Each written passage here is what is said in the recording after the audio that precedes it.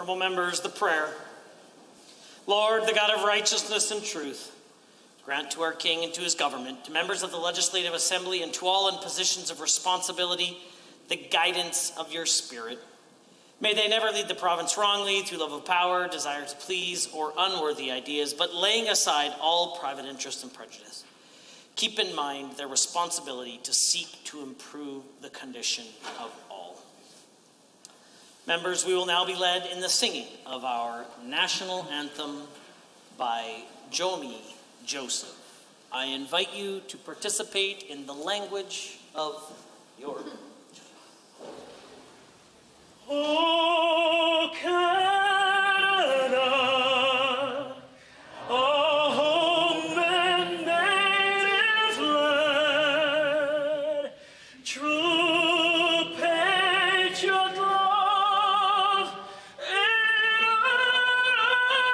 us command, car ton bras s'est porté de paix.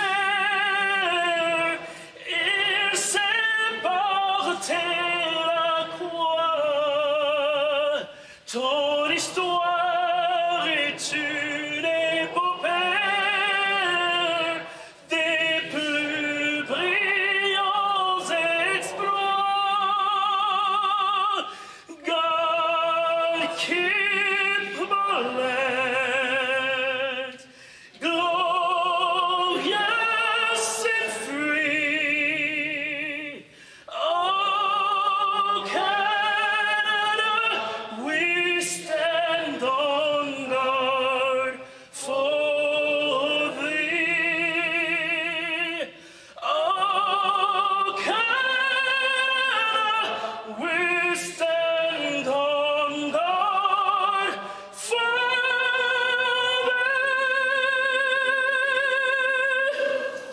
Please be seated.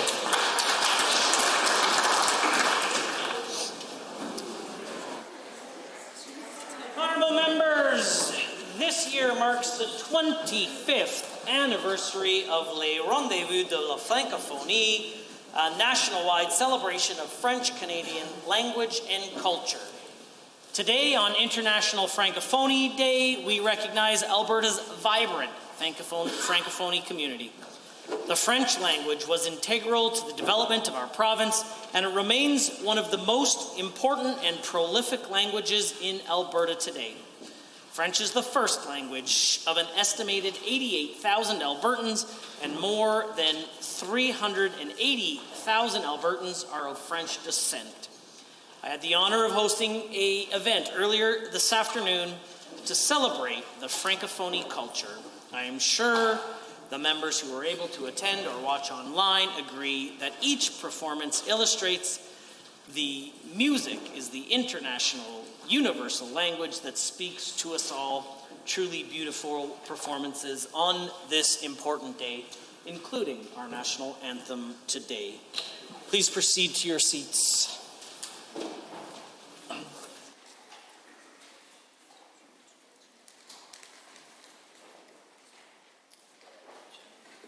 Introduction of visitors. Honorable members, this morning I also had the privilege of meeting a very special guest who is now joining us in the Speakers Gallery.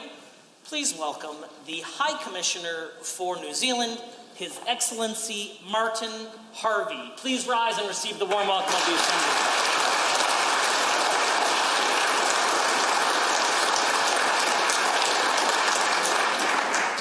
Introduction of guests. Honorable members, the Speaker has a number of introductions today, as does many members of the Assembly. I will remind members that introductions are to be no longer than 20 seconds until one of you becomes the Speaker, in which point you have some leniency to take some additional time. Seated in the Speakers Gallery today is our very talented singer who led us in the singing of the national anthem earlier. Mr. Jeremy Joseph lives in the constituency of Edmonton-Whitemud, but was born and raised in Haiti, came to Canada with his wife Laura Westfall, who also joined us in 2014. He has been passionate about singing since he was a young child, having recorded several religious albums in English, French, Spanish, and Haitian. He's currently a software engineer, musician, and full-time father of 2 young daughters. I'd ask them both to rise and receive the warm welcome of the Assembly.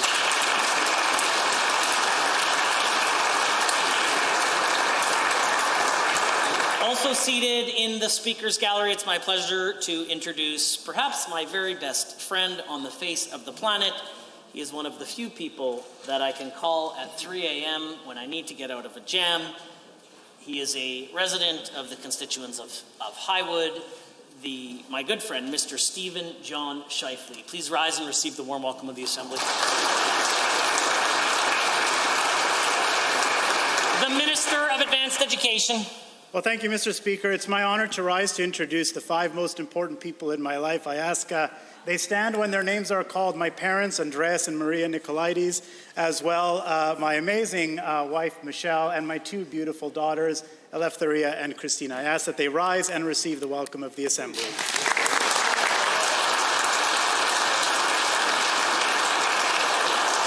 The Minister of Culture has an introduction. Thank you, Mr. Speaker. It's my honor to rise to introduce to you and through you to all members of the Assembly, very special guests here.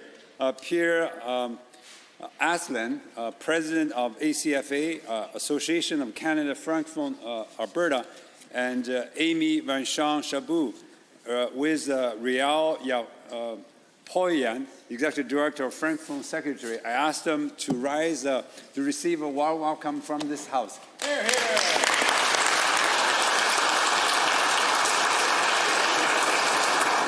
The Deputy Premier. Thank you, Mr. Speaker. Mr. Speaker, I rise to introduce to you and through you one of my constituents from Edmonton Southwest, who is a recipient of the Queen's Platinum Jubilee Medal, Don Patterson. As well, Mr. Speaker, my younger brother, who is visiting from Nigeria, Henry Mado. Please rise and receive the very warm welcome of this Assembly. The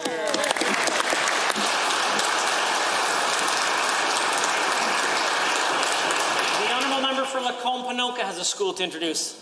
Thank you, Mr. Speaker. Today it's my pleasure to introduce the students of St. Augustine School in Panoka.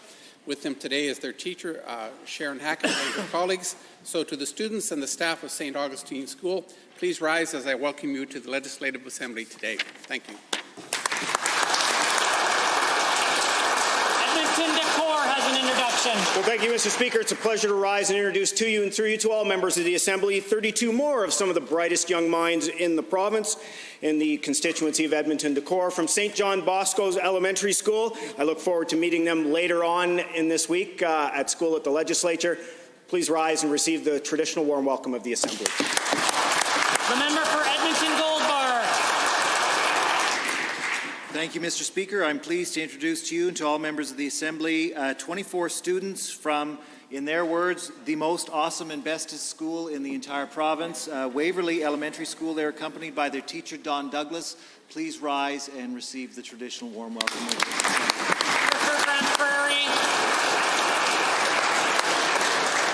Thank you, Mr. Speaker. It's a pleasure to rise this afternoon and introduce to you and through you to all members of this Assembly my good friend Cara Burtis, who's recently relocated from Calgary to Kalmar, Alberta. Go Oilers!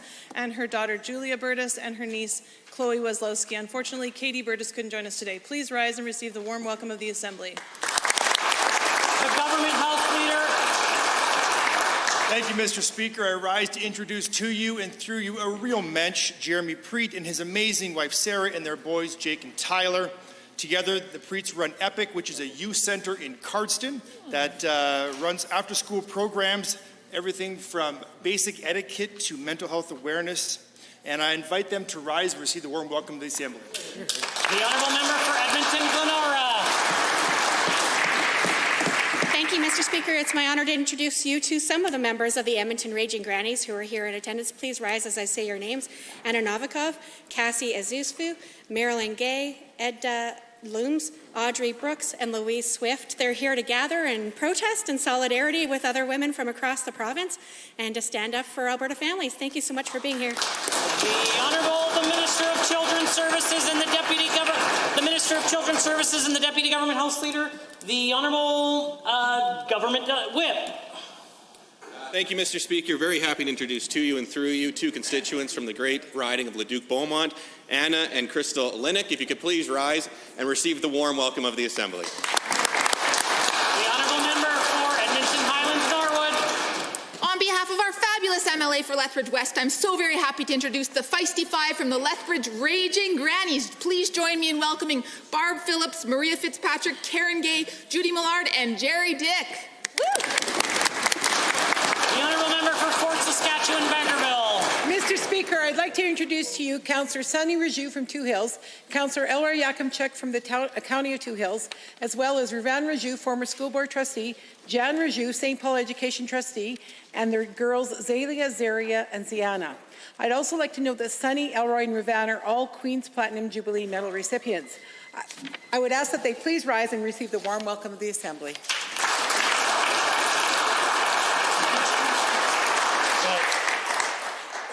Member statements. The Honourable Member for Calgary North has a statement to make. Thank you, Mr. Speaker. This past weekend, I had the honour of attending the Premier's Summit on Fairness for Newcomers.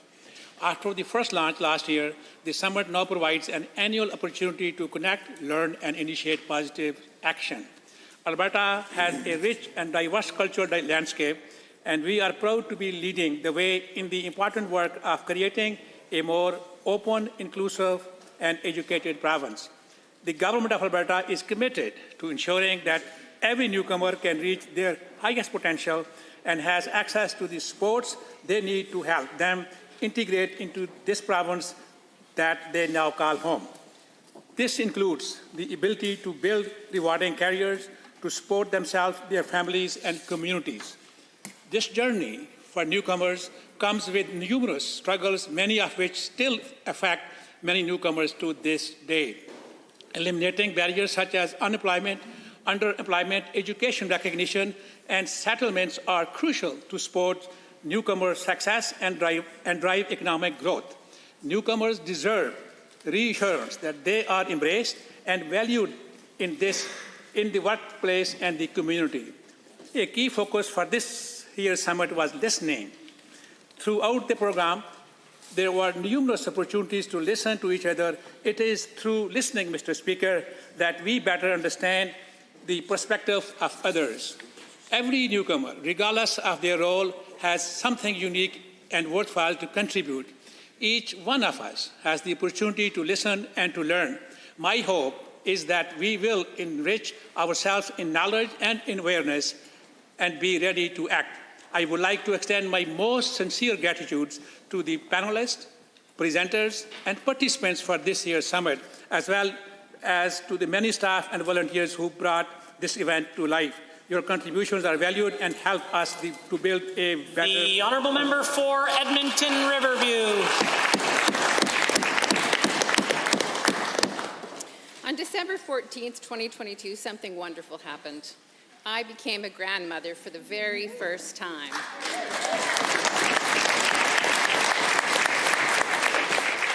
My grandson, Henry, was born to my eldest son, Maxwell, and his wife, Emily. As all grandparents know, a grandchild brings much joy to families.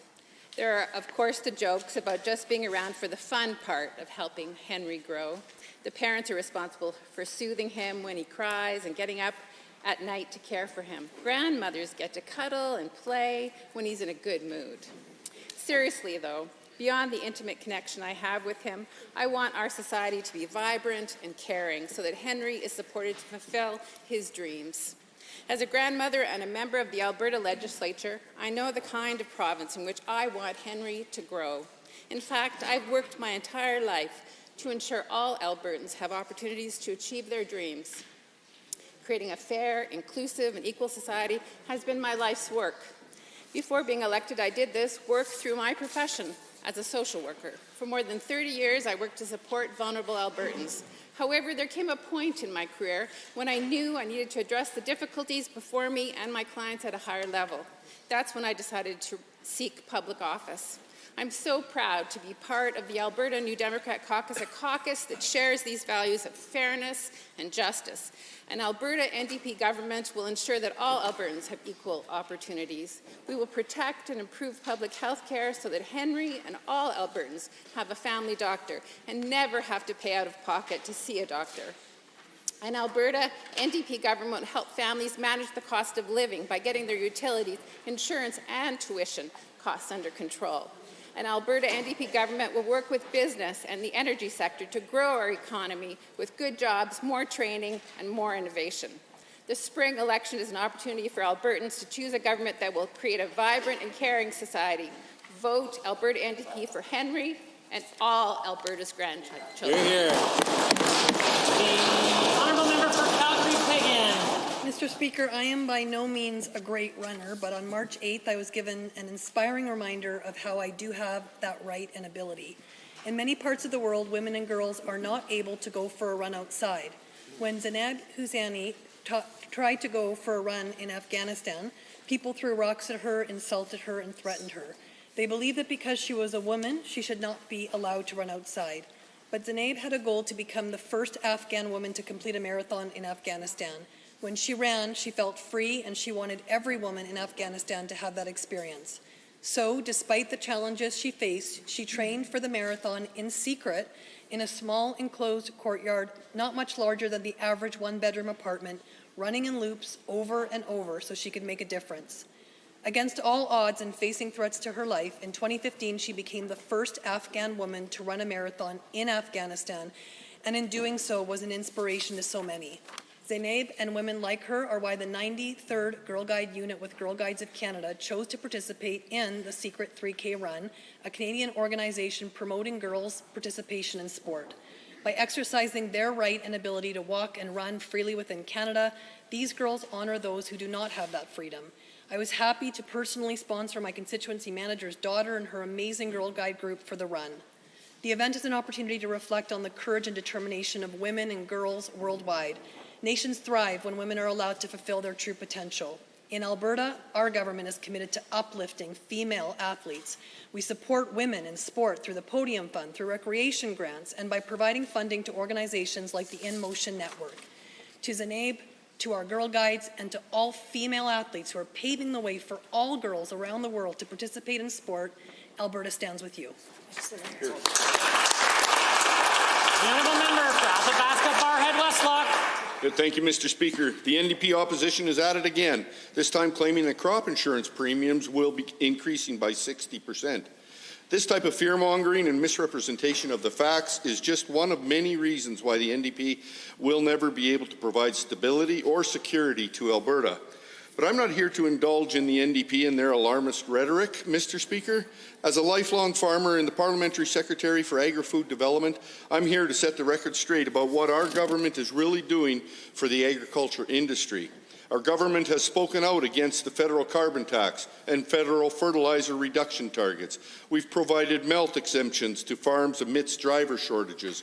We've negotiated millions in agriculture funding through a 5-year Sustainable Canadian Agricultural Partnership. We've increased the Feeder Association Loan Guarantee Program from $100 million to $150 million. We've invested $3.2 million into solution-seeking projects through Alberta Innovates, $4 million into agri-food recovery support due to supply chain disruptions, $3.7 million into agri-food education expansion, a projected $150 million into the twinning of Highway 3, $933 million, Mr. Speaker, towards irrigation expansion and modernization, just to name a few. As a result, we've seen major producers like McCain choose to double the size of their Alberta facilities. Alberta has attracted $1.5 billion in new agri-food investment. We have created 3,000 agriculture jobs for Albertans. Mr. Speaker, we've proudly hit every expansion target that this administration set for the agriculture industry, and then some. Building on this momentum, our government has projected the creation of 9,000 jobs and $5 billion in agri-food investment. The Agri-Processing Investment Tax Credit will be instrumental in helping us achieve that goal. Honourable members, the time is now 1:50, and that makes it oral question period. And the leader of His Majesty's loyal opposition has the call. You know, Mr. Mr. Speaker, it's a sad day in Alberta when ER doctors are forced to beg this UCP government just to get one imaging machine fixed. Doctors at the MIS say the CT scanner is so broken and unreliable, it means hundreds of patients are being transferred every month it's down, causing both serious delays in treatment and more EMS transport calls that should be avoidable. ER Dr. Jared Anderson says, quote, that and in and of itself is completely asinine, end quote. UCP spokespeople say the Premier won't fix it. Simple question to the Premier, why not? The Honourable the Premier has the call. Well, thank you, Mr. Speaker. One of the things that I learned when Dr. John Cowell was appointed the official administrator is, in point of fact, there were a lot of things that we needed to fix in the healthcare system. And through the direction of the doctor, the Minister of Health, and our newly appointed CEO, Mauro Kies, we've begun addressing these issues one at a time. Part of the issue that we face, I think, is that there's sometimes a miscommunication between the front line and the decision makers, and I'm confident that we're going to be able to solve these issues as we go forward. The Honourable the Leader of the Opposition.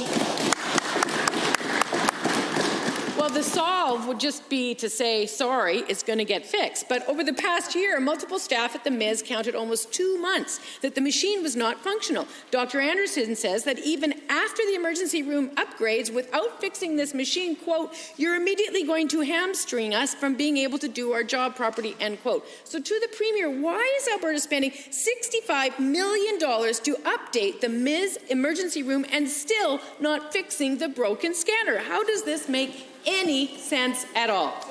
The Honourable the Premier. Mr. Speaker, we're working through the problems one at a time. In point of fact, we discovered that there were 55 operating rooms within our public hospitals that were not in operation, including one that was out of operation in Camrose simply because the HVAC needed to be fixed. And so these are the kind of things that we are discovering now that we have got Dr. John Cowell in place as our official administrator. I work very closely with him, as well as the Health Minister and new CEO, Mauro Kies, and we'll be able to address these issues as we find them. The Honourable Leader of the Opposition.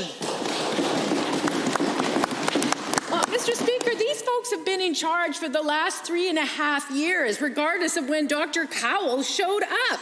Now, Dr. Anderson said it is difficult to get some patients the necessary CT scans within the recommended 4-hour window for proper stroke care. This includes delaying treatments that would otherwise reverse the effects of strokes. Now, Mr. Speaker, even one Albertan avoids lifelong disability. Quite frankly, the investment is worth it. This is for a whole hospital. Will the Premier today reverse her decision and commit that this machine will be replaced?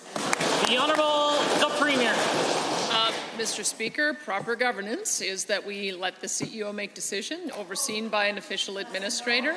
And the nice part about having an official administrator in place is that myself and the Health Minister are able to raise these issues. So I'll be raising the issue with Dr. Cowell and be happy to get back to her. The Honourable Leader of the Opposition for a second set of questions. Hundreds of doctors have been raising the issue, Mr. Speaker. Now, meanwhile, the Alberta's NDP has recently proposed a life-changing policy for women's health care, universal access to contraception at no cost. Yet for more than a week now, this Premier has refused the idea, arguing that somehow it's about choice. Last week, she said, quote, we want to make sure there's a full range of coverage, and that's the reason we continue to support choice. Mr. Speaker, if the choice is between free coverage, NDP, and the pay more, UCP, why won't the Premier just admit that the best choice for Alberta women is to vote NDP? The Honourable the Premier. Thank you, Mr. Speaker. As I've said many times before, Alberta's government supports protecting choice for women accessing reproductive health care services and products in Alberta. We have coverage for many contraceptive drug and health products. It's provided to Albertans who are enrolled in government-sponsored drug and supplemental health benefits plans. It includes oral contraceptives, it includes injectable contraceptives, it includes intrauterine devices, and other support for women in their reproductive health care choices. We're quite happy to provide this level of support. The Honourable Leader of the Opposition.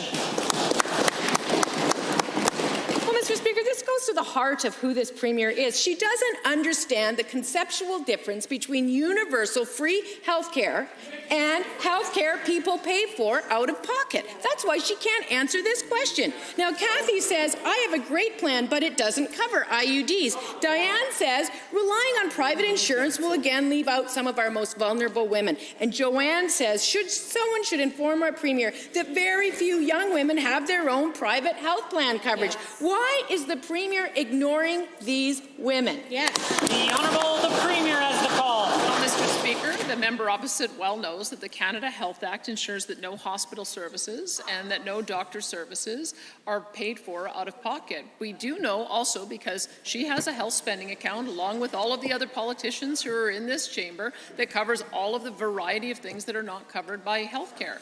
And this is the reason why we support having lots of options, so that includes both public as well as private, so that women are covered in the full range of choices that they make. And we're going to continue to support that choice, Mr. Speaker. The Honourable Leader of the Opposition.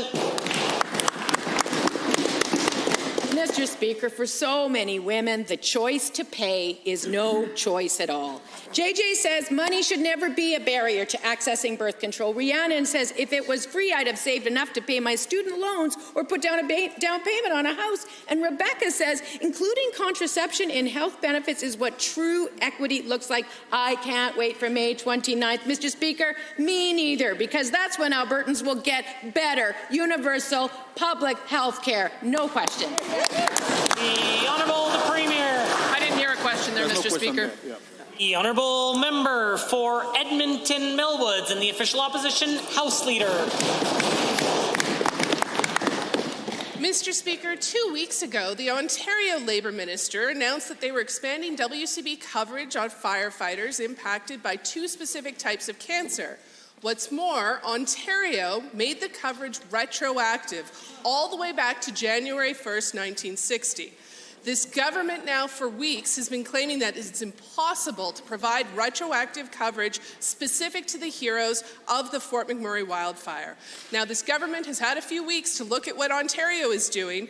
Will they follow their lead and support our amendment so that not a single hero from Fort McMurray wildfire has to fear not being covered? The Honourable the Minister of Jobs, the Economy and Northern Development. Mr. Speaker, I'm tired of the member opposite playing politics with this issue. You know who was in power when the one member died, Mr. Speaker, in the Fort McMurray fire? That minister. That government was in power. That member was the minister. She had the opportunity then to make it retroactive. She did nothing, Mr. Speaker.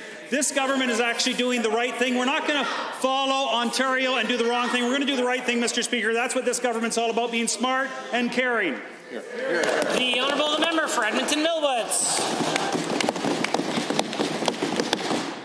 Mr. Speaker, that minister has been part of this government for 4 years, and they have done nothing to support these workers.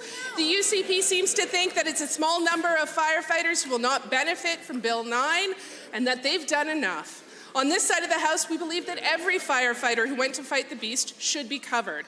The UCP talks about a fairness process, but real fairness would be to pass our amendment and ensure not a single firefighter or their family is forced to fight a bureaucracy to have their claim covered. Is the Premier truly interested in fairness for firefighters? And if so, will she overrule this minister and make sure they get coverage? The Minister of Jobs, Economy and Northern Development. Mr. Speaker, the member knows that the WCB in Alberta follows the principle that today's employers must pay for today's claims. Now, Mr. Speaker, the issue is retroactivity, but the truth is the solution is the fairness process in the WCB. The WCB there is for employers, Mr. Speaker. This member is playing politics, and she knows that there's only one possible member that might have been covered by the retroactivity, and that member knows that that member died on her watch, Mr. Speaker. Why didn't she come forward then and deal with retroactivity? Right. She knew it was the right thing to do not to deal with it that way. The Honourable Member for Edmonton Millwoods. Mr. Speaker, the Ontario Labour Minister said when announcing retroactive coverage that it was important that frontline workers get the care they need, and we agree. The Conservative government of Ontario has provided retroactive coverage going back 62 years. But this UCP government can't bring themselves to provide retroactive coverage for 7 for a unique, catastrophic event. It's not too late to do the right thing, Mr. Speaker. We can pass this amendment together. Will the Premier support our amendment to provide coverage for all of these brave Albertans, or does she think it's their fault for developing cancer? The Honourable the Minister of Jobs, the Economy and Northern Development. Mr. Speaker, we were a smart and caring government. That's why we're here on this side of the House. The people of Alberta rejected them because they had chances to make serious amendments to different pieces of legislation, and they didn't, Mr. Speaker. What they want to do instead is play politics with firefighters' lives. I'm not going to do that, Mr. Speaker. We're going to make sure the fairness process is there. We're sending a clear message to WCB that they better cover these firefighters. They not, we not. Why won't they get on board and cover it and support our firefighters? The Honourable Member for Edmonton Gold is next. I've heard loud and clear from Albertans that they don't want this Premier handing over $20 billion to bad actors to clean up messes that they are already legally responsible to clean up. I know the Premier and every member of the UCP Cabinet and caucus has been hearing this feedback from Albertans as well. I have a motion before the House later today, an opportunity for all MLAs to uphold the principle of polluter pay and condemn any use of public revenue to pay off companies to do something that they're already legally required to do. Will the Premier support this motion? Honourable the Premier. Mr. Speaker, I do support the concept of polluter pay. It's part of the reason why this government, starting this year, has required all energy companies to spend 3% of their liability cleaning up their existing well sites, $740 million, and it's going to be increasing year after year by 9% per year. They're going to be spending their own money cleaning up their own liability. We know that we have a $30 billion liability, and we've got to get started. They had the opportunity to come through with a similar type of program when they were in power. They chose not to, and we're going to make sure that we have the investment there so that we can clear the liability. The Honourable Member for Edmonton Gold Bar. I'm quite proud of the fact that we didn't start a $20 billion giveaway to oil and gas companies to clean up their messes. The UCP has a nasty habit of refusing to debate issues that highlight how totally out of touch they are with regular Albertans. When my colleague brought forward a motion opposing separatism, the UCP used procedural tricks to make sure that MLAs never got a chance to speak to it. It's deeply anti-democratic and disrespectful to private members and the Albertans who sent us to the legislature. Will the Premier instruct her House Leader that there will be no procedural tricks this afternoon and that all MLAs will be able to vote on this $20 billion giveaway to oil and gas? I know that the Honourable Member knows that question period is a time to ask about government policy. This seems to be a question specifically addressing private members' business, which isn't the purview of the government. But if the Premier wants to answer it, she's welcome to do so. I think debating the issue of the outstanding liability on our inactive well sites is important. I've been thinking it's important since I first started talking about it, all the way back in the 1990s. And as a result, as a landowner lobbyist, you bet. As a landowner advocate, I think landowners deserve to have these well sites cleaned up. Landowners deserve to know that they're going to be investing year after year in making sure these inactive sites are finally taken care of once and for all. It's unfortunate that too often they've just been pushed forward decade after decade. We're not going to let that happen anymore. The Honourable Member for Edmonton Gold Bar. It's unfortunate this Premier wants landowners to pay oil companies $20 billion to clean up the problem. On this side of the House, we oppose the giveaway of $20 billion of Albertans' money to a small group of the Premier's friends. But Albertans want to know where their UCP MLAs stand. They want to know which MLAs are in favour of handing over $20 billion to a small number of bad companies who have failed to clean up their own messes. Will the Premier allow a free vote of all of her MLAs, including Cabinet Ministers, on this motion this afternoon? What's that? The Honourable the Premier. Mr. Speaker, if you do the math on what it is we're requiring energy companies to pay out of their own pocket year after year, $740 million this year, increasing 9% year after year, by within 20 years, maybe 25, we should be able to address the $30 billion inactive well site liability. So the approach that we've taken as a government has been to make sure that we're holding these energy companies to account, and that's what we're going to continue to do. I think this is a very important issue to debate. I just wish they'd take yes for an answer. The order. The Honourable Member for Calgary-Falconridge has a question. Thank you, Mr. Speaker.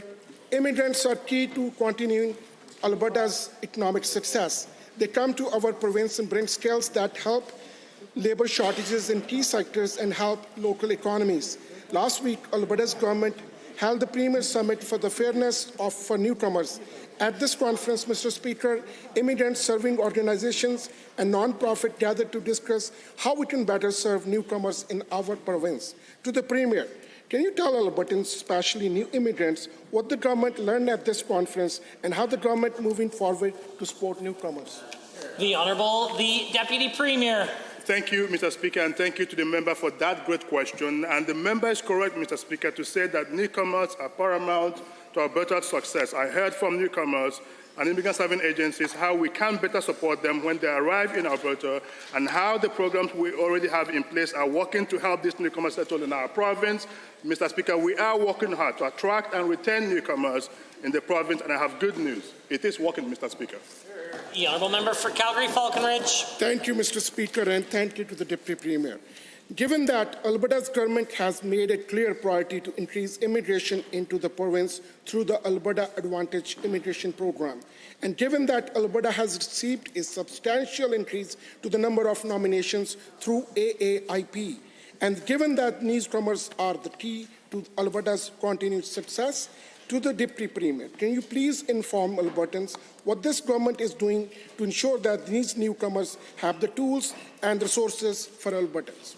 The Honourable the Deputy Premier. Mr. Speaker, we are laser focused on helping newcomers settle in our great province. And with the increase to AAIP nominations, we will need to continue to support newcomers as more of them make their way to Alberta. At the summit, Mr. Speaker, our government announced that Budget 2023 will provide $23.8 million for vital settlement and language support. In addition, Mr. Speaker, Budget 23 is providing $27.3 million for displaced Ukrainians fleeing Putin's war machine. And further, Mr. Speaker, we have changed the AIP program to prioritize newcomers with close family connections in the province to ensure when newcomers come to Alberta, they have the support. The Honourable Member for Calgary-Falconridge. Thank you, Mr. Speaker, and thank you for the Deputy Premier for the answer. Given that Alberta is a province that many people of all nationalities, cultures, and religions come together to create a province that truly embodies multiculturalism.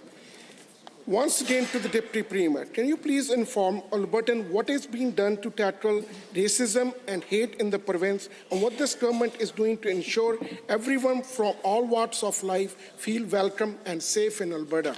The Honourable the Deputy Premier. Mr. Speaker, we condemn all forms of racism, hate, and prejudice. We have done a lot to tackle racism. Let me list some of the things that we have done, Mr. Speaker. We are working closely with Alberta Anti-Racism Advisory Council to help shape policy and learn from lived experiences. At the summit, Mr. Speaker, we announced $8 million over 3 years for the new and groundbreaking ethnocultural grant. Mr. Speaker, $1.5 million over 3 years to fund the continuation of multiculturalism and anti-racism grant program. Mr. Speaker, we are establishing the Premier's Council on Multiculturalism and much more to be done, Mr. Speaker. The Honourable Member for Edmonton City Centre. Mr. Speaker, surgeries are being cancelled and delayed across the province due to a shortage of healthcare workers. This is a crisis that's a direct result of the UCP's war on healthcare because the biggest bottleneck in the system is the ongoing shortage of anesthesiologists, indispensable members of surgical teams that the UCP have made it harder to recruit and retain. Now, recently I've heard concerning reports that anesthesiologists are being sent out of public hospitals to go work in privately run clinics. So to the Health Minister, is he aware of any plans whatsoever by the government or AHS to pull anesthesiologists out of our hospitals to work in private surgical clinics? The Honourable the Minister of Health. Thank you, Mr. Speaker, and thank you to the Honourable Member for the question. Mr. Speaker, we have one public health system. Mr. Speaker, Alberta Health Services has contracted with a number of chartered surgical facilities, right, to be able to continue to be able to provide surgeries. Most recent example is in regards to hip and knee surgeries here in Calgary. The AHS assigns the doctors to do them, so they may be the Rocky, as well as the anesthesiologists. So, Mr. Speaker, anesthesiologists are being assigned to chartered surgical facilities, but this is part of our overall approach to get caught up on surgeries. The Honourable Member for Edmonton City Centre. Well, Well, given, Mr. Speaker, that I'm hearing these plans to pull doctors out of Alberta hospitals are driven by contracts that guarantee a certain number of cases and the staff to perform them if needed.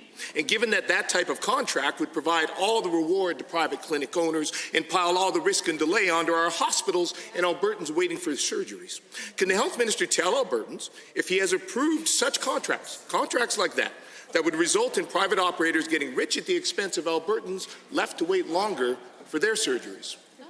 The Honourable Minister of Health. Mr. Speaker, the assumptions that the honourable member is making is simply incorrect. Mr. Speaker, this isn't one public system. It is publicly funded and publicly administered. We have made agreements with charter surgical facilities to expand the capacity for to be able to do surgeries. We've had success in doing this with ophthalmology, Mr. Speaker. We are having success in driving down the times and waiting for hips and knees. Mr. Speaker, we are signing as the same doctors, whether they're the Rocky View or the Foothills or at a charter surgical facility in Calgary, for example, is the same doctors, same anesthesiologists, and we're getting success. Member for Edmonton City Centre. Given, Mr. Speaker, that I didn't hear a no, and given those contracts like that would be designed purely for private clinics to profit from and not to promote the health of Albertans, and given that one of the ways that's done is by sending only the simplest, lowest risk surgeries to private clinics, leaving the most complicated and hazardous procedures for the public system, and given that Albertans have a right to know how their health dollars are being spent, a simple question for the Health Minister: will he commit to releasing all of the contracts signed with these private surgical clinics? Yes or no? The Honourable Minister of Health. Mr. Speaker, sadly, that question demonstrates a lack of understanding of those on the other side in terms of how our surgical system works. Mr. Speaker, this is a single public system. It's publicly paid for, publicly administered. Even though we're using chartered surgical facilities, that's to expand capacity to get surgeries done because, quite frankly, Albertans are waiting far too long, but we're making progress, Mr. Speaker. And in fact, Mr. Speaker, by using charter surgical facilities, not only are we reducing the wait times, but we're actually reducing the cost, Mr. Speaker. But it's the same doctors, the same anesthesiologists in our entire system. Mr. Speaker, we're making progress, and we're going to continue to do so. Hear, hear. The Honourable Member for Edmonton-Glenora. Thank you, Mr. Speaker. Just a few hours ago, we announced that if elected, Alberta's NDP government will create a Somali curriculum for Alberta schools. Yeah. The Somali community is growing significantly in Alberta, and we want to make sure Somali students have an opportunity to learn their language and culture in Alberta classrooms. Yeah. I'm so proud to be an MLA with a party that acknowledges and values creating and championing diverse curriculums and cultures for Alberta students. So to the current minister, why didn't the UCP? The Honourable Minister of Education. Thank you, Mr. Speaker, and I'm glad to announce to all of the Assembly here that that's what our school authorities do each and every day. They have the ability to react and to promote the languages that are within their schools. In fact, my former school division, we had over 53 different languages being spoken, Mr. Speaker, and the school authorities themselves, when there's a large community, they will actually introduce language instruction and language cultures. So they're announcing nothing, really, Mr. Speaker. The Honourable Member for Edmonton-Glenora. Given that that's false, and given that Create a Somali curriculum is about celebrating the vibrant language and culture of Somalia while creating and ensuring that youth are supported in their learning in Alberta schools, and given that we are in the NDP and we are committed to making sure that all students in Alberta schools have the tools they need to be supported, and given that clearly hasn't been a priority under the UCP, we are committed to offering a Somali curriculum. So, why didn't the current Education Minister or anyone in the UCP make this a priority they've had 4 years? The Honourable Minister of Education. Thank you, Mr. Speaker. Again, school authorities have the flexibility to develop or acquire locally developed courses to address particular student and or community needs, including language and culture courses. Mr. Speaker, we do that on an ongoing basis in education each and every day. We celebrate every community, Somali community, the Filipino community. The member opposite made an announcement a week or so ago on the Filipino community. But you know what, Mr. Speaker? I had an opportunity to speak to the Consular General on the Philippines. We had a great conversation about what we can do. The Honourable Member for Edmonton-Glenora. Given that the UCP's curriculum set off alarm bells for students, staff, and families due to its Eurocentric approach to history and its lack of cultural diversity, and given that Alberta's diversity is our greatest strength and it should be reflected in our curriculum, and given that we are honoured to work with educators, parents, and community leaders to ensure Somali customs, traditions, language, and song are taught in Alberta schools, can the current minister explain why she would rather spend time defending Chris Champion and his backwards curriculum instead of offering students a chance to learn about the many cultures and languages and histories that make Alberta such a great place? The Honourable Minister of Education. Thank you, Mr. Speaker. I'll defend our curriculum any day of the week because, Mr. Speaker, it is knowledge-rich, Mr. Speaker. It allows for students to learn. They want students learning from decades-old curriculum. Mr. Speaker, the science curriculum, 1996, for heaven's sakes. That's what they want. Mr. Speaker, our curriculum, in fact, had more to address anti-racism. The previous draft from the previous government, 0 on anti-racism. We actually have more to celebrate communities. The Honourable Member for Order. The Honourable Order. The Member for Livingston MacLeod. Thank you, Mr. Speaker. Every young person in Alberta deserves the opportunity to access mental health supports, access treatment, pursue recovery, and live a healthy life. Since being elected as the MLA for Livingston MacLeod, I have frequently hear of the struggles that rural Albertans, especially students, are facing when trying to access mental health supports. To the Minister of Mental Health and Addictions, how will Budget 2023 increase accessibility to mental health supports for rural Albertans and ensure that more families will get the help that they need and deserve? Great question. The Honourable Minister of Mental Health and Addictions. Thank you, Mr. Speaker. Supporting all Albertans in their pursuit of recovery from mental health challenges is a priority of my ministry. We're supporting funding to Counselling Alberta to expand mental health services so Albertans, especially in rural areas, can get accessible and affordable counselling services. We've also increased funding to 211 to better connect callers to locally relevant supports, including in rural communities. We will continue to expand services to support more Albertans in their pursuit of recovery, and I want to thank the Honourable Member for the timely question, given the fact that we have the Rural Municipalities of Alberta Spring Convention on. The Honourable Member for Livingston MacLeod. Thank you again, Mr. Speaker, and through you to the Minister for his answer.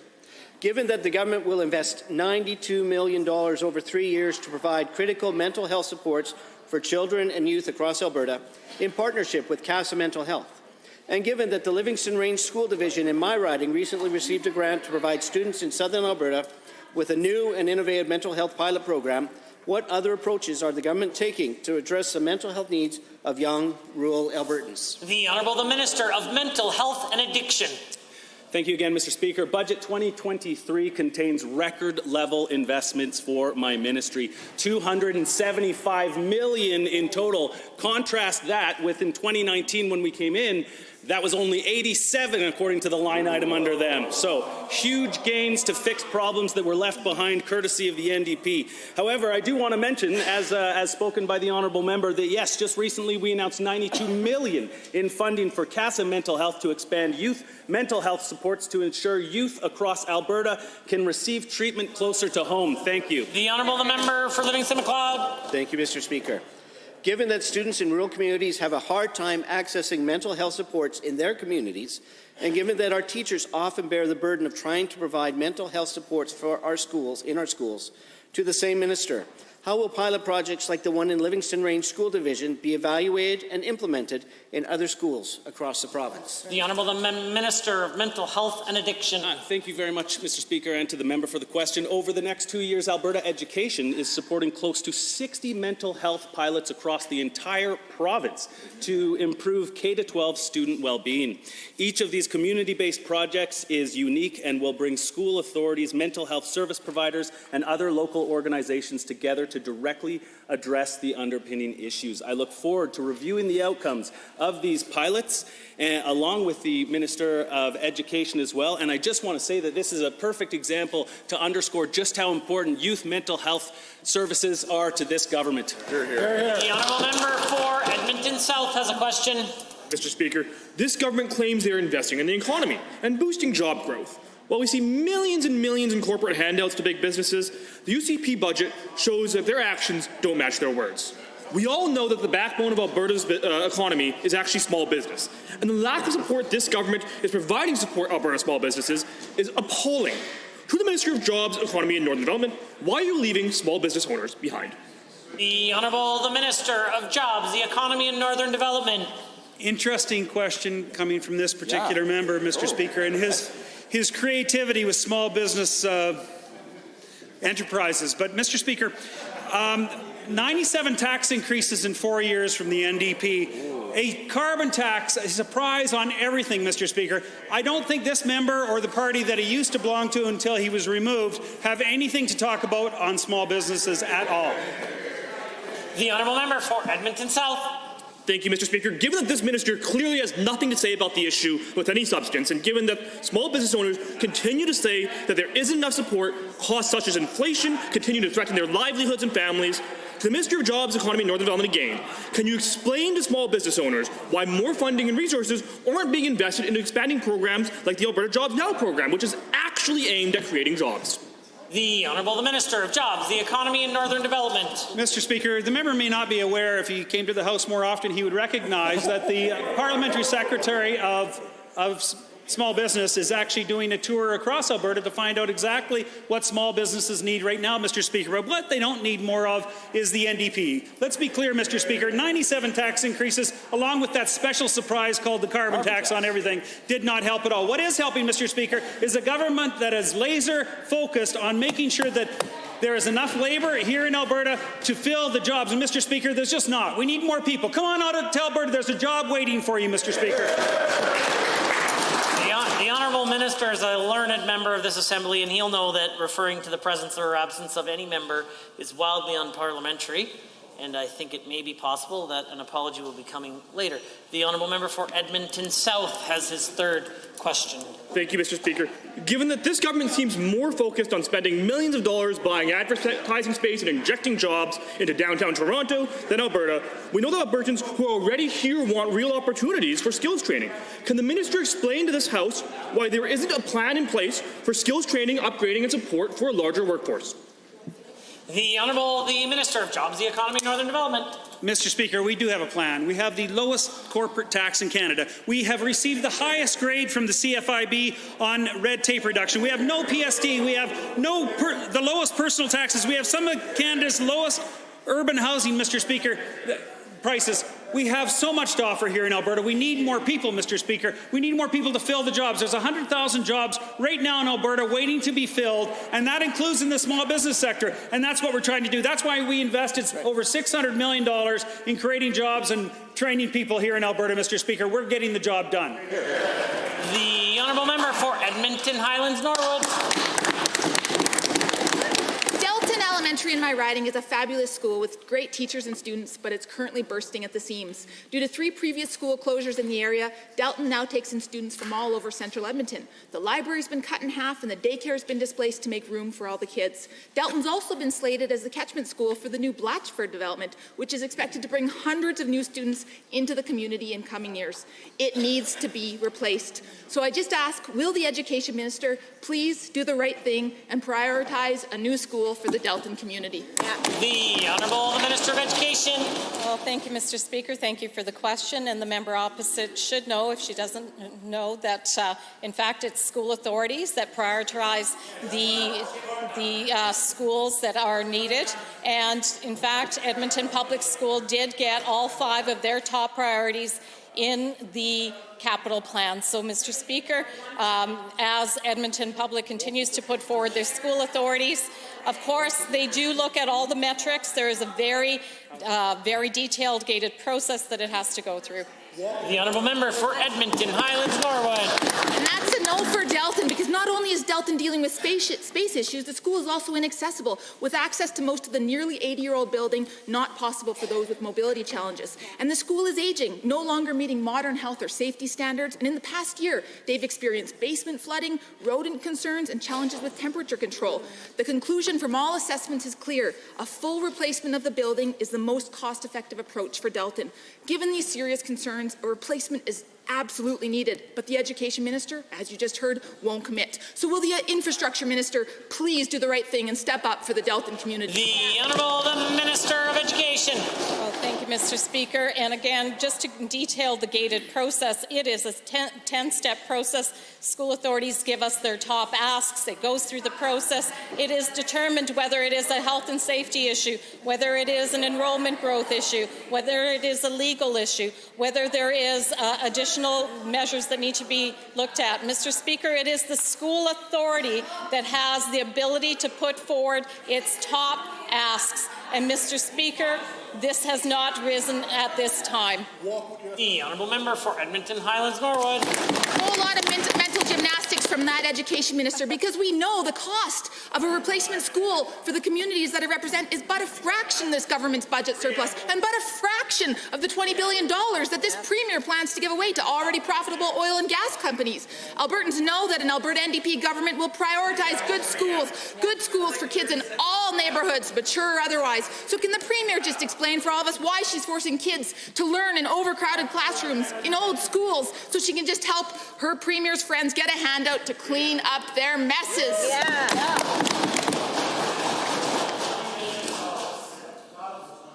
Order.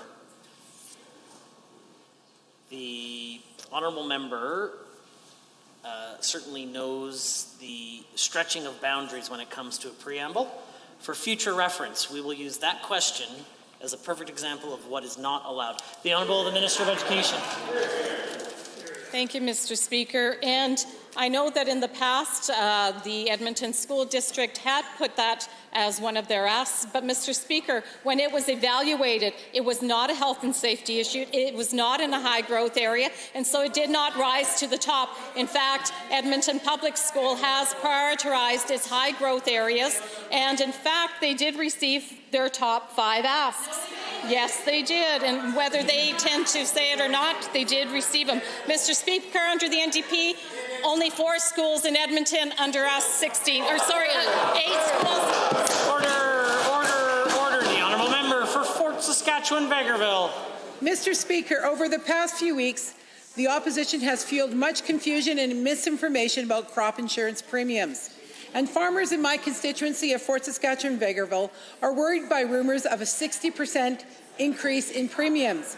Since I know this number is incorrect, can the Minister of Agriculture please set the record straight and inform the Assembly of the actual change to crop insurance premiums? The Honourable the Minister of Agriculture and Irrigation. Thank you, Mr. Speaker, and yes, I'm happy to continue to debunk these myths that are out there. The actual change from the budgeted change from last year's actual will be about 22%. It will align closely with the year-over-year changes in the crop values. For example, hard red spring wheat, 17% increase, canola 12%, barley 9%, yellow field peas 2 to 3%, as it always does, Mr. Speaker. The honourable member, Fort Saskatchewan-Vegreville. Mr. Speaker, given that crop insurance premiums are meant to reflect the value of crops, and given that the average 22% increase in premiums this year seems like a much more reasonable number than the 60% that some opposition members have been pushing, can the minister please explain how crop insurance premiums, including the 22% average increase this year, are determined? The Honourable the Minister of Agriculture and Irrigation. Sure. Thank you, Mr. Speaker, and thanks for the question. The formula is set, Mr. Speaker. It includes your area risk rating, which does change year to year over time, your own individual historical yield data, the premium rate, your elected coverage. You can choose between 50 and 80% coverage, and the crop price. I just would like to say for the House, coverage has increased from $4.8 billion to almost $10 billion over the last 2 years, and $4.1 billion has been paid out by this program over the last 2 years to Alberta farmers. The Honourable the member for Fort Saskatchewan-Vegreville. Mr. Speaker, given that our farmers are the backbone of not only Alberta's economy, but our very sustenance, and given that Alberta's government stands with our farmers and our agricultural sector, can the Minister of Agriculture please share with this House some of the many steps this government has taken to support our farmers? The Minister of Agriculture. Thank you, Mr. Speaker. Yeah, if you ate today, thank a farmer. We've done many things for the agriculture industry. One thing we're all very proud of is the Ag Processing Investment Tax Credit, which hopefully over the next 2 weeks will be passed by this House. I think it'll do some great things to level the playing field with some of the jurisdictions next to us. I should point out another $49.9 million to continue the expansion and modernization of our irrigation network. $58.5 million for the first year of our new 5-year partnership with the Feds, the Sustainable Canadian Agricultural Partnership. The list is long, Mr. Speaker. The honourable member for Edmonton Castle Downs is next. In the UCP's most recent and hopefully last budget, they completely failed the digital media sector in this province. Despite promising to restore the digital media tax credit after cancelling it in their first budget, the sector was left empty-handed. On this very same day the UCP's budget was tabled, BC extended their tax credit for another 5 years. Why is this government risking our competitiveness by not restoring the digital media tax credit? The Honourable Minister of Innovation Technology. Mr. Speaker, what does risk our competitiveness as a province is an NDP government. And we had 4 years of their leadership showing us exactly how detrimental that would be to our entire economy. We saw 183,000 jobs lost under their leadership, Mr. Speaker, and it comes as no surprise given their attachment to the federal carbon tax. Mr. Speaker, if they really cared about business and investment in this province, they would stand up to Justin Trudeau and Jagmeet Singh and demand that they rescind the carbon tax and put Alberta back into the most competitive position it could possibly be in. The honourable member for Edmonton Castle Downs. Given that a report from the Entertainment Software Association of Canada showed Alberta only received 4% of national investment into the industry, while Quebec captured 43% of investment and British Columbia received 27%. And given that Quebec and BC have their own digital media tax credit, and given that the report also showed Alberta is missing out on investment by not implementing a digital media tax credit, why is this minister so determined to send job-creating investment to other provinces? The Honourable Minister of Technology and Innovation. Mr. Speaker, if there's anyone who has a track record of sending investment out of Alberta to other provinces, it's the NDP. Look at what they did in their 4 years in power, chasing tens of billions of dollars away from Alberta. And Mr. Speaker, when we were knocking on doors talking to Albertans, you know what we heard? We heard grown men crying because they had lost their jobs and lost their ability to provide for their families. That is what the recipe of the NDP will bring back to Alberta. We won't stand for it. Order. The honourable member for Edmonton Castle Downs. Given that a digital media tax credit could also support a wide variety of other work for talented Albertans in the film industry, and given that Alberta has seen major movies and TV shows such as Brokeback Mountain, Ghostbusters, and The Last of Us filmed here. And given that many people who have jobs in the interactive digital media space also work in film and television, so these talented Albertans may be losing other opportunities.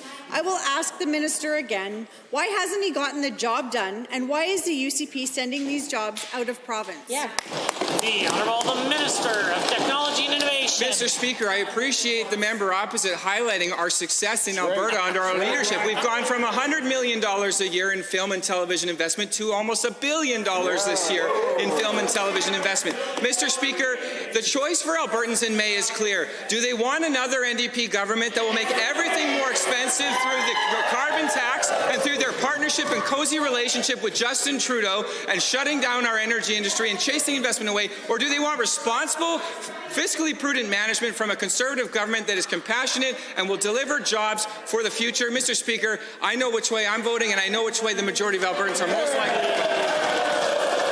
Order. The honourable member for Edmonton, Beverly Clareview. David Knight-Legg is notorious for his lavish expenses while working in the Premier's office.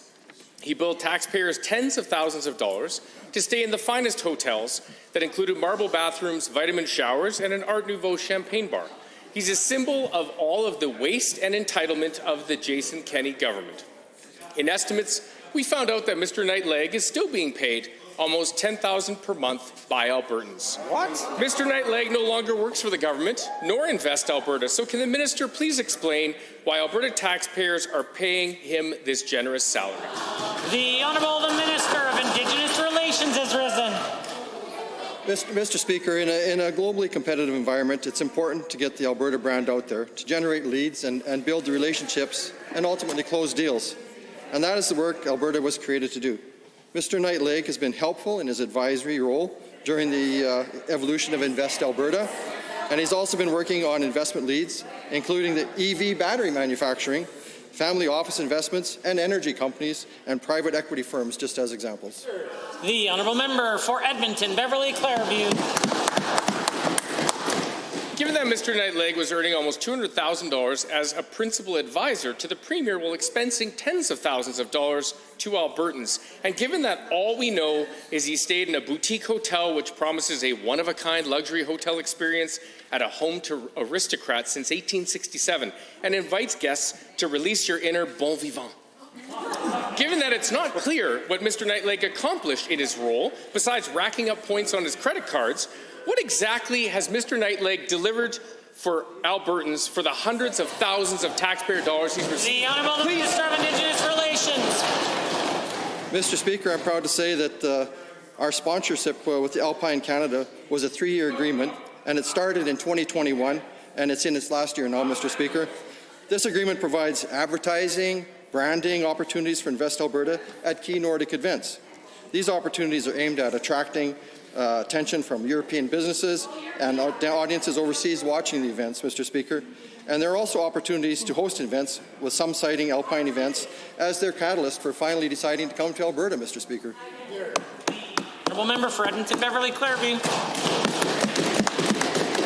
A $750,000 boondoggle is what Alpine Canada investment is. Given that Mr. Knight-Legg left the Premier's office to become CEO of Invest Alberta, where he got a pay bump to $250,000. Given that he left that role after less than a year but stuck around as an advisor to the board. Given that he's still being paid by Albertans while living in Singapore, even though Alberta already has a trade office in Singapore.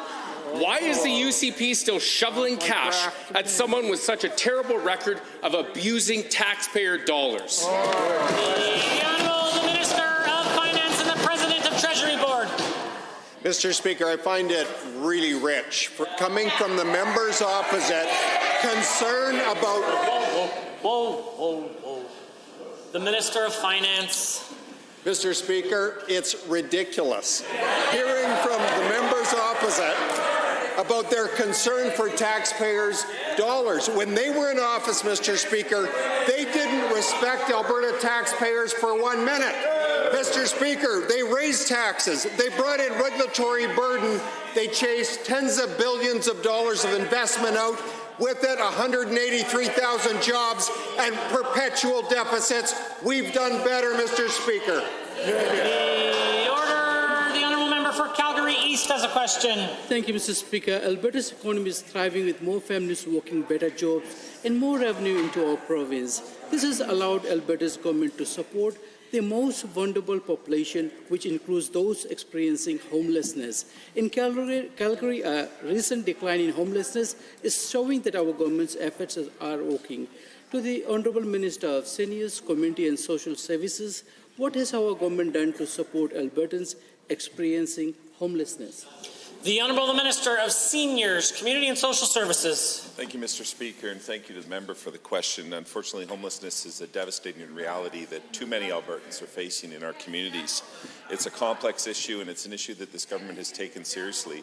It's why we've significantly increased funding in this most recent budget, but also over the last 3 years to help make sure that we have more resources and supports for our homeless-serving agencies and those who help people overcome the experience of homelessness. It's why we've also significantly increased funding for building and expanding more affordable housing, as well as put more funding into our rapid rehousing programs. Mr. Speaker, it's working. The Honourable Member for Calgary East. Thank you, Mr. Speaker, and thank you, Minister.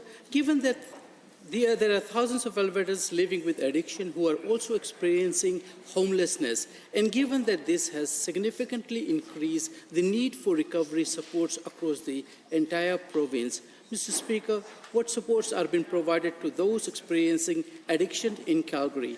And how is this government's approach different from previous government? Thank you. The Honourable the Minister of Mental Health and Addiction. Thank you very much, Mr. Speaker, and thank you to the member for the question. Addiction and homelessness have affected every community in Alberta, and Calgary is no exception. In Calgary, as part of the $187 million commitment to address addiction and homelessness, there will be a series of initiatives, including further increasing addiction treatment capacity, expanding medical detox services, and of course, services that reduce harm. Albertans experiencing addiction or mental health challenges can contact 211 for information on services within their community. And again, Mr. Speaker, if passed, Budget 2023 will add $275 million. The Honourable Member for Calgary East. Thank you, Mr. Speaker, and to the Honourable Minister. Given that here in Alberta, our winters bring immense amount of danger to those experiencing homelessness, and given that the challenges being faced are extremely complex and require significant supports, including emergency shelter, can the Minister of Seniors, Community and Social Services tell the House what have you going to do to provide warmth and safety to those experiencing homelessness in Alberta? Thank you. The Honourable the Minister of Seniors, Community and Social Services. Thank you, Mr. Speaker, and again, thank you to the member for the answer. Of course, as I've already mentioned, we're investing in increasing affordable housing, as well as a rapid rehousing program to make sure that people experiencing homelessness have a home, as well as what the Mental Health and Addictions Minister just talked about in filling out that continuum of care so people with addictions and mental health concerns are able to find the appropriate supports within their community. Mr. Speaker, we're also working expanding out services in communities outside of Calgary and Edmonton so that people can get the support that they need in their hometowns.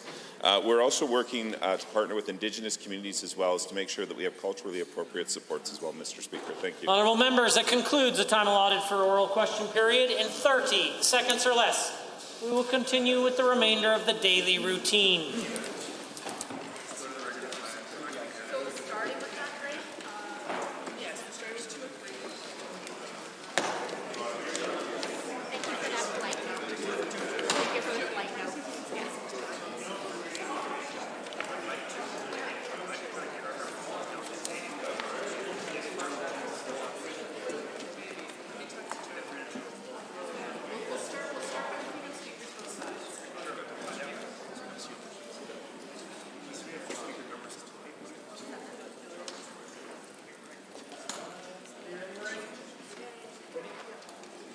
The Honourable Member for St. Albert has a statement to make.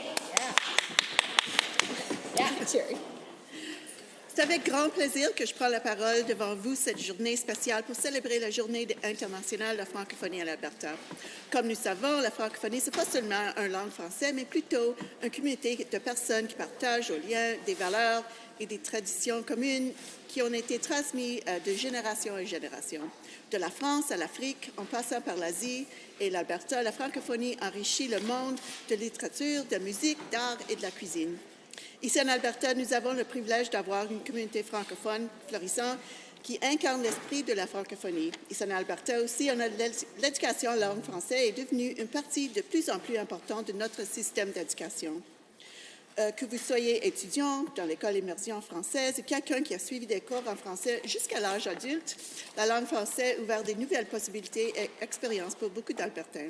Nous savons qu'il faut que l'éducation de maternelle jusqu'à 12e année et l'éducation postsecondaire soient accessibles et françaises pour tous les Albertains. Souvenons-nous aussi des personnes qui ont travaillé si fort pour préserver la langue française et la culture francophone en Alberta. Des enseignants et éducateurs qui inspirent nos jeunes, aux leaders communautaires qui organisent des événements et des activités culturelles. Nous avons une dette de gratitude envers ceux et celles qui ont contribué à soutenir notre communauté francophone. En terminant, je tiens à féliciter tous les francophones d'Alberta et du monde entier et cette journée spéciale. Merci beaucoup et joyeuse Journée internationale de la francophonie. The Honourable Member for Fort McMurray Wood, Buffalo. Mr. Speaker, did you know that I went from the most trusted profession to the least trusted profession? Before the glamour of all this, that being a legislator, I was a paramedic firefighter. My job was to help people. The emergency calls that I hated the most, though, were the calls for the homeless and the drug addicted. Over the years of responding to so many, I found those incidents to be the most frustrating. I was cursed at and I was spat at. I'd pick them up soaked in urine and covered in feces. I've had these customers take swings at me, threaten me, beg me for drugs, fake an injury for a shot of morphine, and I'd lost all sympathy for them. I was bitter and I was jaded. Interestingly enough, it was this job, working as an MLA, where I learned a different perspective. I still remember walking into the Ministry of Mental Health and Addictions, where I was surprised by the ex-addicts working in there, and they took the time to tell me their stories. Then I was visiting my local shelters, meeting the staff, and more importantly, their clients. I was introduced to a whole different world where people were trying to break free from a terrible cycle. I realized with pride what our government was doing, and it was doing good. From thoroughly investigating the concept of safe supply to creating recovery communities to provide long-term addiction treatment to addiction, I can say that's all been honest and noble. The fact that our government has been focusing on recovery and treatment, doing things like creating 8,000 plus treatment spaces, removing user fees for addiction treatment, developing drug courts as an alternative to simply jailing addicts for their petty crimes, and so much more demonstrate the real desire demonstrated by government to truly help the most vulnerable. So though politicians might be perceived as the least trusted profession, I can say that being an elected official taught me the most about having compassion for the most vulnerable. I hope that people respect their elected representatives just a little bit more, because the work they often do goes unheralded and does truly impact so many. Thank you, Mr. Speaker. The honourable member for Calgary Mountain View. An election is a conversation about a future. Albertans have a choice between two starkly different visions of that future. One vision, the UCP vision, where we seek the future in the past, where our curriculum teaches children all the skills they need to survive in the 1920s, where we deny science, whether it's vaccines or climate change, where we scorn or hide our differences rather than celebrating them, where we pit the economy and the environment against each other and fail at both. A future where we survive by being at one another's throats, where a child's potential is determined not by her ideas or her effort, but by her parents' bank balance. A UCP future where seniors can't be sure if the pensions they paid into will be there, where we give $20 billion away to insiders while people struggle and their government muses about making them pay for a doctor and tells them to get a better job. Seems pretty bleak, but there's another way, a better future. A future where we move forward together, where we invest in the technologies that we need to grow our economy and protect our environment, where we invest in people and in their skills through post-secondary, a future where each and every child gets a world-class education, where cancer is something we treat you for, not blame you for. And the Alberta NDP has a plan, a better plan, to create a resilient economy and good-paying jobs, to create a better medical system where Albertans can see their family doctor within 48 hours. In just 70 days, Albertans will have a choice. We will pick a vision of the future, one where we look to the past, where insiders get rewarded while everyone else gets left behind, or one where we look with hope to the future, where we invest in each other and build a better future together. I think we all deserve a better future, and I believe that on May 29th, that's exactly what Alberta will get. Hear, hear. Presenting reports by standing and special committees. Presenting petitions, notices of motions, introduction of bills, tabling returns and reports. Are there tablings? Clerk? Tablings to the clerk. Honourable members, we are at points of order, and at 2:22, the honourable member for Edmonton South rose on a point of order. Thank you, Mr. Speaker, and for the benefit of the House, I'll try to keep my comments brief. I do not have the benefit of the blues, but the Minister for Jobs, Economy and Northern Development made a statement during question period similar to if he spent more time in this House. Now, Mr. Speaker, I would draw your attention to Chapter 13 of House of Commons Procedure and Practice, where it's referenced, and quote, allusions to the presence or absence of a member or minister in the chamber are unacceptable, end quote. Now, I would also further refer you to a ruling that was made on December 3rd of 2020, which is on Hansard page 3783, where the former Deputy Governor and House Leader argued that it was well established these allusions were prohibited by clear precedent. Mr. Speaker, in that case, you ruled that it was indeed a member from the opposition caucus who had made a comment alluding to the presence or absence of a member, and that they had to withdraw and apologize. I'd also further refer you to Hansard page 2049 on July 15th, 2020, where you rejected comments from the former government House leader where he argued that referring to someone, quote, while he was away, end quote, was still unacceptable. You ruled in that case that despite not including the words while he was away from the chamber, this allusion was still inappropriate and demanded a withdrawal. In this case, I believe it is clear the minister referred specifically to the presence or absence of a member in the chamber, without even the allusion that it could have been at other times. I ask that you find this to be a point of order and the minister be asked to withdraw and apologize. Thank you.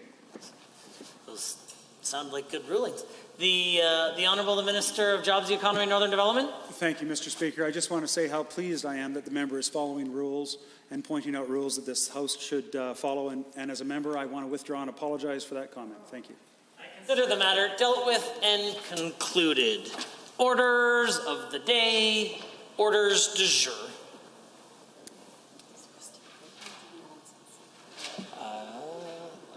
The government House leader has risen. Committee of the whole? No, we're not doing it. Okay, just call whatever. Orders other than Government Bills and Orders Committee of the Whole. And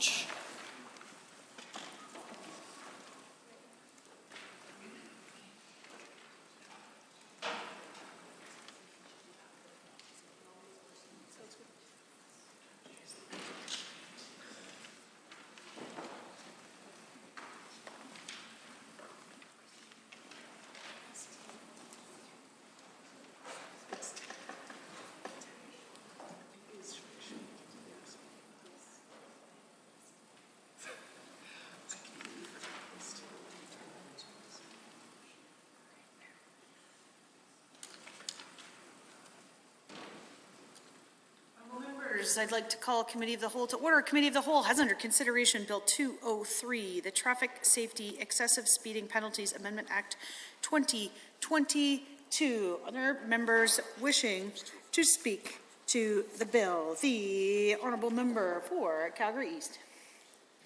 Madam Speaker, every day Canadians across the country tragically lost their lives as a consequence of unsafe driving.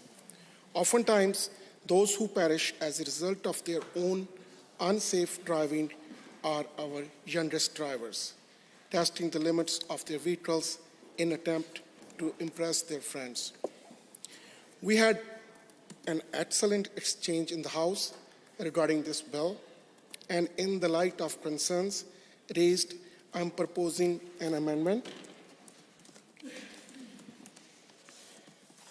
Honourable members, just wait till I have a copy of the amendment and then we'll have you read it into the record. Honourable Member for Calgary Falcon Ridge.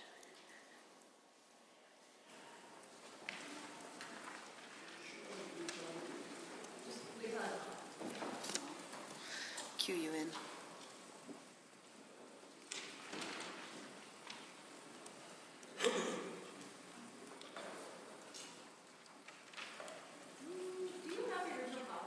Honourable Member, can I have that copy?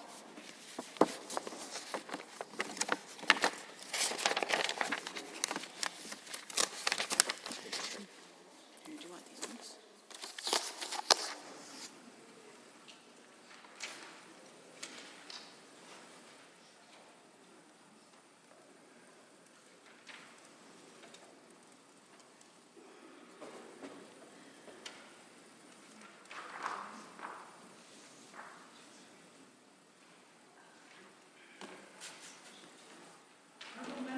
Be known as Amendment A1. Honourable Member for Calgary Falcon Ridge, please read it into the record.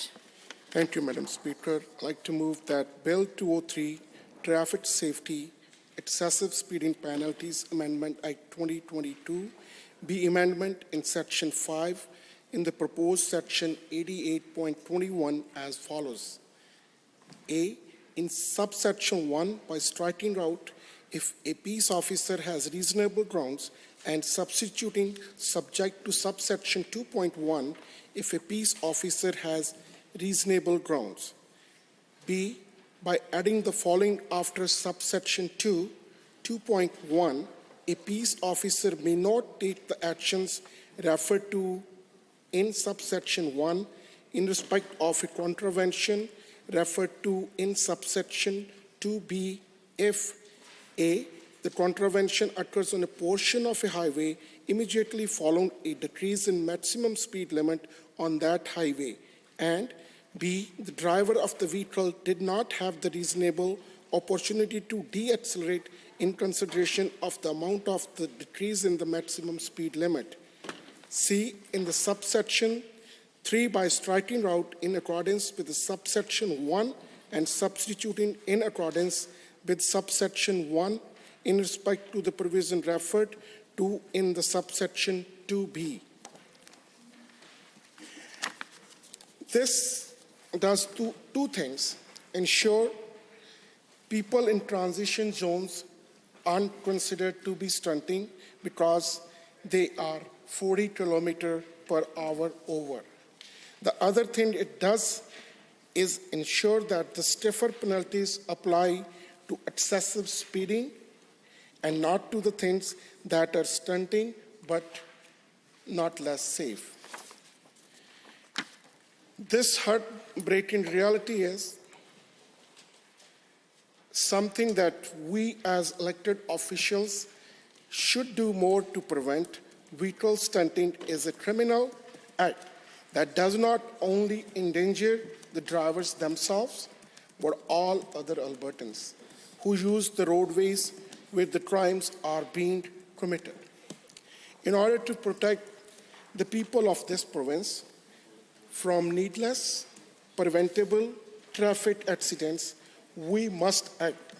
Therefore, I am pleased to introduce Private Members Bill 203.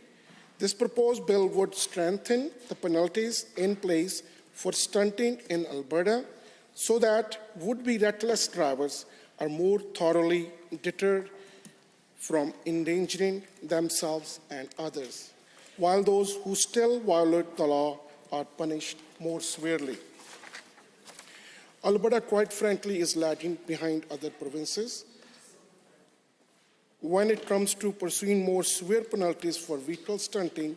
Other provinces have rightfully strengthened their laws surrounding these crimes, and it is time for us to follow suit to help to prevent any more needless injuries or deaths. If passed, Bill 203 would make going 40 kilometers per hour over the speed limit in urban areas stunting and increase the fine for stunting to $5,000 and introduce an automatic 7-day license suspension for anybody caught stunting. Additionally, there would be the option of a 7-day discretionary impound to be decided by law enforcement on case-by-case basis. The time to implement these more severe penalties is now. In the past few months alone, there have been high-profile incidents in both Calgary and Edmonton. The two cities plagued the most by stunting and street racing that involve avoidable situations or collisions. At the beginning of September, an Albertan was killed in a single vehicle crash that authorities believe to have been the result of a street race. Even more recently, in October, two vehicles crashed right next to us on the high-level bridge here, both of which were involved in a street racing. The saddest thing about crashes like these is that they are entirely avoidable. They're caused by reckless bravado, specifically amongst our youngest drivers. My top priority as an elected official is ensuring the safety of Albertans, and it is my conviction that passing this bill would greatly improve road safety in our province. I'm proud to say that despite incidents like I previously mentioned, Albertans has the lowest road fatality rate of any province in Canada. Most Albertans are committed to road safety as they know that acting responsibly on the road keep us all safe.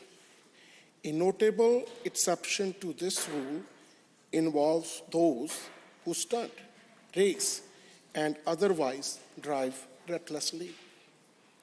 It is important that these people receive the punishment they deserve when they commit these crimes. Through mandatory license suspensions and discretionary vehicle impounding, drivers who commit these needlessly dangerous acts will be prevented from doing so again in the immediate future. Their friends will hear about their fine and suspension and will think twice before going 40 km over the city limit of the city speed limit. Deterrence is extremely important. Madam Speaker, it is much better if we prevent drivers from doing this in the first place more than it is to get them a serious penalties. On the top of this, the increased fines will further contribute to the deterrence so that these drivers will not act so dangerously again after their licenses and vehicles are returned to them. As stated earlier, this bill would bring Alberta's penalties for stunting more into alignment with other provinces. Ontario's stunting penalties are similar to these changes proposed by this bill. Additionally, these penalties have been requested by the police chief associations.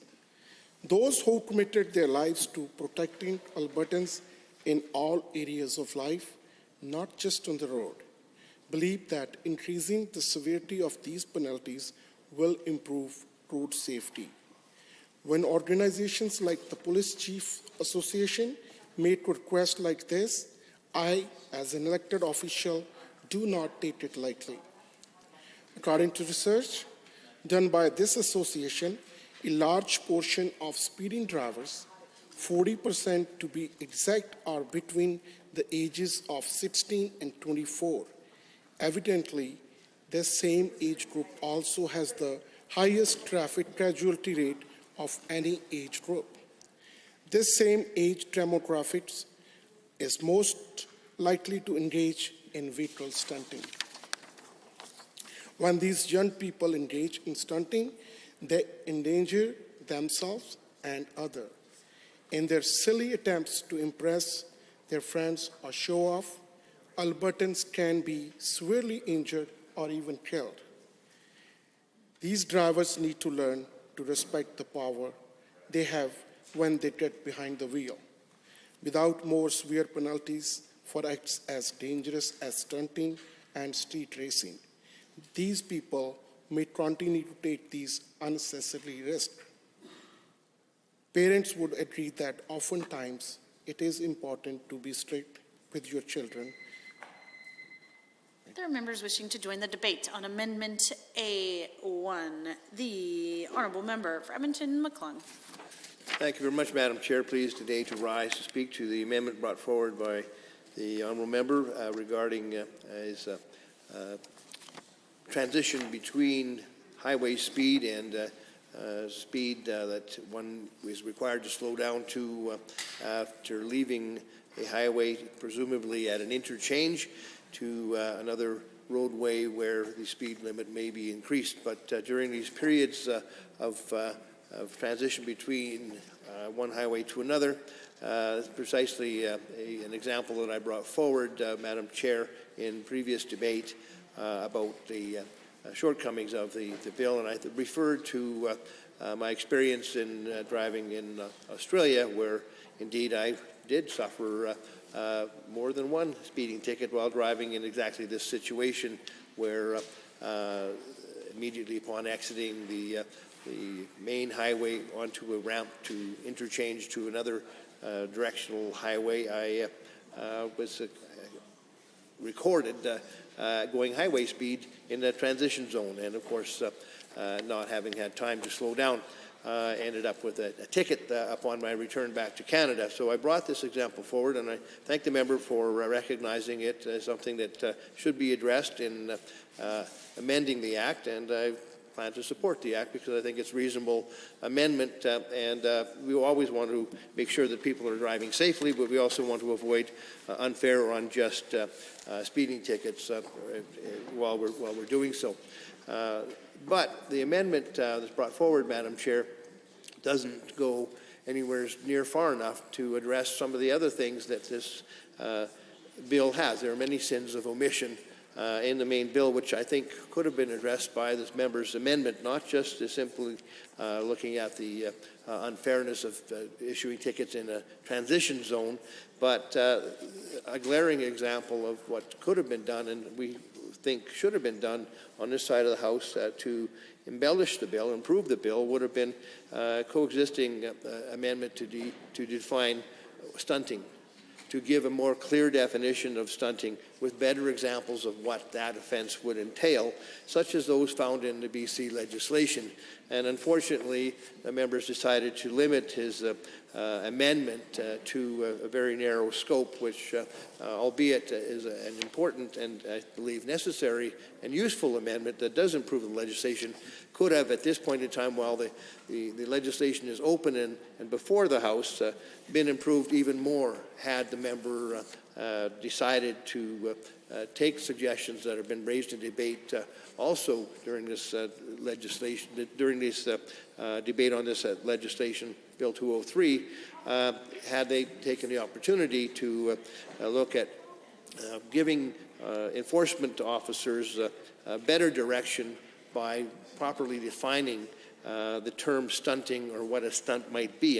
And I said previously that the legislation in BC precisely took pains to do this, and it ended up with, I think, a much better piece of legislation and was a better tool for enforcement officers in the field who were not making discretionary judgments on what a particular activity might be, it's defined as stunting or not, but they had clearly defined examples that could be used in the field by an enforcement officer, police officer, peace officer, who was enforcing traffic regulations, to specifically point to and charge an individual with a specific stunting offense which is defined in the legislation. So while indeed, Madam Chair, I stand in support of the amendment that the members brought forward to make sure that speeding in transition zones is not something that is commonly catching people who are innocently not slowing down as quickly as one would hope, but not doing so unsafely. Hope those people are not going to be captured by speeding tickets that really are not deserved or truly are not fair. And I speak from personal experience about the fact that this can happen, and it is a surprise, I'm sure, to drivers who are receiving tickets in these transition zones from one highway to another in an interchange, that they sense the same injustice that I felt when receiving such a ticket. So the number one problem that I have with the amendment, Madam Chair, is that the opportunity was missed to go even further to, as I say, define the term stunting and provide specific examples of what a stunt might be, so that an enforcement officer in the field would have a better and more clear direction on what exactly stunting was, and to point to a specific behavior that was taking place in front of them, and then charge accordingly as in the information contained in the stunting charge, if indeed that would have been included as part of the amendment, a charge that might be more easily prosecuted in the courts. So opportunity missed, and it's an omission that I'm sorry exists with this amendment that was brought forward by the member, and it would have been nice to see that. I would have loved the opportunity to perhaps bring forward such an amendment myself, but I don't think that that would be permitted, given that the member has brought forward an amendment of his own under the same area of the piece of legislation. So, not sure if that was the member's intent, but certainly it was an opportunity that was missed in bringing forward this particular amendment. And I think all Albertans who've had the experience of listening to somebody performing a pretty disturbing act, whether it be squealing tires or doing U-turns in the middle of the roadway, or any number of types of stunting behaviors that we've witnessed on our highways. Unfortunately, won't see them stopped.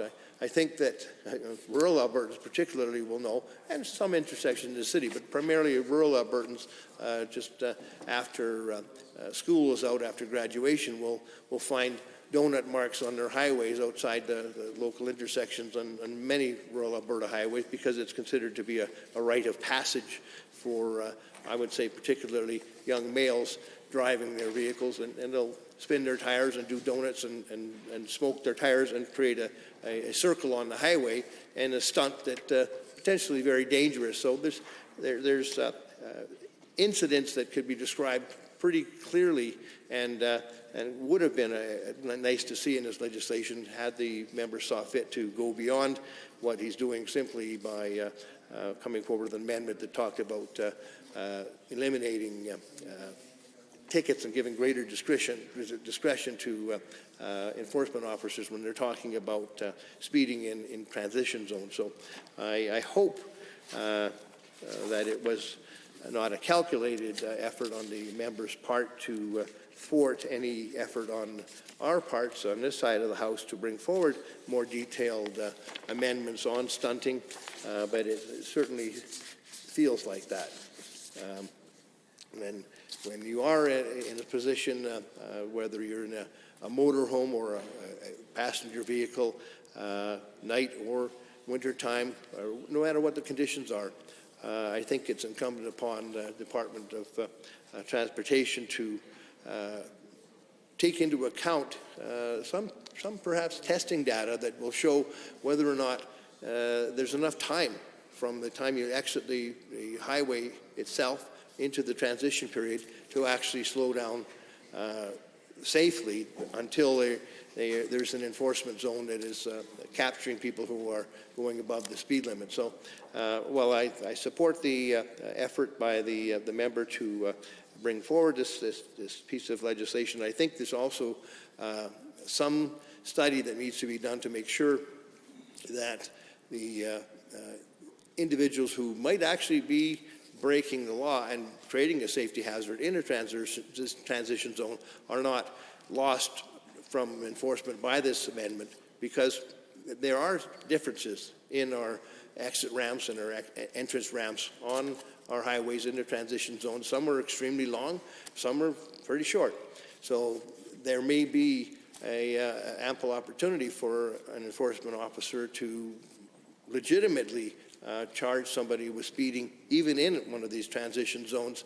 But it depends upon how long it is, whether it's a circular short cloverleaf or whether it's a long median-style runway or exit ramp. So I'm not sure if this amendment takes that into consideration. It might actually hamstring an officer from making a decision to actually charge somebody in a transition zone.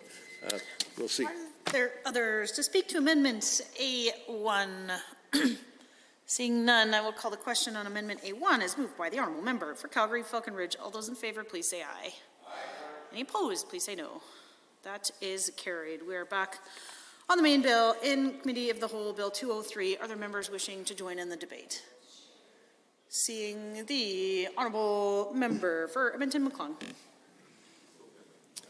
Thank you, Madam Chair. Appreciate to stand and speak to the main Bill 203, and as mentioned in previous debate, the intent, of course, of the Amendment Act to Bill 203, Traffic Safety Excessive Speeding Penalties Amendment Act, is one, to improve public safety on our Alberta roadways, and that's, of course, something that on this side of the House we definitely support.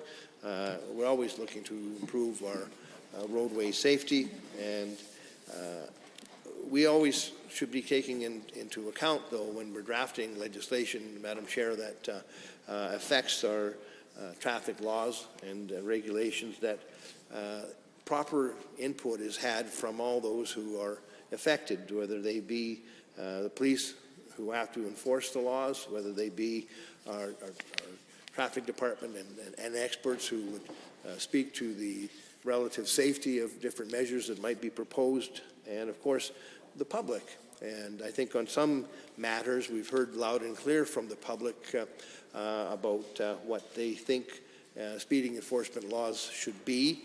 There seems to be a little bit of confusion on the other side of the House about whether they are on the side of caution in ensuring public safety. When we look at this particular piece of legislation, the Bill 203, of course, is looking to provide a bit of relief by the amendment, but the main bill looks to properly enforce those who break the law and speed. But there was another measure that another member from the government party brought forward, and it looked to actually increase the speed limit on two-lane highways in the province in certain areas to 120 kilometers an hour versus the 110. And there seems to be a bit of a Dr. Doolittle approach on the other side of the House, a push-me-pull-ya kind of a situation where in one case they're looking at increasing highway speeds because of some pressure from members of the public on the government to do this. And in this particular case with the Bill 203 we're talking about, the other side of the coin is to actually ensure public safety and err on that side and make sure that the excessive speeders are prosecuted and hopefully deterred from speeding. And I kind of wish the government would decide which direction it wanted to go in, and hopefully in the future we won't be seeing efforts to increase speeding limits in the province, whether they be on two-lane roadways or smaller Alberta highways. They always should be erring on the side of public safety and consulting properly with all the stakeholders involved. The public certainly doesn't want to see excessive speeding. We've all experienced a situation where somebody is just completely blown by us on the highway. It's a pretty scary thing to happen, and that's something that we hope and expect to be stopped by our enforcement agencies, and it's not always the case. So there are means of perhaps taking a look at enforcement that are not contemplated by Bill 203, which of course looks to provide tools to enforcement officers to deter excessive speed and to penalize those who do speed excessively. But I'd posit, Madam Chair, that one way of doing it might be with a timed device, particularly on roadways such as the Calgary-Edmonton corridor, where, for example, once again, driving in Australia, I experienced a situation where if you had a certain speed limit, it was a reasonable one, if you went from point A to point B, though, you weren't necessarily having photo radar regularly. What it did was actually time the distance you got from point A to point B, and if you got there faster than you should have, according to the speed maximum that you were allowed to go, you actually got a ticket based on that time frame. So, of course, it would be doing a photo radar photograph of your license plate at point A and then again at point B and calculating the time. And believe me, Madam Chair, something was very startling while driving in Australia on roadways that had this timed photo radar. Nobody speeded because there was no point. I mean, you knew you were going to get caught, and there was no escaping it, and it was pretty safe.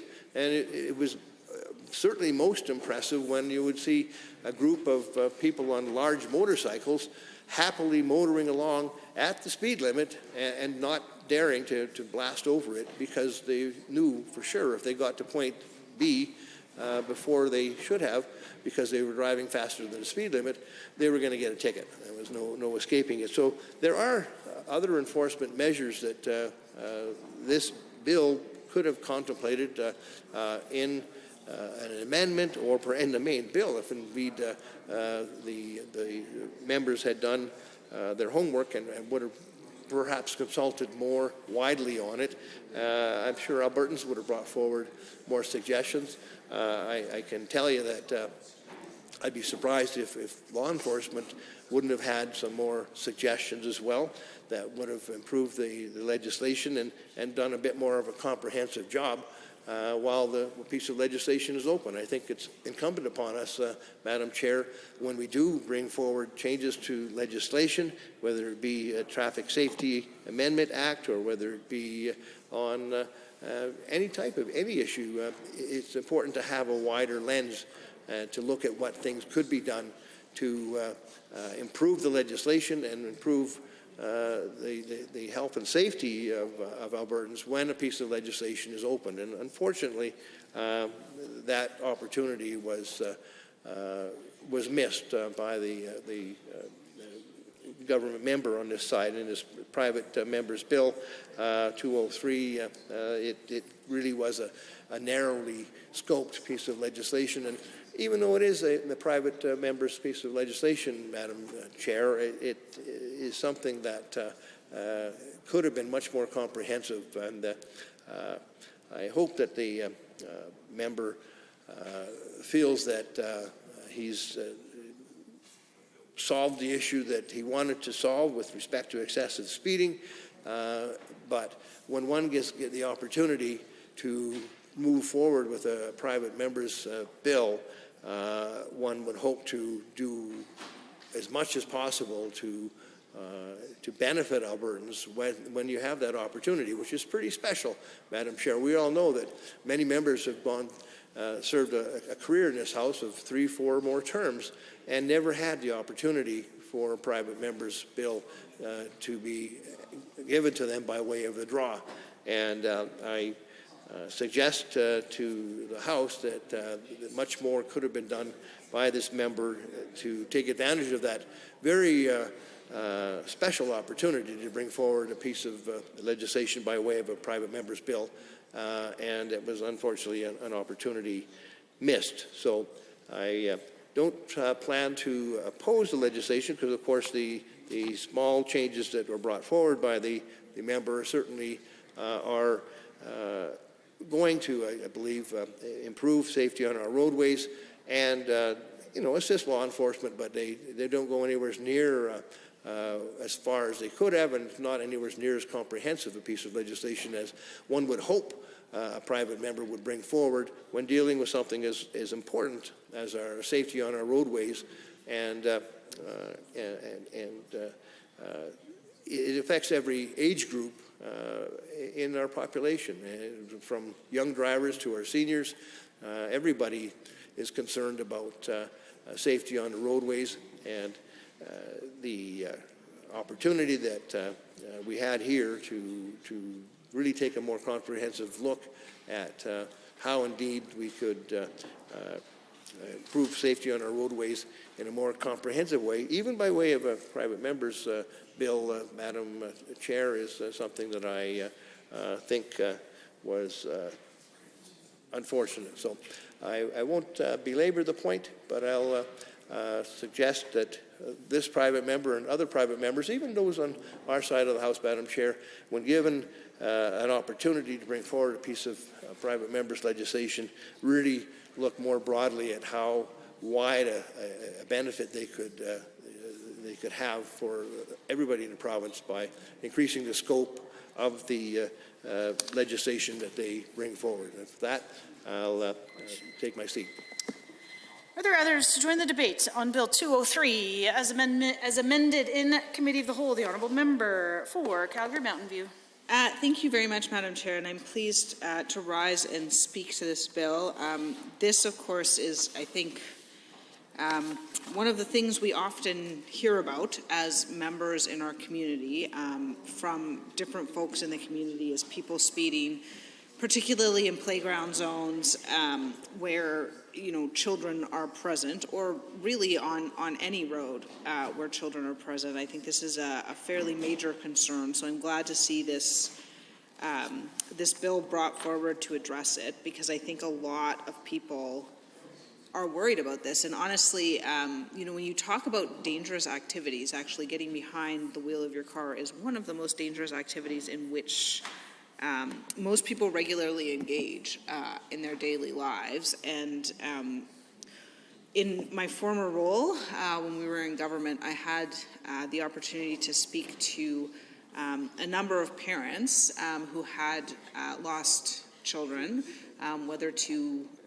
impaired driving or excessive speeding or a number of other things. And it's heartbreaking. It doesn't have to happen. It's easily prevented by simply not doing those things. And it's very troublesome. So I think, in terms of increased penalties for these sorts of activities, I think that this is definitely the right call. I do think, that there are concerns potentially with this bill, in part because what we're doing here is sort of increasing the penalty and also adding on the ability to sort of do certain other things like seize vehicles and operators licenses. So it's a pretty heavy hammer. Generally, when we use heavier hammers, we want to make sure we have the necessary administrative protections in place. Sometimes that's in a courtroom, sometimes that's in an administrative tribunal. It just sort of depends on the situation. But I think, the more harsh the penalty is, the more important it is to have in place sort of clear abilities to deal with it. And I think the concern is that in the Act, there isn't a definition of stunting. So that the result is, because what this does is changes the penalty, and in this case it's for Section 115.2F and 115.2P under the Traffic Safety Act, and 2P specifically is if it's at least 40 kilometers per hour over the maximum speed limit that is 80 kilometers per hour or less. So essentially excessive speeding is 2P, and then 2F is stunting. And the challenge is that it's not totally clear what will or won't be caught. And so that's sort of actually problematic on both ends in terms of ensuring we're preventing the behaviors we want to prevent and ensuring that we're providing the appropriate procedural safeguards. So that's a bit problematic, and it's unfortunate because I think that's an amendment we would have liked to have seen, but and this is not a weird procedural thing, but for the tens of people watching at home, one of the procedural things we have going on in the House is that once a section has been opened to be amended in a bill, another member can't reopen the same section. And so because we have this amendment that has now been passed, having to do with speed change zones, we would have to open the same section potentially in terms of making other changes. And so that sort of becomes out of order, if you will. And so I think it's unfortunate to see that amendment isn't able to go in, because I think, again, it's important both to make sure we're preventing the behaviors we want to prevent and to make sure that we're not catching things we maybe didn't intend to catch, which are both important things in a law. I think, though, generally, I remain supportive of this bill because I think it is a good bill. It does do a really important thing, and it is something that is, in my opinion, very much on the minds of Albertans, and particularly Alberta parents. I think, people stunting or driving too quickly is extremely problematic, and it has impacts not just on people being worried about what will happen, but on the lives of people in Alberta. Those traffic accidents can be some of the most horrific things to respond to. They can be incredibly tragic. They can be life-changing for folks. I've happened to once long ago volunteer at a hospital, and some of the people who had it was a neurorehabilitation ward, and some of the people who had had their lives sort of permanently altered by the poor driving behaviors of others. You know, it's not intentional, but it only takes a second to, you know, destroy other people's lives. And so I think that this is very good. I think that there is an enormous amount of evidence that this is the sort of penalty that sort of impacts on people's brains. It's like people don't, I don't really know what the psychological mechanism behind it is. People don't think that a tragedy will happen to them. They don't think that they'll wind up in a position where they have injured someone and they're facing criminal charges and jail time and that sort of thing. Like, people just don't seem to think that's going to happen to them.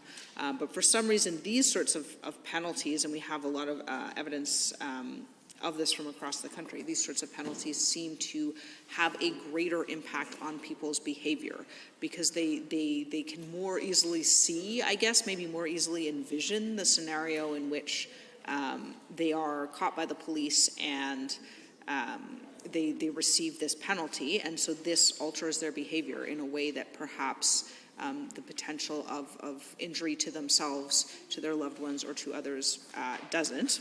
Again, I don't really understand the psychology fully behind that. It's actually a little bit counterintuitive, although as it turns out, most things about human psychology are a bit counterintuitive. So yeah, I think it's a good bill. I think it will have a positive impact.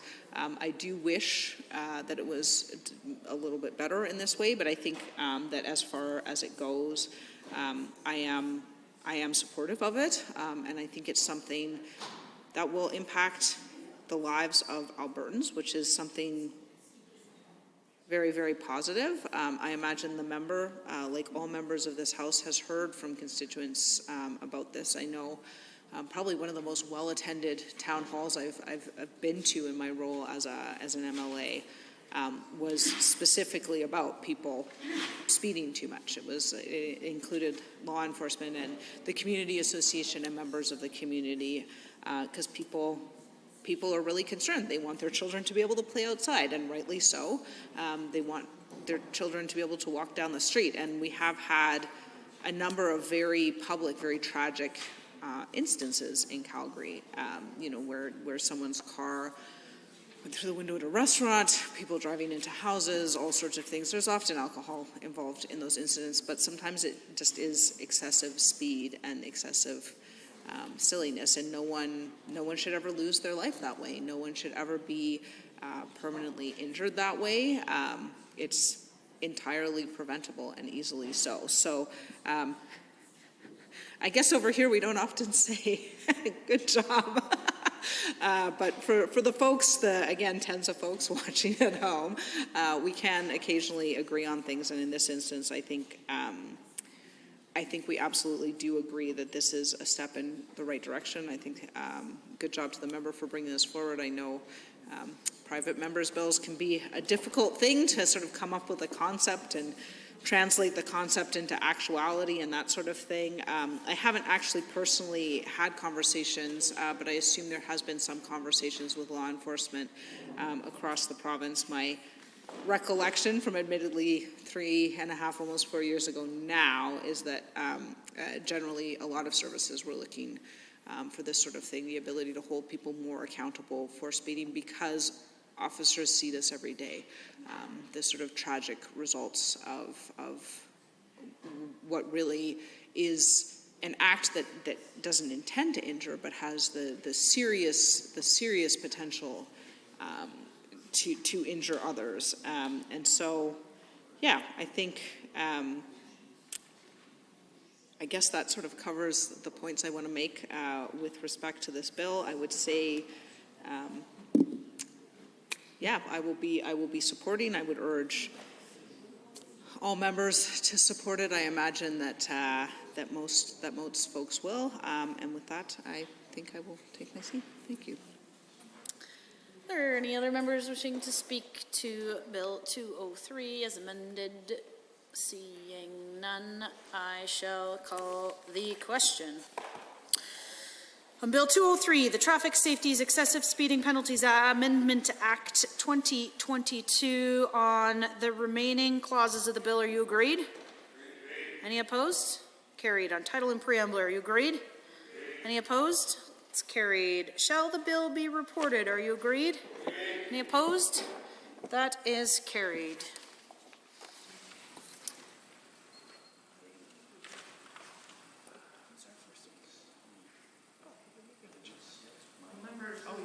Bill 205, the Official Sport of Alberta Act. I see the Honourable Government House Leader rising to speak. Madam Chair, I rise to request unanimous consent to waive Standing Order 87C and 91 in order to, I understand that the chair might be communicating with the table officer. Should I sit down and?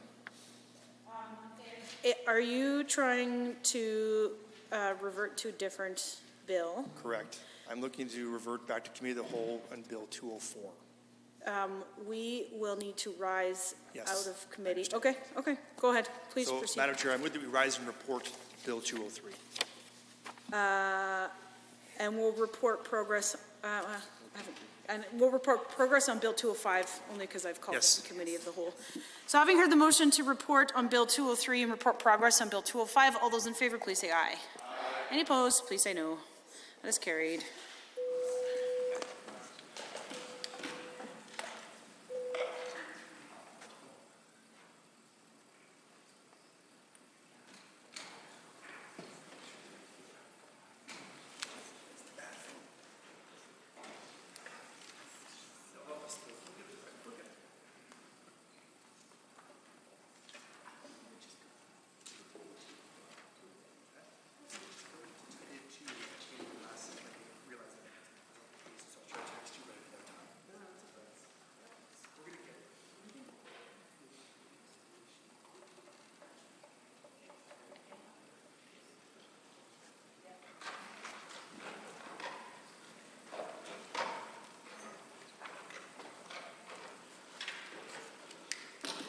Well, Government House Leader.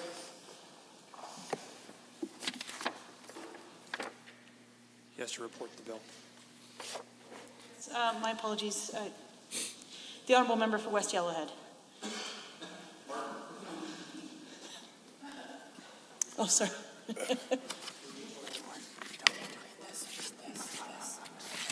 Just the highlight. Every word. Madam Speaker, the Committee of the Whole has had under consideration certain bills. The committee reports the following bills with some amendments. Bill 203. I wish to table copies of all amendments considered by Committee of the Whole on this date for the official records of the Assembly. Assembly concur in the report. All those in favor, please say aye. Aye. Any opposed, please say no. So carried. Honourable Government House Leader. I rise to request unanimous consent to waive Standing Order 87C and 91 in order to proceed immediately to Committee of the Whole on Bill 204, Missing Persons Silver Alert Amendment Act 2022. Unanimous consent is being sought. Is there anyone opposed to giving unanimous consent to go into Committee of the Whole on Bill 204? Please say so now. Unanimous consent is granted.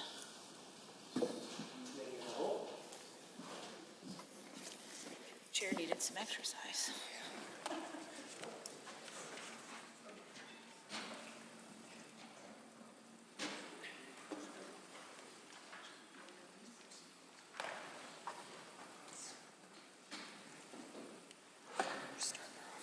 Okay.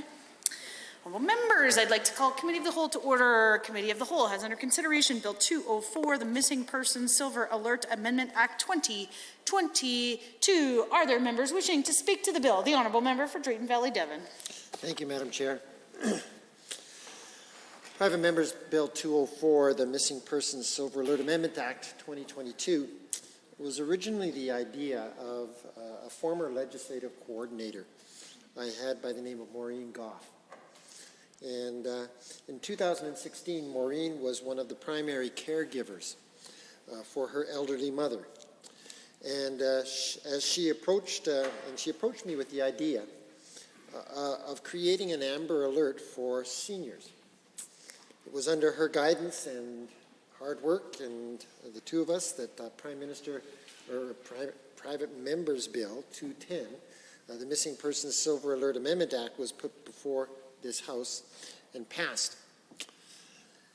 As one of the members stated in second reading, private members' bills do not have the underlying infrastructure of researchers and legal advice that a government bill would have. And so after Private Members Bill 210 was passed, it was discovered that there was a conflict between the Missing Persons Act and Private Members Bill 210 regarding how information would be released to the public and would be handled during a silver alert.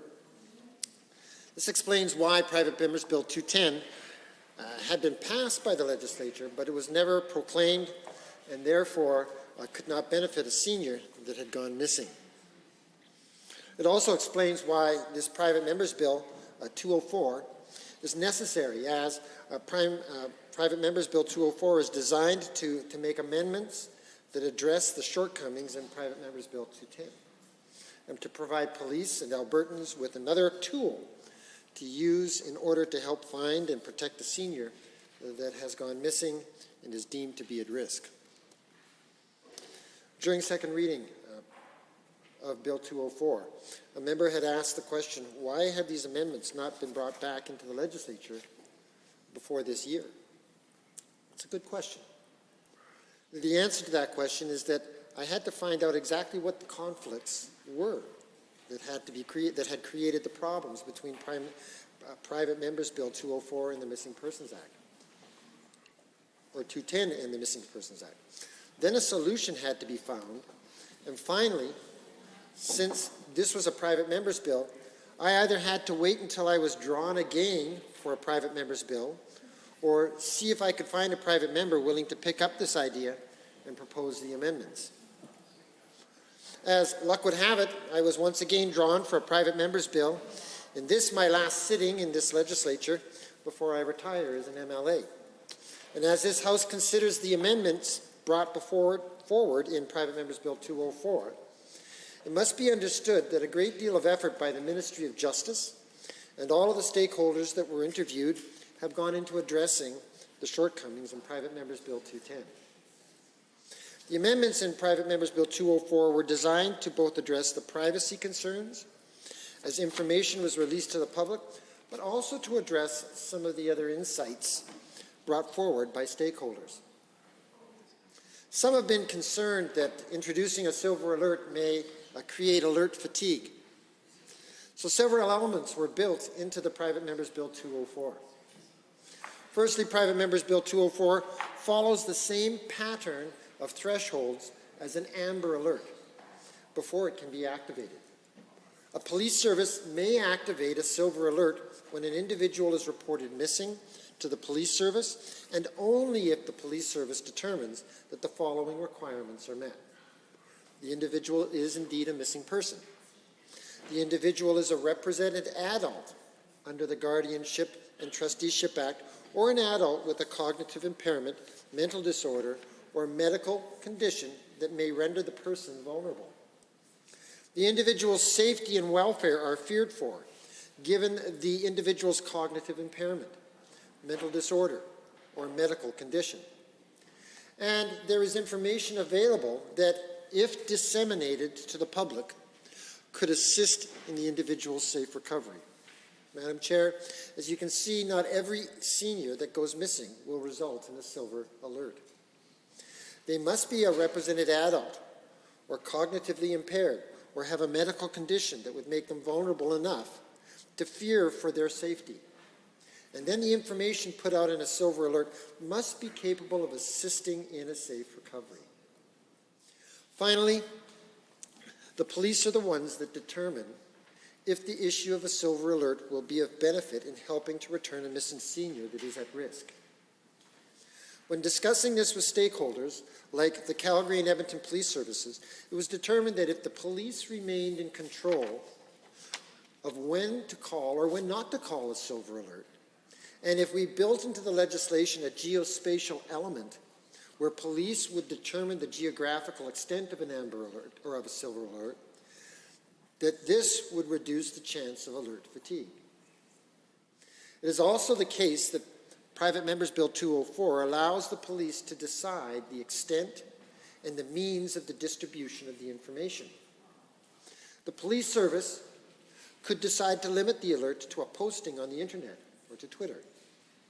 They could decide that the circumstances of the missing person, for instance, if the individual did not have access to a vehicle or public transportation, that they would then limit the alert to a particular geographical area. All of this will combine to reduce or eliminate alert fatigue as a silver alert is actually implemented. During second reading, the question was asked, will Private Members Bill 204 allow for sufficient collaboration with other local agencies on the ground? I believe that Private Members Bill 204 will do exactly that. Firstly, it will allow police to collaborate with the families, institutions, TV, radio, and internet agencies in the dissemination of the necessary information that could help save a missing senior's life. Secondly, it has already helped to connect some of the local police services with other seniors' organizations.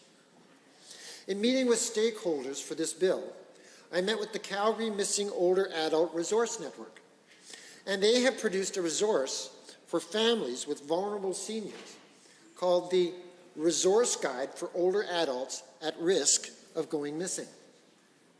This is an excellent resource that helps families prepare ahead of time should their loved ones go missing. It's called the Herbert, a part of that is called the Herbert Protocol. And the Herbert Protocol is a form that details the important information that could be used by police should they believe it is necessary to have a silver alert. The Herbert Protocol helps families gather the information police will need, like photographs, personal details, contact information, personal circumstances, general health information, etc. The use of the Herbert Protocol would be an example of how local agencies like the Missing Older Adult Resource Network could help both police and families when their loved ones go missing. I would highly recommend that all families concerned about a senior's potential of going missing should access the resource guide for older adults at risk of going missing. Reading through and filling out this resource before your loved one may go missing will be of great use as you begin to contact police and your local community networks. One of the questions that has been brought forward revolves around the cost of a silver alert. When I talked with stakeholders, especially the police services, costs were not thought to be a concern. I've asked the Ministry of Public Safety and Emergency Services whether or not the cost of implementing a silver alert would be prohibitive. After much digging and further conversations with the Alberta Emergency Management Agency, it was determined that at present there would be no additional cost because AMA coordinates with the national agency that oversees national alerts, and the app that the provinces and the national alert system interface with is free. So if there are any costs, they will presently be picked up by the federal agency. However, even if that were to change in the future, it was felt that the cost would be minimal. Last week at Budget Estimates, I was able to ask the minister a question on this, and the head of AMA outlined that the entire alert system costs Albertans about $180,000 a year. To add in a silver alert, it was his belief, would not be a burdensome cost, as the individuals and the systems are already there. Lastly, it must be remembered that before any silver alert can be implemented, it must meet the criteria outlined in Private Members Bill 204. Thank you, Madam Chair. Are there others wishing to join the debate? The Honourable Member for Calgary-Buffalo. Thank you very much, Madam Chair. It gives me great pleasure to stand up and support this bill. I think that when we are concerned about individuals that fit the criteria that the previous speaker was talking about, they need help.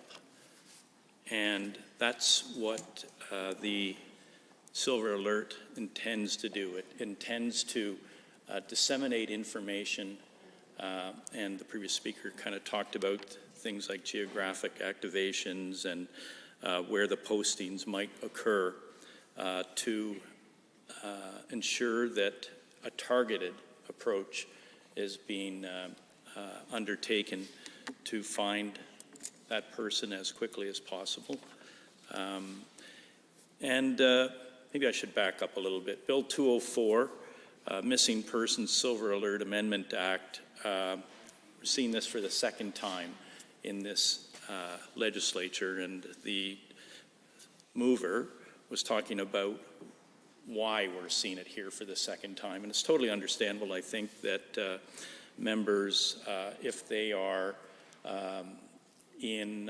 particularly members who don't have a lot of research support, who do not have the background that researchers and drafters of legislation can give them, that the government often, well, the government does have, that they're working with a bit of a one hand tied behind their back. They're trying to do the best job they can, but there may be things missed. And from listening to the mover talk about the previous bill that was before this House and the challenges it had, and why it wasn't proclaimed, it's understandable, as I was saying, that it wasn't proclaimed, and we're back here today to try and address that in this Bill 204.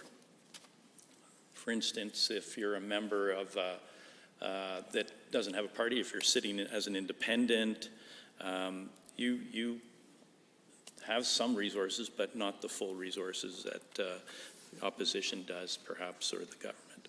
So I think that this bill, in that respect, addresses those shortcomings as we understood them, told us just a few minutes ago.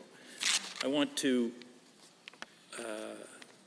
say that I think the intent behind this is to focus attention and try and get resources marshaled so that people who do go missing, and the bill talks about the kind of criteria those persons have to fit before a Silver Alert is triggered. But if a person does go missing and they have those kinds of challenges, they're missing, they're represented adult being looked after by other individuals, they have some cognitive or they're vulnerable in some way or some medical condition, then we know that their safety and welfare is potentially at risk if they are not identified, found, and brought back to where they can be safely cared for. So that is something that I think this bill tries to address and does, and it's a good thing because we have in Canada, Alberta, times of the year where inclement weather can put a person's life at risk, and we see far too often people who go missing, young people, older people, found in dire situations, and sometimes even to the point where their life is ended because of exposure to cold, or in many parts of this province we have significant wilderness areas or geographic parts of the landscape where a person can get injured, and if that person is representative of the kind of criteria that's identified here, then they will not be looking out for their own best interests, and they need to be identified and found, as I say, as quickly as possible. It's good to know that there is a trigger in the sense that police will be the ultimate decision makers on when to issue an alert, how broadly to issue the alert, how much effort to put into the alert, all based on an understanding of the situation of the person who is gone missing.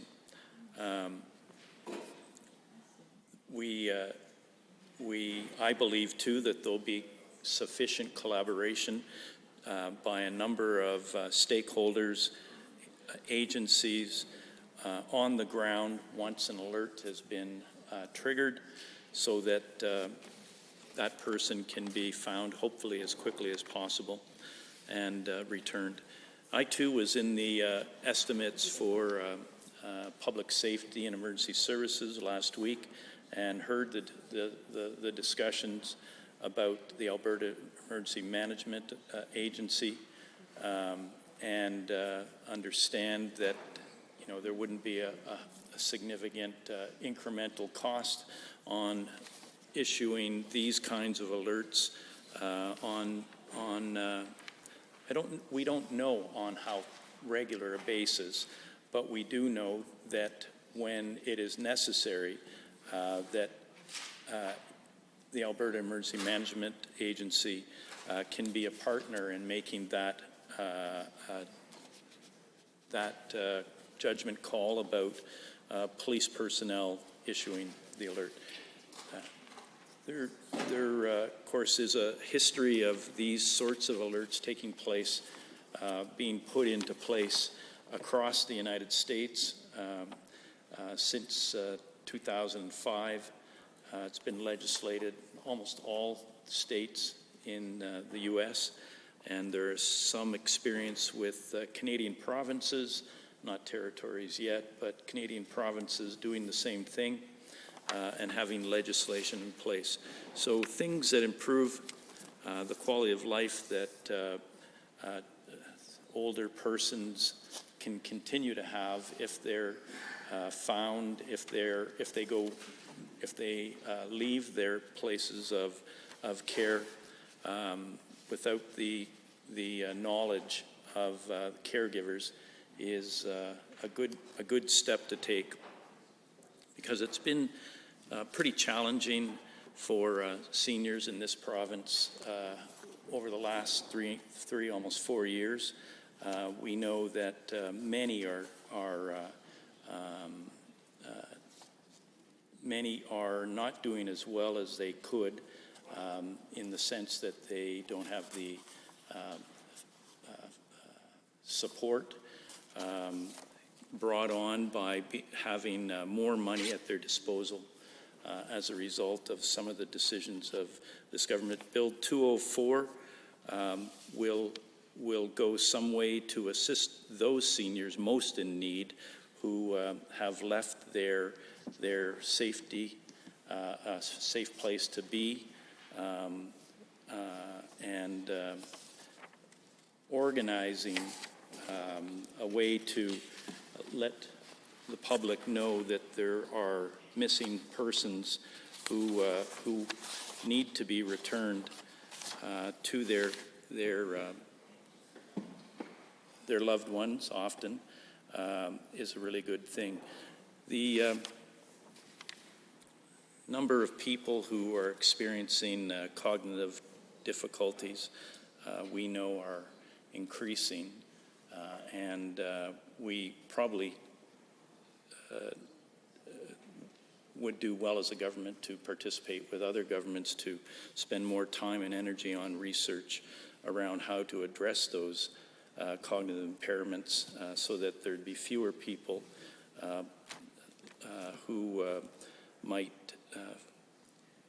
get into difficulties, as is proposed in this Bill 204. I think adult citizens who need our support we should not feel like the effort to, thank you very much, ma'am. Are there others to join the debate? The Honourable Member for Drayton Valley, Devon. Just thought I would rise and and make a few comments with regard to the member from Calgary-Buffalo. Thank you for standing up and supporting this bill. You know, you were talking a little bit about who some of these seniors could be and where they could come from. And I think probably every one of us in this chamber has somebody that we've loved that has fallen into this category and could have gone missing. I know in my life it was my mother-in-law.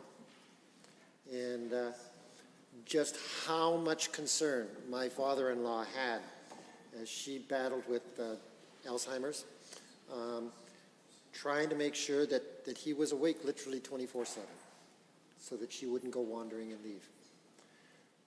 This would have been something that very well could have been used in our family as we move forward. And they lived in the city. I can remember meeting with a constituent a few years ago who was talking about driving down a country road and seeing a car being driven at slow speed rather erratically. And he followed this vehicle for many miles because he was worried about the old man, the old gentleman that he saw in the car. Didn't know him, wasn't a neighbor. Eventually got on his phone, phoned the police, the RCMP came, pulled the car over, and they find out that the gentleman had come from Red Deer and he'd gotten lost and he didn't know where he was. This can happen to anybody, whether you're rural or whether you're urban. And so Private Members Bill 204 had to be flexible enough to allow the police to be able to make judgment calls as to how wide a scope they would spread a silver alert or how narrow they would keep it. And look at the situations and look at the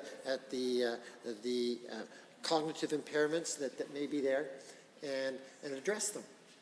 So I want to thank the member from Calgary-Buffalo for bringing forward the whole issue of, well, who are we talking about and where are we going with this silver alert?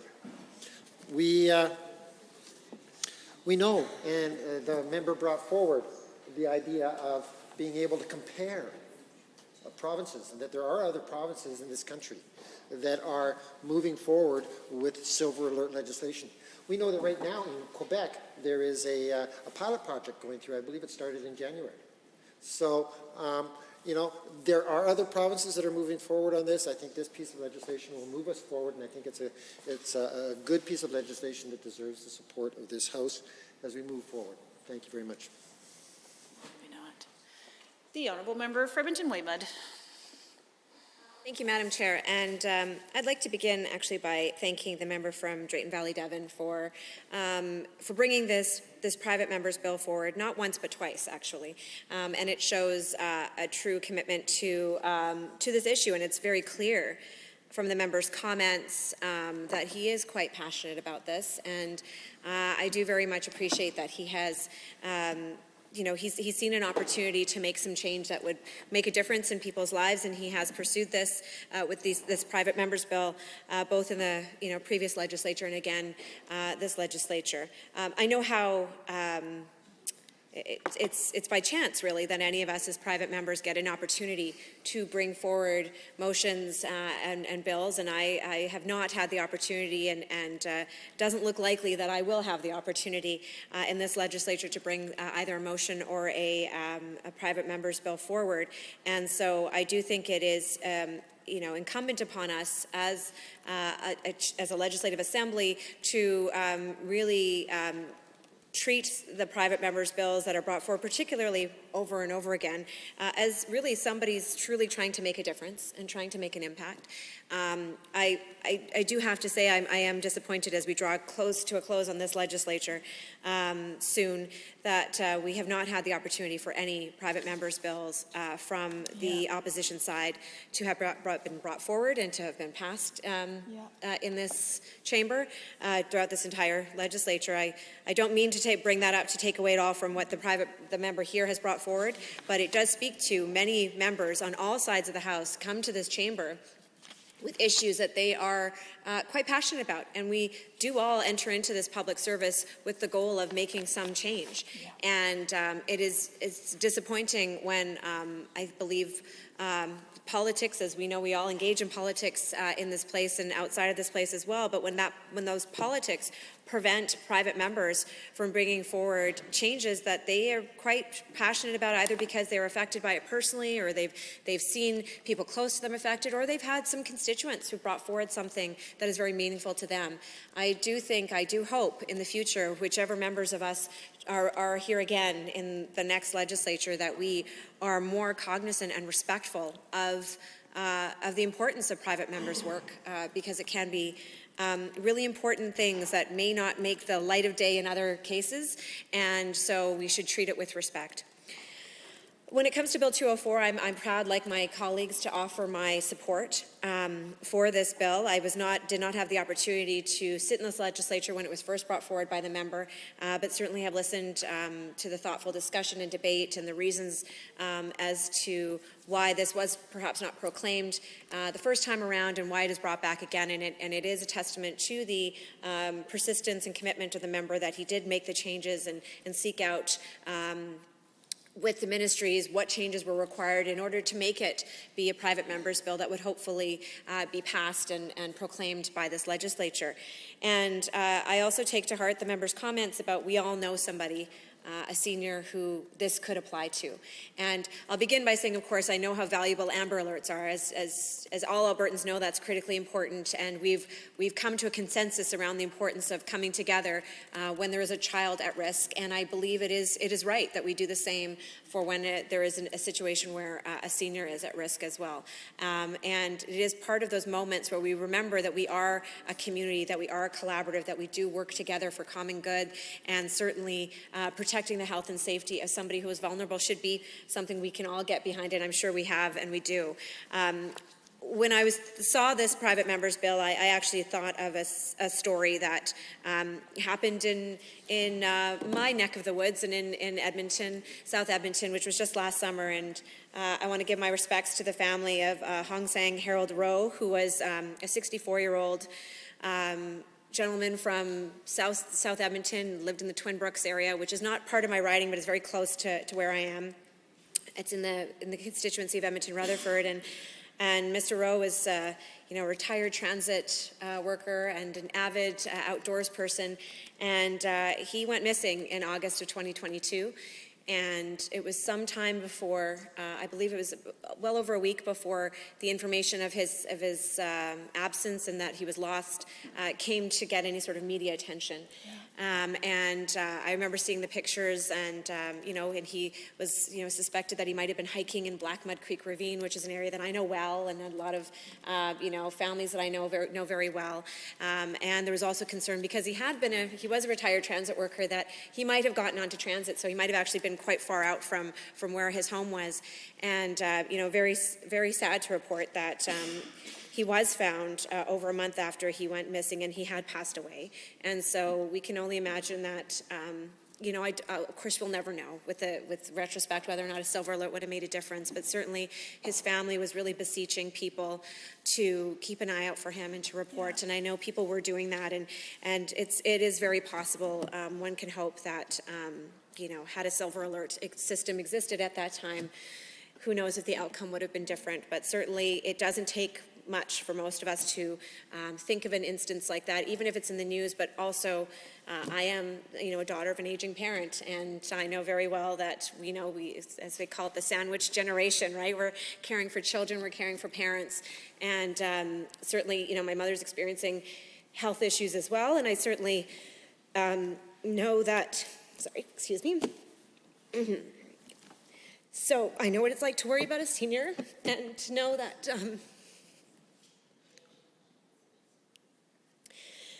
And so I think we all have that experience of knowing somebody in our lives that we would worry about. So, I think this is certainly something that all of us have some personal contact with and some personal affiliation with, and can certainly see that. And, one of the things I have to say, Madam Chair, I think about the community that I live in. When we first moved into the community many years ago, we were the only family with young kids. It was a lot of actually seniors in our little cul-de-sac that we live in. And and at first I was like, oh, well, who are my kids going to be friends with? There's a lot of seniors who didn't answer the doors on Halloween. I was like, come on, they need some candy on Halloween, and nobody's answering the doors. But it's quite remarkable how that community of seniors has become part of our community, part of our family, and we care for very much. And there's lots of young families that have now moved into the cul-de-sac, but still a lot of seniors. And it's actually, see them walking around in our neighborhoods. One of my neighbors down the street was struggling to find a knee replacement for quite some time. Another was struggling with a hip replacement. And we just kind of collaborate and come together. And so when I think about the purpose and intention behind a Silver Alert, it's really about being a community, and it's really about keeping an eye out for each other and looking out for each other and reminding ourselves that we all are kind of responsible for each other. We are responsible for ensuring that we're safe and protected. So I do hope, I listened carefully to the members' comments about, the requirements of what standards would have to be met, and I do believe that it is appropriate for the police to have the discretion about when to use this kind of Silver Alert. We want to make sure that it is, that people do not become immune to it.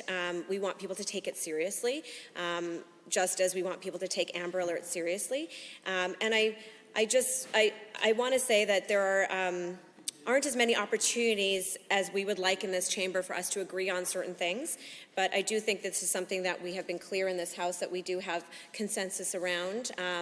We always want to make the legislation as good as possible, as precise as possible. We want it to work the way it's intended to work. We want it to have the benefit for the most amount of people as possible.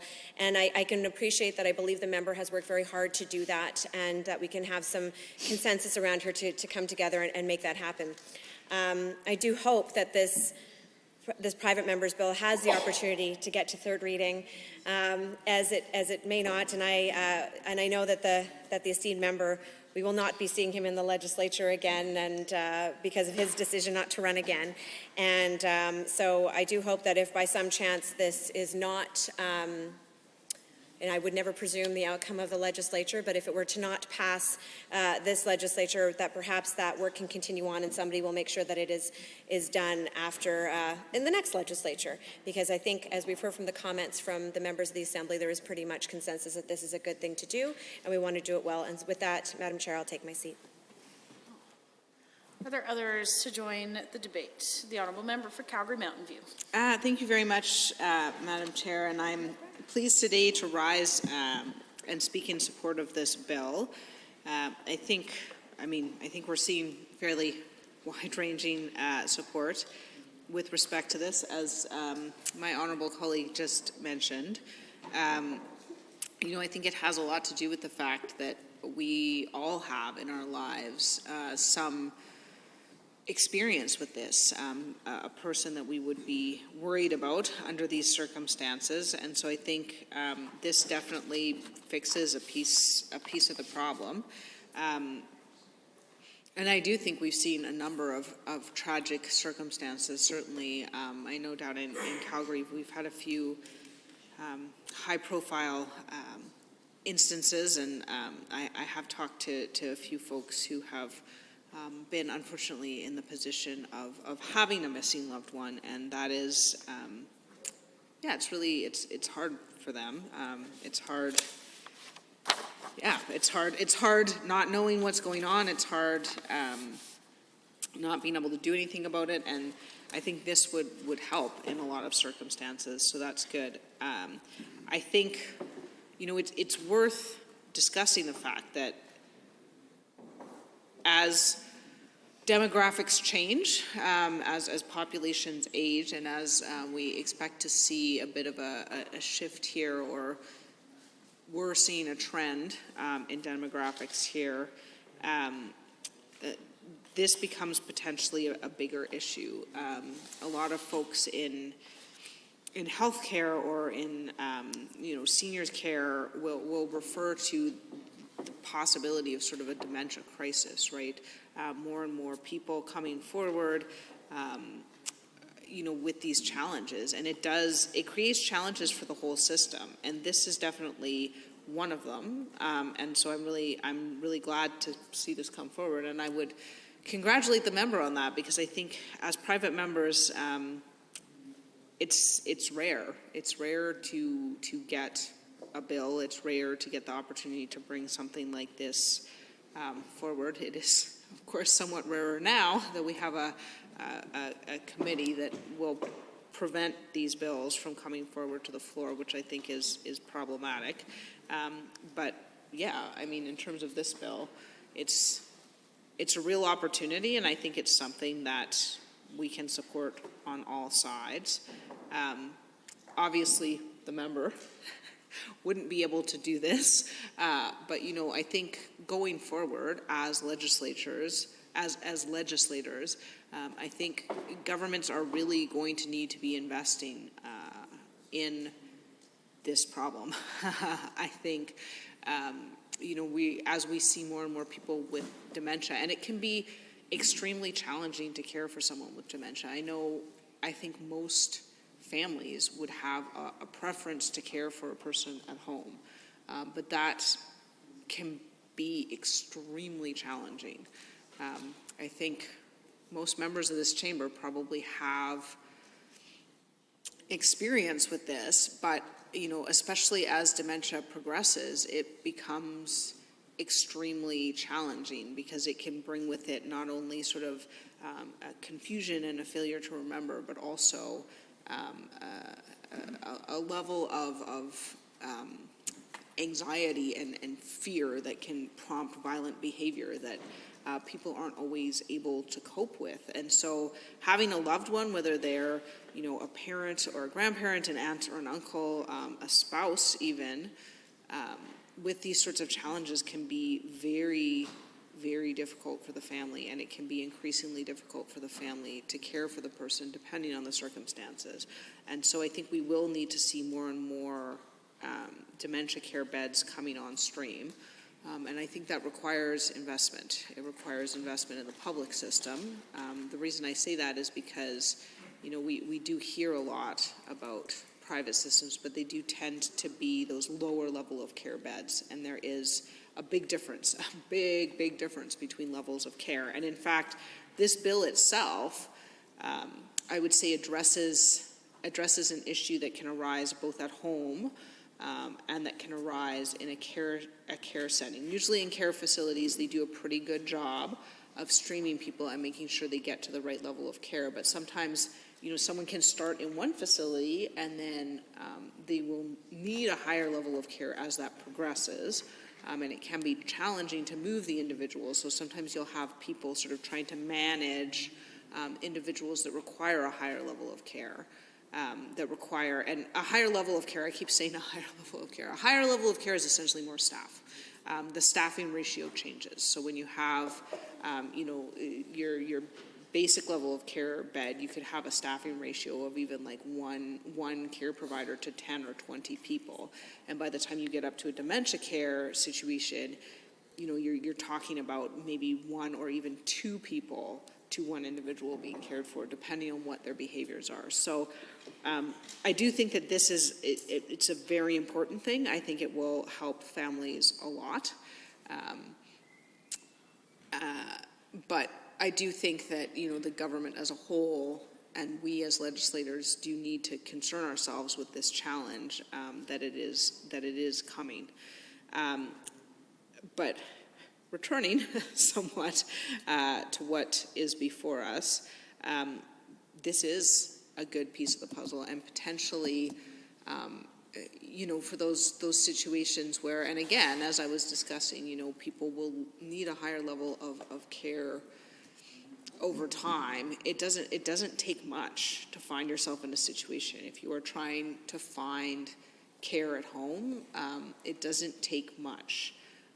In terms of, turning around for a minute or forgetting to lock something for this sort of thing to happen, or people can be in a position where they're fine to go out for a walk by themselves, and they just get confused, right? Dementia sort of has a tendency to come and go, right? It doesn't people are not always at the same level of ability. It tends to sort of vary, sometimes over the course of a day, sometimes over the course, but it can change quite quickly. And so this will provide families with sort of a level of assistance they need. I do think it is right to leave some discretion with the authorities to determine what exactly is going on, because we don't obviously want too many of these going out, not just because the public sort of becomes desensitized to them, but also because it's very important to bear in mind that these are still people and they have privacy interests. And, you know, obviously a safety interest would trump a privacy interest, but, you know, there can be circumstances in which it's very scary for the family members, but the person was fine, and they don't necessarily want their name and their information to sort of be spread across the province. So I think that that's a very, very good feature of this bill. I think, you know, the member has done a lot of work on this over a number of years, and I think that's important. You know, a lot of people who watch politics sort of watch it at this this very high level, this sort of, you know, fightiness of it, I guess, for lack of a better term. And I mean, you know, I'm not necessarily even against that. You know, politics at the end of the day is a conversation about values, and sometimes values are pretty fundamental, and, you know, people have very strong opinions about it. But something like this can sort of bring people together, and this is something that politics does too. That's the thing, you know, people ask me a lot of the time, especially as a woman, why on earth it is that I would do this thing. And this is one of the reasons, because you can have an impact on the lives of the people around you in a way that you never otherwise could. It's not, you know, when I moved from being a lawyer to this job, you know, as a lawyer, at best, you're advancing the cause of an individual case or a group of people. And, you know, you can win some big victories, you know. I think of the Vrain decision, for instance. You know, you can really, like, you can move the world forward. But in this job, you can have the ability to affect the lives of people that you will never even know that you've touched. This bill could save a life, and the member won't know whose life. Might not even get thanked, but it is very important. Are there others to join the debate? The Honourable Member for Calgary Hayes. Thanks, Madam Speaker. Appreciate the opportunity to rise and speak to this bill. This particular bill on silver alerts is, I would say, an essential step towards improving the way that we care for Alberta's seniors and vulnerable adults. Amber alerts, is, I think most of, if not all of us are aware, can be a really effective way of finding young people during periods of time when they need to be found, they need to be cared for. And in the rhythm and full circle of life, sometimes older people get to the point where they can use a similar service. I don't think I'm quite there yet, but I will be a senior this year. And for everybody else that's smug right now because you're so much younger, remember there's only two kinds of people in the world, seniors and those that hope to be.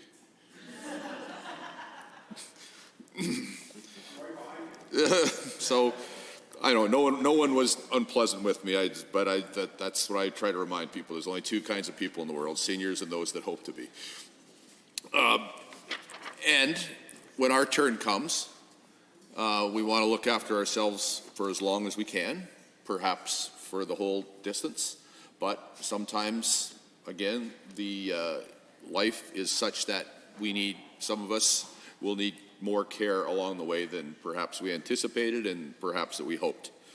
And sometimes one of the most important measures that you measure society by, of course, is how we treat the most vulnerable. It's our government's commitment to ensure Alberta is a place where everybody can rely on each other for protection and help in situations when it's needed. And I would compliment our member from Drayton Valley, Devon, for his commitment to caring for other people is reflected in the bill before us right now. Thank you. Now, Silver Alerts, of course, will work towards shoring up the protections we provide our seniors and vulnerable adults and the families of at-risk individuals, and the emergency services that we all rely on in one form or another are made just that little bit stronger. And of course, it can happen to anybody that can need this service. Madam Speaker, I've had some experience with this. My own father, who is no longer with us, actually made it pretty far, made it to 93, and about the time, part of the reason I don't remember exactly when dementia in some form started to affect him is because I lived about 2,500 miles away from where I grew up. But fortunately for me, I have 4 amazing sisters back there that helped look after Mom and Dad when they were around.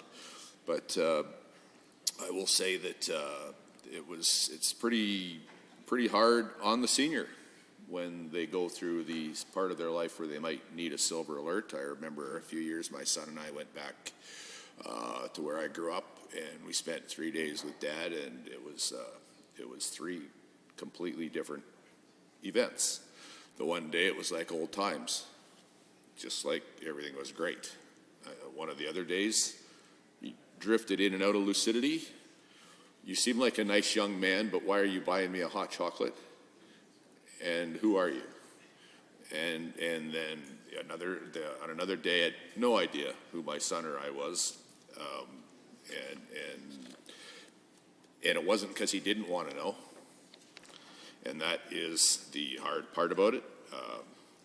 Now, there was a few, I'm certainly not making fun, but there was a few fun events that cropped up as a result. I know a friend of mine whose father was going through the early stages of where he actually could have used a Silver Alert, because he was just at the point where he would drift in and out. He still had a driver's license, and the reason that I'm not sure he got his driver's license away, but one day, miraculously, the vehicle didn't work anymore, and just nobody got around to getting it fixed. In other words, somebody took the cable off the battery, and because it was time, because he a friend of mine lived in South Calgary, and the father was missing for 6 or 8 hours until he phoned from his cell phone somewhere on the side of a road on the other side of Cochrane. Had no idea where he was, and he finally had to admit defeat in terms of being able to find his way home. And it was a little bit sad. But that is one of those situations where if a Silver Alert was available, even having the person's license plate number might have helped to stop him. And I guess none of us will ever know at this point whether he drove perfectly or some way other than perfectly. But just to prevent injury or death or damage from happening, the ability to have a Silver Alert system would have been very valuable back then. And should the House see fit to pass this before the election's called, then I think we can all feel good about putting that service in place for seniors now. And as it goes, could be some of us that needs the service. I would say almost for sure somebody in this room will need that service at some point in their life. And won't it be nice if it's actually there because of the good work that we're able to do in this place? So, Madam Chair, Silver Alerts help every Albertan with a cell phone to become a watchful protector who's given a little more power to look after our fellow human being. So many situations and examples, some of which we've heard in wonderful debate from other members on this bill. Seniors, and you know what, I'm sure we've all heard it. I have heard it when I guess it's not a Silver Alert, but sometimes you'll hear it on the radio where somebody's family member is missing.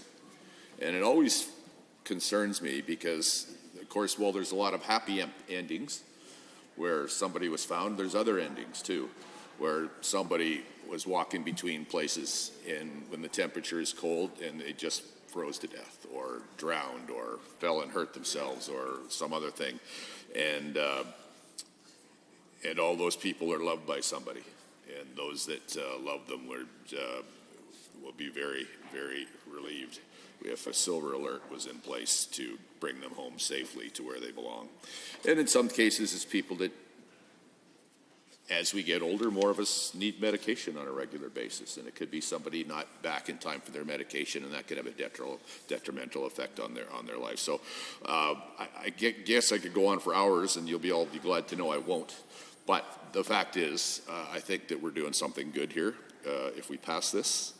I think the bill is intended to be structured in such a way that the private and personal information of people that are subject to an alert is largely protected, at least to the extent that it can be, after allowing the public to identify them, to bring them back to where they're safe. And I think it's also intended to avoid an excessive number of alerts over a larger area. In other words, I think hopefully to have the ability to be targeted to the area that an individual may well be capable of traveling to. And of course, part of that would be whether they're driving, whether they're walking, whatever it happens to be. So I really think that there was some good thought put into it. And I know that there's legislation in some American states as well as the province of Manitoba. And in all those places, the silver alert type system has saved lives before. And I have no doubt, in fact, I'm very sure that it will save lives here in Alberta. So, Madam Speaker, I'm grateful for the opportunity to talk about something so positive and something that it sounds like all sides of the House can perhaps get behind, and something that, since there's no guarantee any of us will be back after May 29th, if we get this done, it's something we'll all be able to look back at, I think, with some pride and satisfaction, saying there's definitely one good thing. There's lots of good things that happen in here, but this will be one more good thing that happened during this term of office. So I certainly support the bill as before us. I hope and expect other members will. I think that might well be the case. And let's get one more good thing done before we're finished, Madam Chair. Thanks. Sounds good.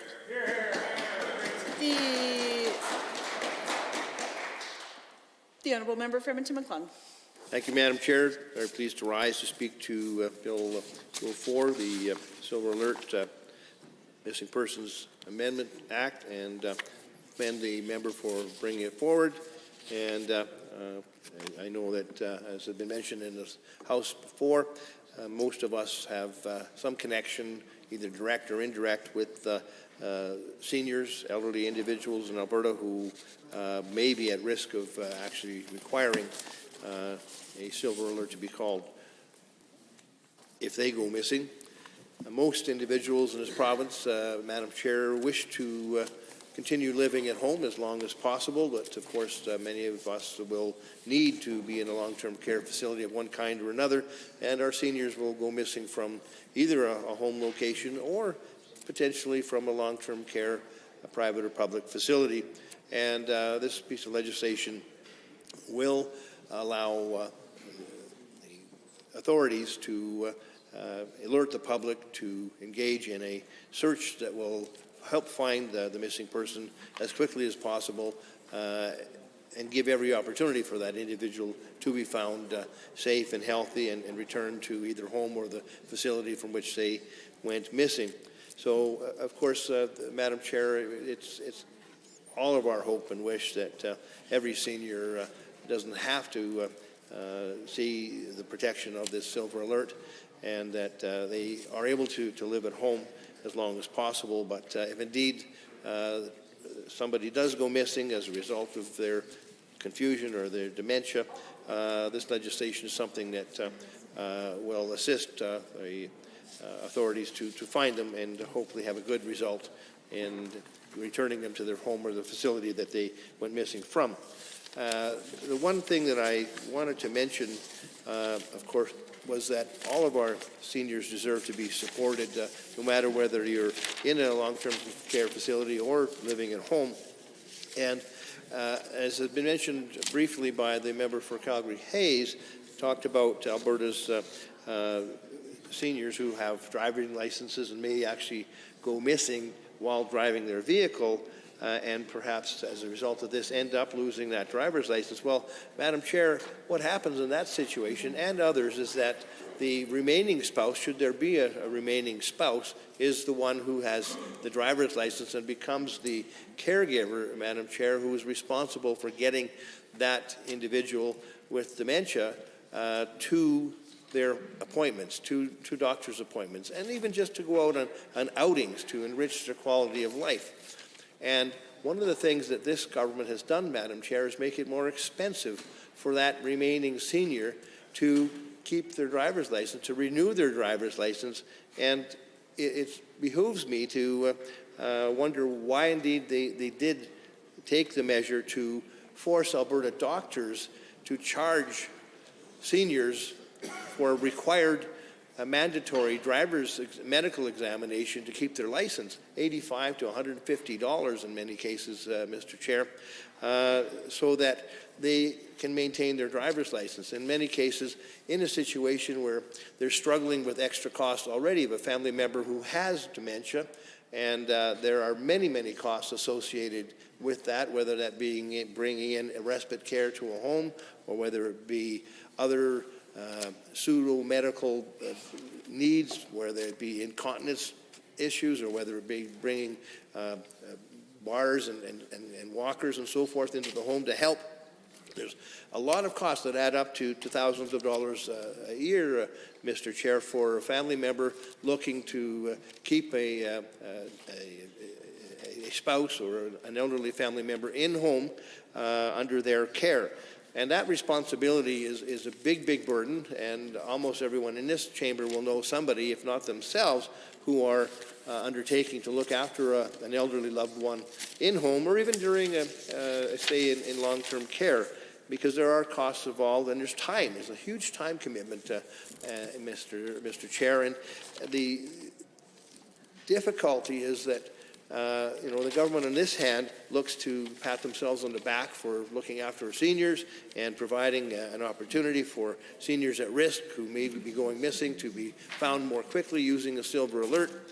That's certainly commendable, but on the other hand, they neglect to really look at the harm they're doing by causing a senior to have to pay $85 to $150 to renew their driver's medical exam, when in fact they may be caring for a senior who they want to remain in their own home, or visiting that senior in a long-term care center that may or may not be close to their own house. And that extra burden on a regular basis of $85 to $150 is something that this government could easily have dispensed with. But they neglected to do so and ignored the pleas of seniors to have this cost eliminated. And that's another reason, Mr. Chair, why a seniors advocate is a good idea in this province, so that individuals' voices, the seniors' voices, would be listened to, so that a cost like that, an expense like $85 to $150 for driver's medical would be avoided if indeed they had the voice listened to. And a seniors advocate would help do that, so that a senior is looking after a spouse or partner who's living in long-term care or at home, who actually might end up being at risk of drifting away or wandering away from their home or long-term care facility, would actually have the benefit of a caregiver with a driver's license who could actually afford to keep it. It may seem like a small burden, but if you look at $85 to $100 on a regular basis, it can take a chunk out of an individual's income. I mean, many seniors are operating under pretty low incomes already, and you're looking at $2,000 to $3,000 a month, and by the time you deduct utilities and heating costs and maintenance and groceries, especially now, that $85 to $150 that they have to fork out for a driver's medical so that they can keep their driver's license and actually look after their loved one who may be a senior in long-term care or living at home, it's an unnecessary burden. And it was a bit of a slap in the face, Madam Chair, for the government not to recognize that and to eliminate that driver's medical exam fee for our Alberta seniors. And I think that I can safely say that is something that we would look at doing promptly should we form government in the after the next election. And I think Alberta seniors can look forward to that small measure to improve affordability in their lives in the province. So certainly the legislation before us, Madam Chair, is a very worthwhile expenditure of this legislature's time, and of course of the member's effort to bring it forward as one of his last acts in this legislature before he retires from this career. And it's commendable that he spent the time that he has on it. But I'm saying to this House and to Albertans that it's incumbent upon the government to have a consistent approach to seniors' care, and that everything they do has to be able to be reflected in that approach, and that the matter of the charging for driver's medical for seniors isn't indicative of that, whereby on one hand a member will claim that this is a measure that's going to assist our seniors, and I certainly that's something you can rightfully claim. The government's approach is not reflected in this private member's bill, where one looks at the cost of maintaining a driver's license by requiring doctors to charge $85 to $150 for a driver's medical is inconsistent with this private member's bill approach to seniors and caring for seniors. And if you add it up, it's certainly something that anyone on a fixed income, any seniors on a fixed income, without benefits beyond the regular ones you might receive through Alberta Health Care, would find a burden on a biannual basis, or however often they need to go ahead and renew their driver's license. And that's just one example, Madam Chair, of the extra costs that seniors have had to pay that this government has neglected to cushion them from, especially during a time when we're seeing the cost of living so high, when everything's gone up, including the cost of groceries, cost of fuel to keep that car operating, cost of caregiving, materials that every family is kind of shocked to learn that they might have to pay. Wheelchairs, for example, are not something that are provided to seniors free of charge. Are there others wishing to join the debate? The Honourable Member for Edmonton Meadows.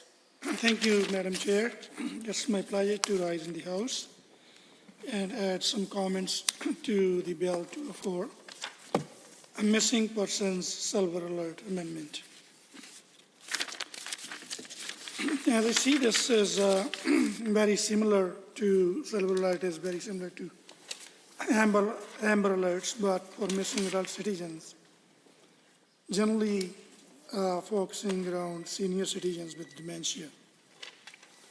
As many of my colleagues already mentioned, and the member who moved the bill also acknowledged that this bill makes changes to Bill 210 that was passed in 2017. So it was not proclaimed due to some issues. Looking at this, first of all, I just wanted to congratulate the members for bringing this kind of piece of legislation to the House.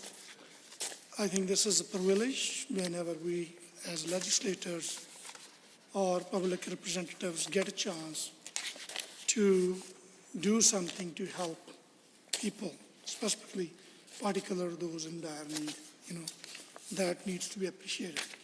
So I do. So looking at the bill, the few questions in my mind, and a lot of feedbacks, and many personal experiences I had in my mind, and I don't know how much time I will have to share those, as I have my dear colleagues. They also have a lot to say on this.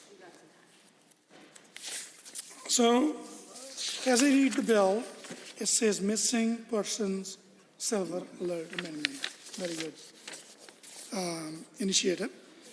And when I see the bill, that the scope of the bill seems bit narrower. That's basically limited to the senior citizens, as it says the age of over 55. So I think from my personal experience, I don't know what kind of feedback would dear member have it before bringing the bill into the House. There was a scope to expand, actually there was an option to expand the scope of this bill because I see the many individuals struggling and suffering from the mental disorder or the mental health issues, deal with the similar issues as well. Those people are under the age of 55 or something. They're very young and they're in youth. And I lived in a complex. I witnessed those issues. And I have my own special needs son. So I heard many stories. And I experienced this issue myself. So these people, the patients of dementia and mental health and many different types of disabilities, they're very lovely people. They need extra care, more than that an ordinary patient would probably need. The many times that is a 24-hour kind of supervision. You cannot even, just ignore them for a second sometime. So they don't do anything intentionally. They don't know what they are doing, but they are lovely people. Sometimes they think they're trying to do something best, but they don't know what is the risk in this. And the risks are huge.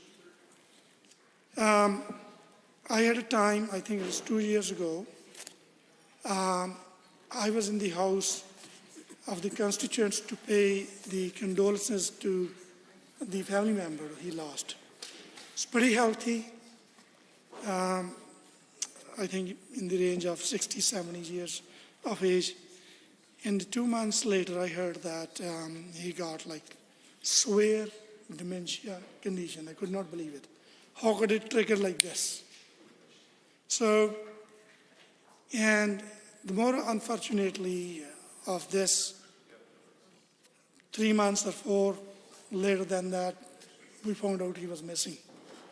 So it took a few days. That was good. He was recovered safely, but he didn't live very long, unfortunately. He passed away. It got very severe. So I heard from back home, country experience, and I still think when I'm looking at this bill, if there could be a system or options and provisions or help or support like this, and that young individuals could have been saved. And by saying many members and my colleagues, including yourself, I think you do understand issues with people on sport or from home care and many other things. And particularly when I represent many of those communities, they speak different languages. And the constituents come, not only constituents come to my office, also those Albertans, they feel they can easily communicate with me in their language, their issues. And the biggest problem is that, we do not have culturally delivered home care sports services at all. It doesn't exist. And there's a huge number of communities and people and citizens, they need it. And the language barrier, I don't know how much you can do without language communication, how much you can help that individual that is in critical condition, can't do much of him or herself, and how much that sport, home sport, can help if they do not know their cultural backgrounds and they don't know what is their cultural food and the other stuff. So those kind of problems, it's beyond explaining how critical it is. Unfortunately, I was not one of those members. I had the opportunity where I could bring forward this kind of motion. So, but I still, appreciate you at least did something. and we have something to discuss, but there's a lot to do. And I often talk to the home care service providers, they're lovely people, try to do their best, whatever they can. And the majority of time on critical help, they are allotted the maximum of like half hour. There are people come in to help for 10 minutes, 15 minutes. And sometime, if there is sometime giving bath or doing the extended duties, they are allotted like half hour time. And out of those half hours, they are given 10 minutes just only travel time. Only 20 minutes to spend on the individuals.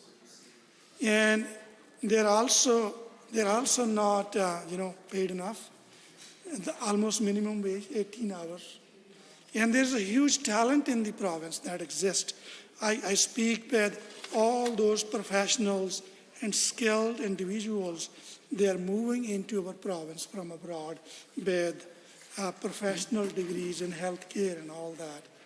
And, they're not being used. They're being wasted. So there's a lot to say. I support your bill, and I hope it had been like with expanded, scope. That's all I wanted to see. I think I would have the opportunity once again, sometime, maybe in this government session or maybe the next.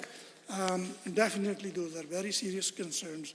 We need to take a look at it as legislators collectively. Thank you. Are there others? The Honourable Member for Edmonton Decor. Well, thank you, Madam Chair. And being cognizant of the time here, I will keep my comments brief because this is an important piece of legislation that I do thank the member for Drayton Valley Devon for bringing forward. And I also appreciate his tenacity for making sure that we keep this bill in front of us. As was mentioned, Bill 210 unfortunately tripped literally at the finish line. And so, if I could take an opportunity, Madam Chair, to make a shameless plug towards private members' bills. Perhaps the legislature in the future could look at some kind of resources for private members sort of on the back end in terms of, looking over legislation, any potential conflicts, which hopefully might have then prevented Bill 210 not being proclaimed. I wish the government had been able to identify that, maybe taken it under their wing as a government bill, which then, we could have gotten this through a lot sooner. But it is what it is. So hopefully now we've got all our ducks in a row, that we will be able to get this through. And maybe, as the member from Calgary Hayes had mentioned, maybe we can even get it through before the end of this session, because I'd hate to see it again almost trip at the finish line now that, fingers crossed, we've got it right and all the language lines up. But just to reconfirm my commitment here today to Bill 204, as I did for Bill 210, I do appreciate that the member for Drayton Valley Devon did manage to answer some of my questions too that I had originally had in second reading around any potential costs. My hope is that should there be any additional costs, we won't see Bill 204 perhaps fall to nickel and diming. We have seen a few instances where that has occurred by the government. Hopefully that's not the case with Bill 204. They'll just simply look at it and it'll just be the right thing to do. As I'd mentioned in second reading, I too have seen a couple of cases where seniors in the North Edmonton had gone missing. One of the things I forgot to mention was that I even went driving around for half an hour, 45 minutes in around Decor to see if perhaps I noticed something. The good news was that in those cases, it was a happy ending. And those family members were able to get their way back home. But in a case when it's not, this system, I believe, could be the difference between life and death. There's no doubt about that. And, from the speakers that I've heard today and throughout debate, I suspect that, we will see this bill pass committee of the whole and on its way to third, and hopefully maybe we can get this over the finish line. And so with that, just on the off chance, I'll make that plug to every single member. As I will be supporting this piece of legislation, I certainly urge you to support this piece of legislation. And let's do what's right for our seniors, make sure they're protected, make sure they get home safe when perhaps maybe they just don't quite, have the unfortunate to find themselves somewhere else. Are there other members wishing to join the debate? Seeing the honourable member for Edmonton Highlands Norwood. Thank you so much, Madam Chair. I just too wanted to just get on the record today, and it has been really nice to see the unanimous support, well, so far in the House on Bill 204. And, of course, I must note, I too am disappointed that we haven't had an opportunity to debate private members' business from members on this side of the House. So that is certainly a shame. But, like I said, I want to get on the record just to thank the member from Drayton Valley Devon for his work on Bill 204. And I think from some of the really moving stories that we've heard today and in previous debate on this, I think the Chamber can agree for once on one thing, and we can agree that we're doing the right thing. So with that, thank you, Madam Chair, and thank you to the House for the wonderful debate. There are other members wishing to join the debate? Seeing none, I will call the question on Bill 204, the Missing Persons Silver Alert Amendment Act 2022. On the clauses of the bill, are you agreed? Any opposed? Carried. On title and preamble, are you agreed? Any opposed? Carried. Shall the bill be reported? Are you agreed? Any opposed? It is carried. The Honourable Government House Leader. Thank you, Madam Chair. I move that the committee rise and report Bill 204. Heard that motion. All those in favor, please say aye. Any opposed, please say no. That is carried.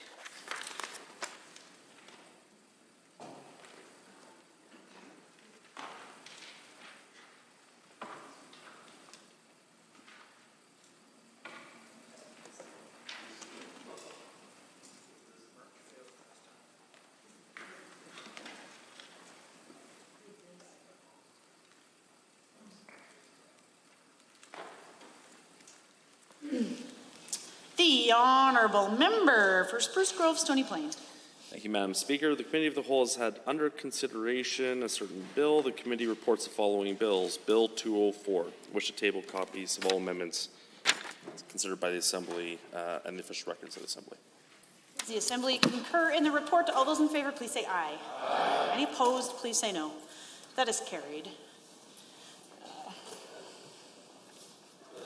The Honourable Government House Leader. Thank you, Madam Speaker. I ask for unanimous consent from the Chamber to recognize the time at 5 o'clock and move immediately to motions other than government motions. Having heard the request for a unanimous motion, is anyone opposed? Please say so now.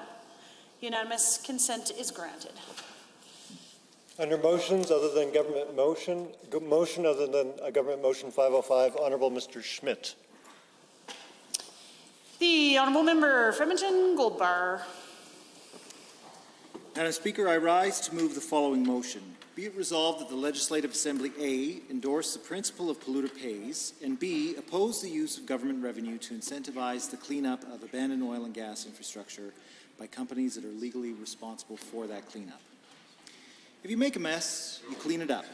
It's a rule that all of us were taught to live by our mothers, a rule that our spouses or significant others reinforce every time we leave a pair of dirty socks on the floor or dirty dishes in the sink, and a rule we remind our children to follow every time they walk through the house with their dirty shoes on or leave garbage lying around on the floor in their rooms. When the rule is followed, people generally live pretty happily together, and when it's not, conflict arises. Taking responsibility to clean up your own messes is an obligation that we all believe we should take on. And we've enshrined this obligation as the polluter pay principle in federal and provincial environmental legislation. The Supreme Court said that it's a well-recognized tenet of environmental law. For the oil and gas industry, polluter pay means that oil and gas companies must pay for the environmental costs of their activities. That's been part of the social contract between the oil and gas industry and the Alberta public since the start of that industry in our province. The sad truth of the matter, though, is that those responsible for enforcing the contract, this UCP Premier and her government, want to rip it up and write a new one. A contract that will make Albertans pay $20 billion to oil and gas companies to clean up oil and gas wells that they are already legally obligated to pay for. It's a bad deal for the people of Alberta, and by voting in favour of this motion, members of this House can show the public that we are standing up for them. When we raise this issue in the House, the Premier and her government deny it. It's nowhere in the budget, they say. But the evidence that the UCP is intent on fulfilling its commitment to developing this massive corporate welfare scheme couldn't be more clear. The Premier herself was a paid lobbyist for the program. Chris Kinnear, also a paid lobbyist for the program, now works in the Premier's office to develop the program and is still, at least on paper, a director of the organization who lobbied for the program. The Energy Minister shilled for the program when he was a private member of the government caucus, and I have no doubt that it was his enthusiasm for the program that was a key factor in his appointment to that post. His mandate letter specifically mentions the creation of an incentive program as a key responsibility the Premier expects him to fulfill. To that end, he's held invitation-only meetings with supportive stakeholders and made comments to the press committing to a $100 million pilot program. The Premier herself has defended the program on her own radio show. Normally, if the UCP were to deny they were doing the thing that they were doing, I'd accuse them of having a hidden agenda. But their agenda to pay $20 billion to oil and gas companies to clean up messes that they're legally required to pay for is out there in the open for all to see. The only place it's hidden is in the budget, and I think that should give all Albertans reason to be skeptical of what the UCP has put forward in the budget documents. It's also plain for all to see that this $20 billion giveaway is a rip-off for the Alberta taxpayer. You don't have to take my word for it. That's what Scotiabank had to say about the program. They said that this program goes against the core capitalist principle that private companies should take full responsibility for the liabilities that they willingly accept. Paul McLaughlin of the Rural Municipalities of Alberta has said that the program is exactly how a fox would design a henhouse. The member for Cypress Medicine Hat said that he's 100% against R-Star because it's corporate welfare. Political scientist Wayne Bratt says it's a disgrace on so many levels. You've got the corporate welfare element, but you also have the corruption element. Even the now Environment Minister rejected the idea when the Premier was lobbying for it, saying it went against the polluter pay principle and didn't align with Alberta's royalty framework. It seems she's now changed her tune, just to add to the list of things that the Premier's bad ideas that she was vocally opposed to back in September, but proudly now supports now that she's back in Cabinet. In fact, Mr. Speaker, I haven't heard a single Albertan speak out in favour of this program unless they were personally stood to gain financially from it. Mr. Speaker, in recent years, the people of Alberta have already picked up the tab for billions of dollars worth of the oil and gas sector's environmental liabilities. In 2020 and 2021, we paid over $1 billion in grants to companies to clean up their wells. The bulk of that money went to companies that were already massively profitable. This government spent $1.5 billion on TransCanada's pipeline to nowhere. We've loaned the Orphan Well Association hundreds of millions of dollars and are still waiting for those loans to be paid back. There are hundreds of millions of dollars in unpaid municipal taxes that have to be covered by residential property owners. The government's paid out more than $60 million in surface lease payments that were owed to landowners, and they've recovered less than 1% of that money from the companies that should have been on the hook. When I asked the Environment Minister about this in estimates, she just shrugged her shoulders and basically said, "What are you going to do?" At a time when the cost of living is going through the roof and oil and gas companies are raking in record profits, regular Albertans look at what they've already given to the oil and gas industry and are asking how much more they have to pay. The Premier's answer? $20 billion more. It's clear that the Premier is out of touch with regular Albertans who don't want $20 billion of their money spent to clean up someone else's mess. And we here in the Alberta NDP stand firmly and proudly with those regular Albertans against this $20 billion giveaway. This is money that belongs to the people of Alberta, and it should be spent on their priorities. And we've been listening to their priorities and are committing to getting the job done. What would we do with that money, Mr. Speaker? We'd build the South Edmonton Hospital. We'd build the Red Deer Hospital. We'd reopen the X-ray clinic in Morinville. We'd widen the ambulance bay doors in Innisfail. We'd put a CT scanner in the Misericordia Hospital. We'd make sure that 1 million Albertans could finally see a family doctor with the creation of family health teams. And, as an added bonus, Albertans would never have to pay out of pocket to pay to see that family doctor, unlike what the Premier has in store for them. We'd build way more than one school in Calgary, and we might even build some schools in Cochrane and Airdrie too. We'd bring down the cost of living for Albertans, reducing the cost of their energy bills, their car insurance bills, tuition. We'd tackle the high price of groceries. We'd invest real money in the revitalization of downtown Calgary. Those are the priorities that Albertans tell me they have every day, and those are the priorities of Alberta's NDP. Mr. Speaker, the difference between the government and the opposition on this issue could not be more clear. The UCP wants to pay $20 billion to their friends and donors to do the thing that they should already do. We in the Alberta NDP say no. We know that money should be spent on the things that matter to Albertans. Better public health care, making life more affordable, and good jobs for working people. I encourage all members to show that they stand with regular Albertans and show that their priorities they stand with their priorities as well, and vote in favor of this motion. Thank you. Honourable members, motions other than government motions. 505 is before the Assembly. Is there anyone wishing to join in the debate? The Honourable Member for Calgary Mountain View. Thank you very much, Mr. Speaker, and I am pleased to rise and speak to this motion, and I thank the member very much for bringing forward this incredibly important motion. So this motion essentially calls on us to endorse the principle of polluter pay, which I think all members should be willing to do, and to oppose the use of government revenue and in specific royalties that are meant to belong to all of us and to all Albertans to incentivize the cleanup of abandoned oil and gas infrastructure, particularly because companies are already legally obligated to clean up that mess. So what, Mr. Speaker, is the problem with the UCP's $20 billion handout? Well, the first problem is that,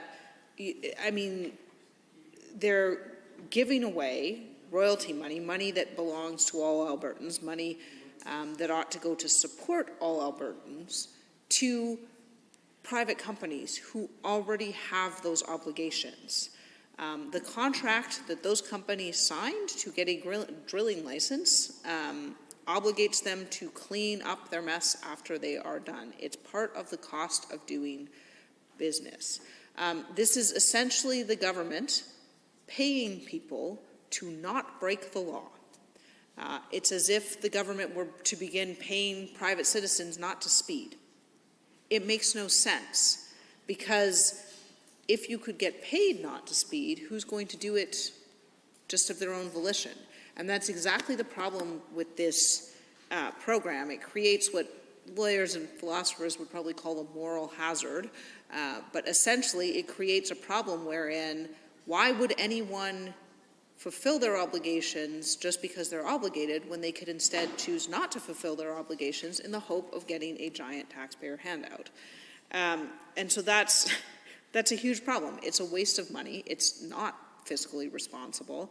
And there's no guarantee that it will actually sort of result in additional cleanup. That's the thing. You know, we saw the Premier stand up today and say, well, we're obligating these companies to do $740 million in cleanup.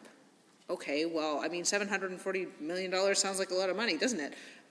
Not compared to $20 billion, it isn't. So, you know, we're talking about kind of far more money being used, more than twice as much money being used to incentivize,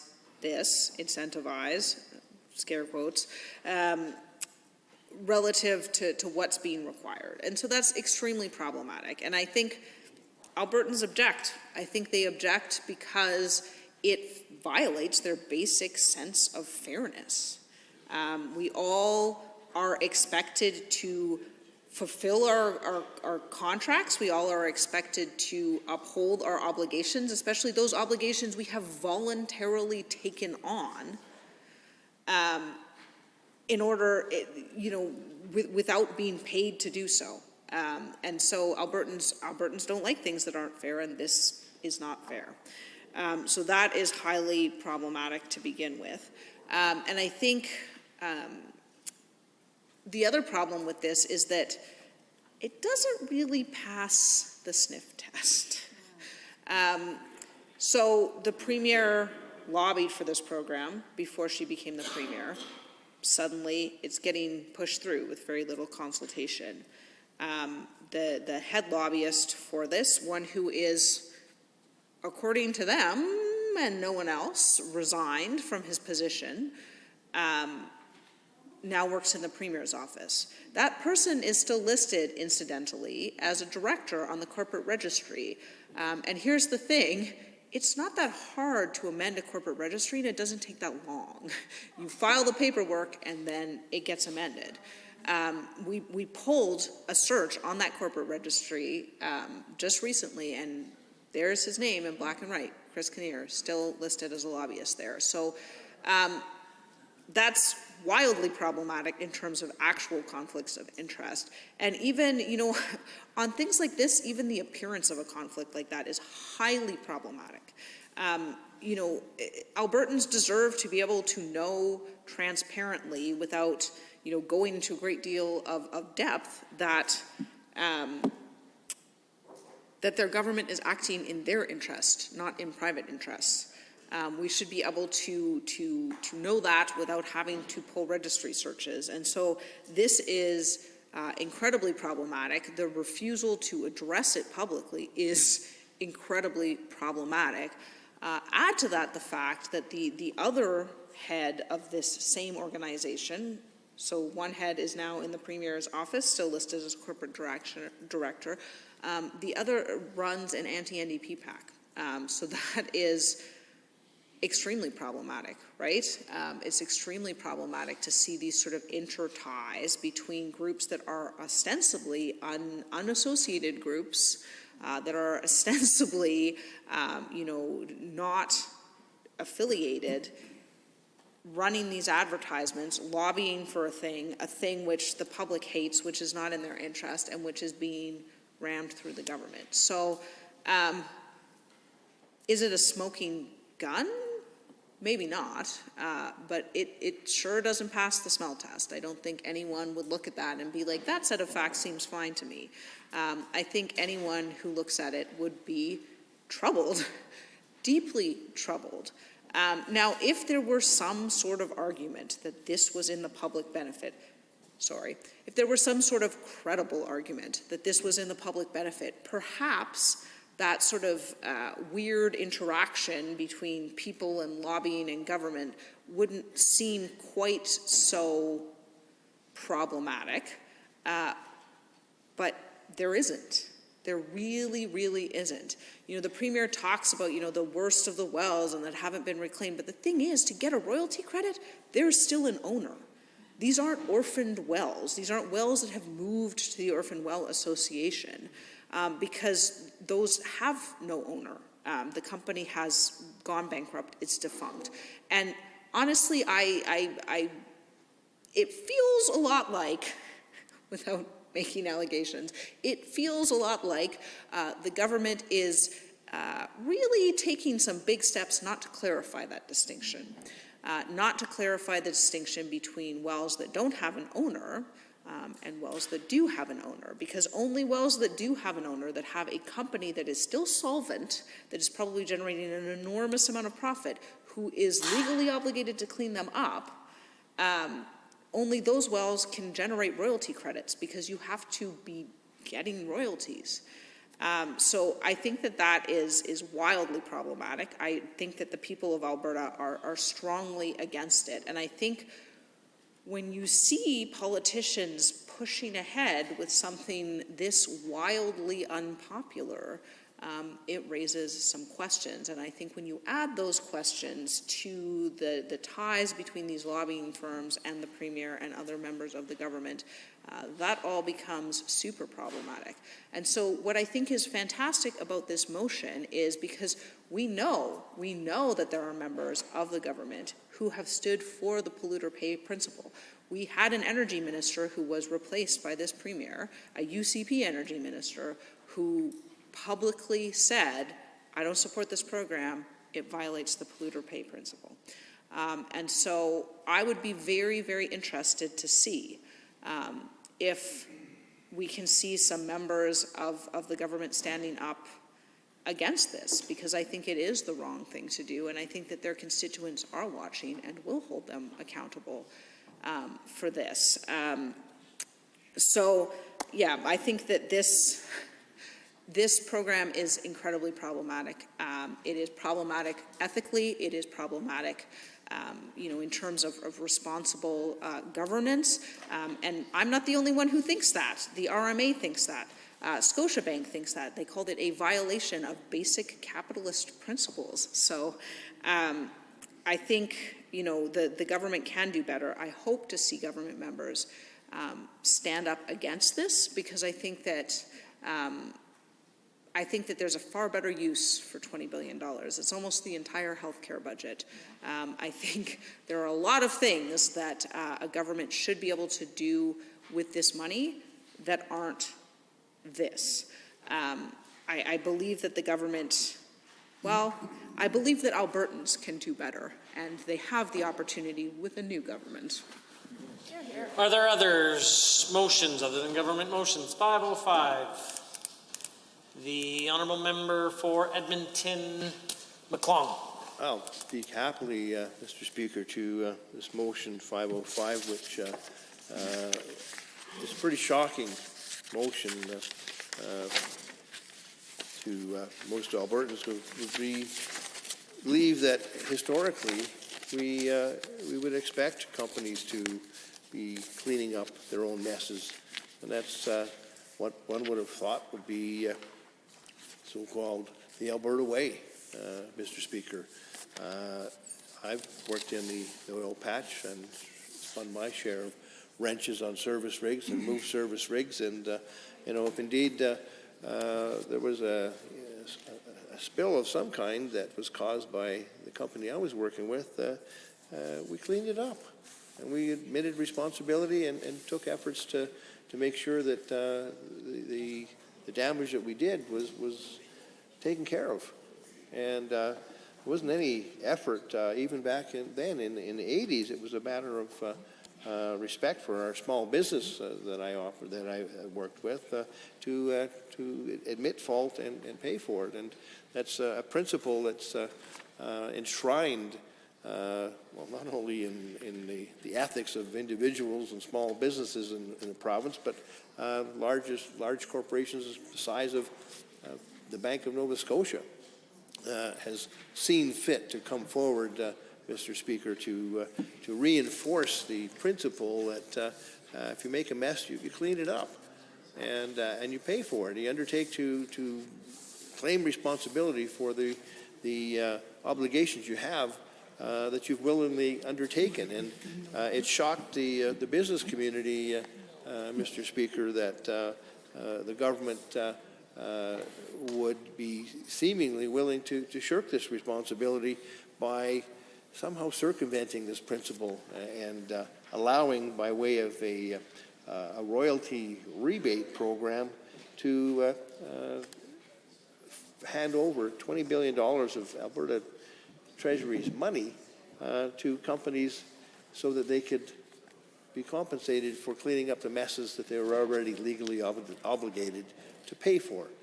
And believe me, Mr. Speaker, when I mention this at the door, it may be shocking to you, but when you say the word R-star, it gets people's dander up. They recognize what it is, and the issue is on the table and on the doorstep in this province, Mr. Speaker. It is something that people are keenly aware of, and when they sense an injustice, when they sense that there's an irresponsibility undertaken by corporations with the complicity of the government, they are not happy about it. And Albertans are very much aware of this issue. They're seized with it.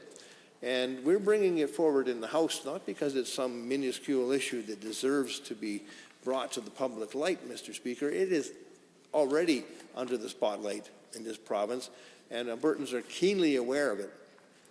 We are rightly proud of our oil and gas industry in this province, and one of the things that we expect of that industry, as well as any others, is that if there are environmental concerns or issues that are the responsibility of an oil company, that they will undertake to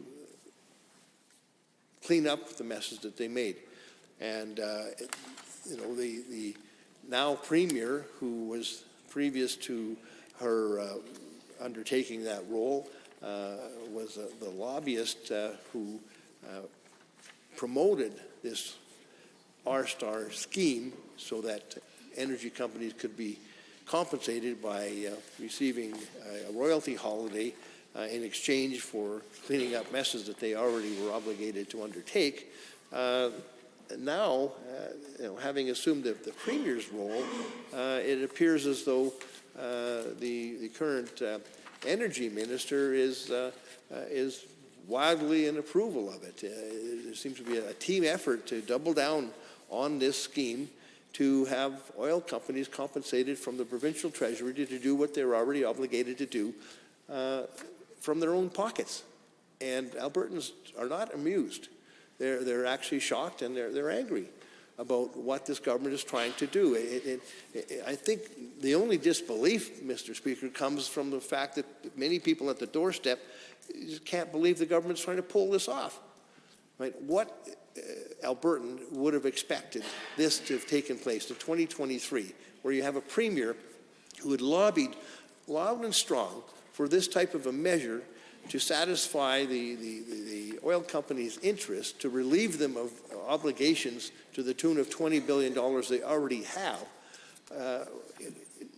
Who would have believed that indeed if that lobbyist actually be assumed the premiership, would continue to double down on that and think it was a winning proposition for her government?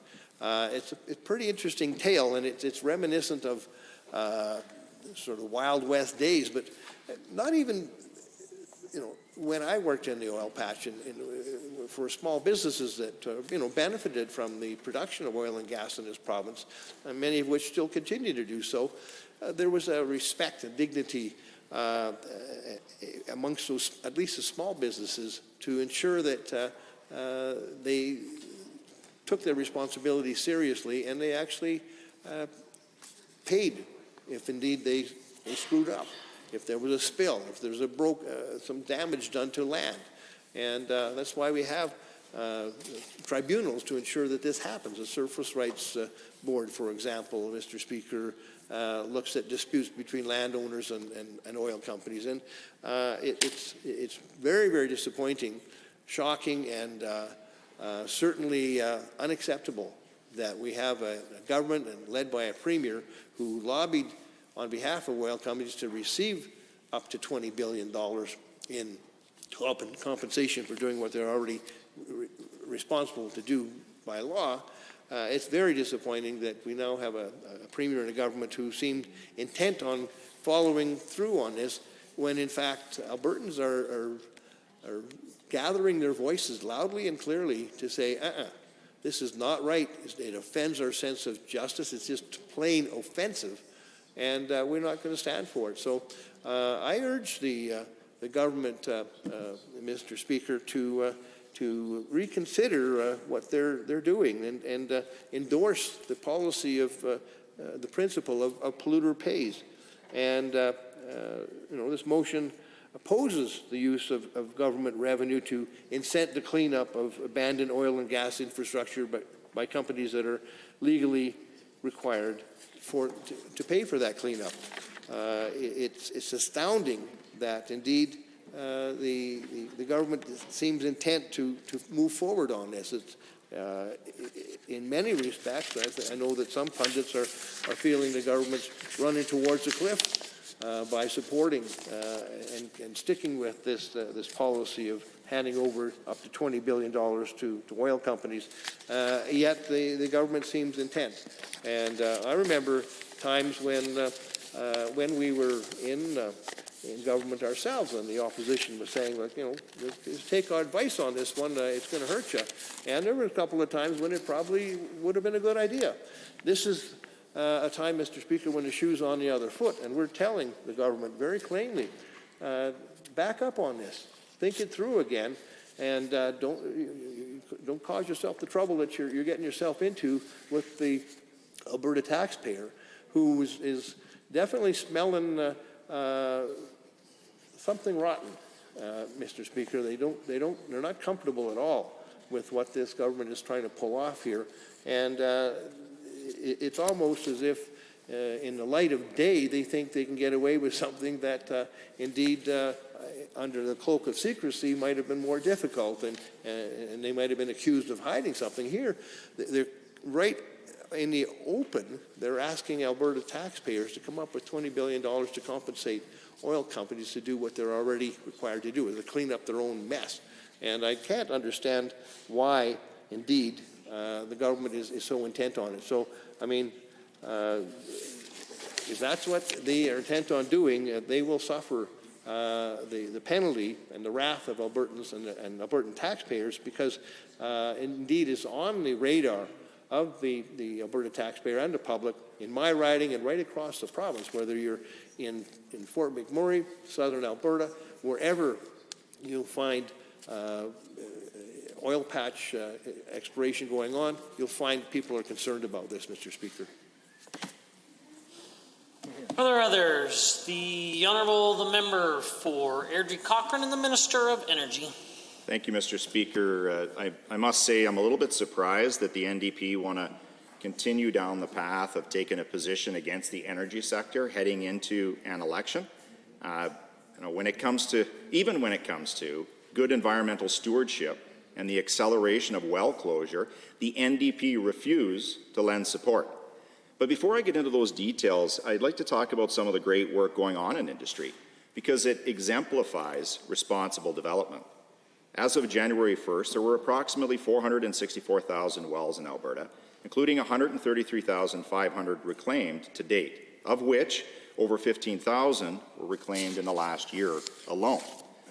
Contributions for this cleanup came through direct industry initiatives, the Orphan Well Association, which is levy paid by the oil and gas sector, and through closure efforts from the Site Rehabilitation Program. Alberta's energy sector are setting the pace when it comes to methane reductions, having achieved 44% thus far, meaning we will easily exceed the 45% goal set out for 2025. At a flaring and methane reductions panel that I participated in on Sierra Week in Houston, many were happy to see the tremendous success within Alberta and expressed displeasure at the lack of action elsewhere in the world. Alberta oil sands producers are also showing leadership, having brought down emissions by over 35% in the last 20 years, 22% in the last decade.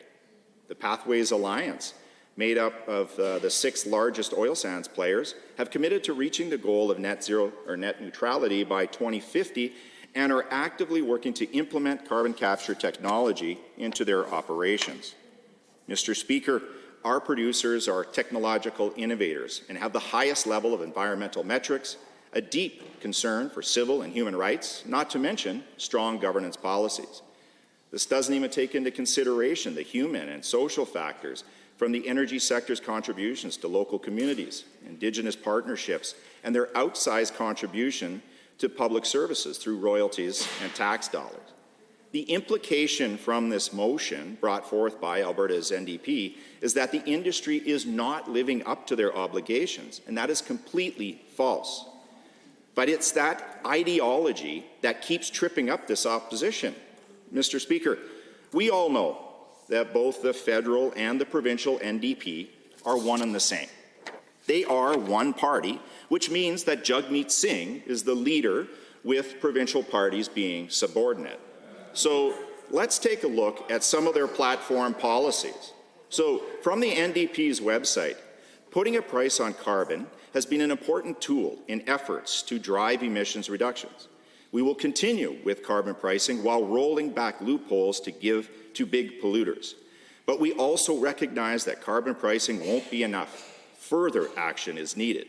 We will support Canada's net zero target by reviewing financial legislation to ensure that strict rules are in place to prevent big companies from using offsets. And they go on, and they say that they will put in place legislation to ban any future oil, gas, and pipelines incentives. Mr. Speaker, the anti-oil and gas position is a fundamental ideological NDP belief with no incentives of any kind to be allowed to fossil fuel producers ever. That is the real message behind their motion, Mr. Speaker. Naturally, this causes strife and division within NDP ranks because we live in Alberta, and adhering to an anti-oil and gas platform, at least outwardly, is an election killer.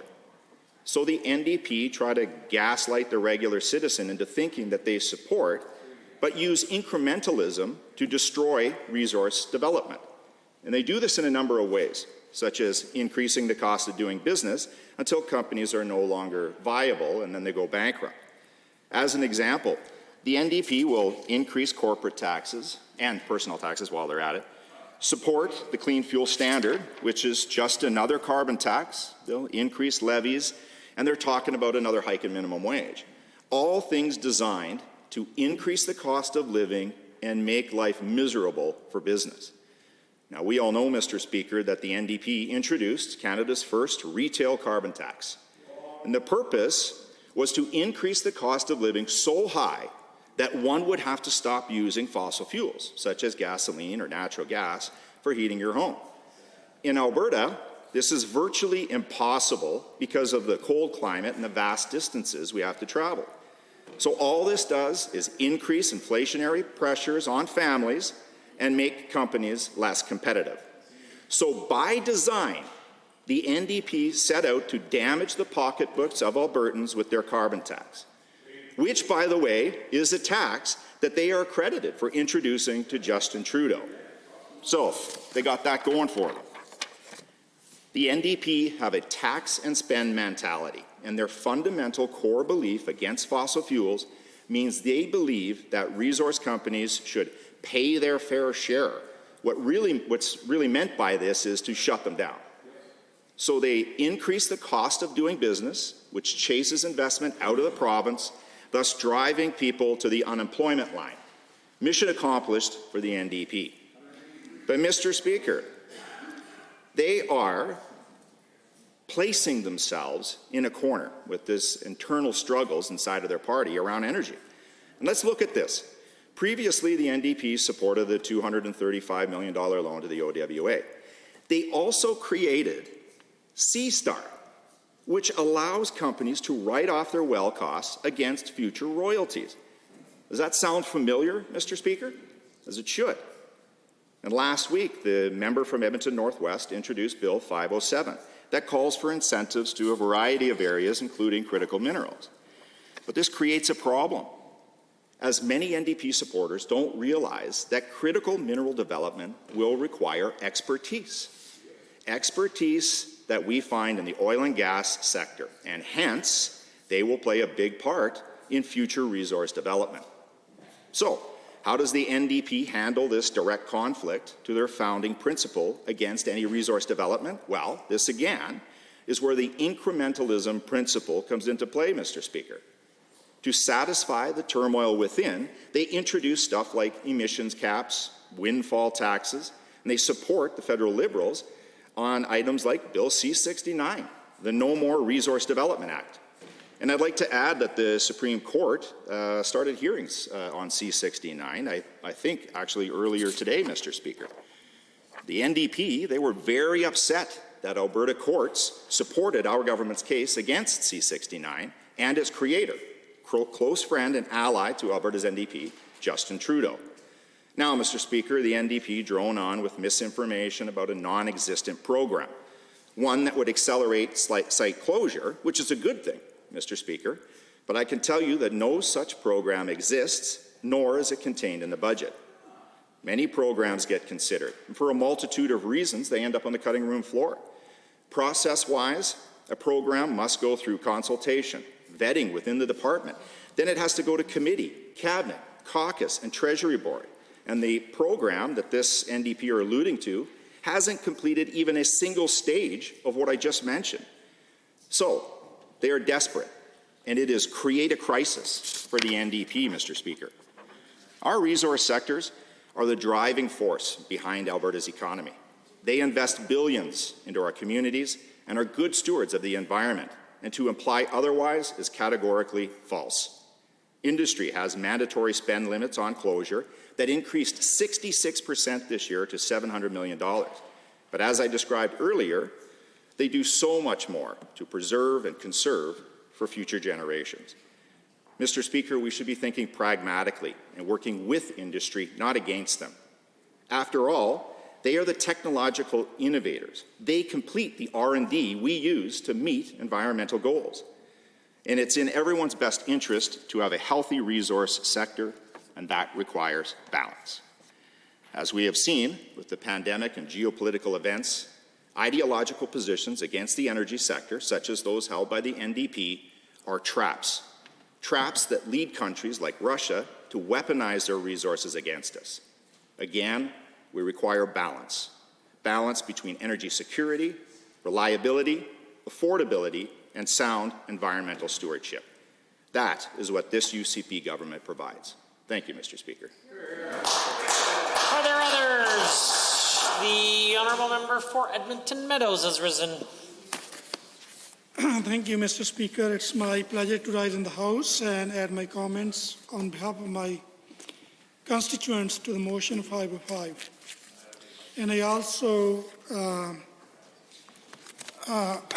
commend and congratulate my colleague member from Edmonton Goldwater to bringing forward this motion in the House, because I think what kind of based on the feedback I get in my office, and this is very concerning issues, not only in my riding, but also among Albertans. So it is very general principle. You don't need to do a lot of education around this. So if you make a mess, you clean yourself. If something, you break it, you fix it. And more importantly, if you are running a professional organization, big company, then it's expected you better understand those principles. So more than that, if you're running a multi-billion-dollar corporations or multinational corporations that's earning billions and trillions of dollars and have so many professionals and talented and skilled people on board, and they better understand the content of their agreement they have signed with governments. And in this case, it seems everyone understands, but only this government. Mr. Speaker, through you to the minister, I appreciate he stood up to provide comments to this motion in response to my colleague from Edmonton Goldwater. But it was, disturbing to see that he has nothing to back up his argument, basically no information. I don't know, we need to see probably how many times he used Justin Trudeau and Jagmeet Singh and whoever. Then this motion was all about what he is doing with the public funds, Albertans' money to hand over to multi-billion-dollar companies to do a job they're already legally obligated to do it. And you are doing at that time when Albertans are going through tough time. And you're doing at time when the Alberta government told them that you cannot help them enough because you don't afford to do it. and you came up with this plan.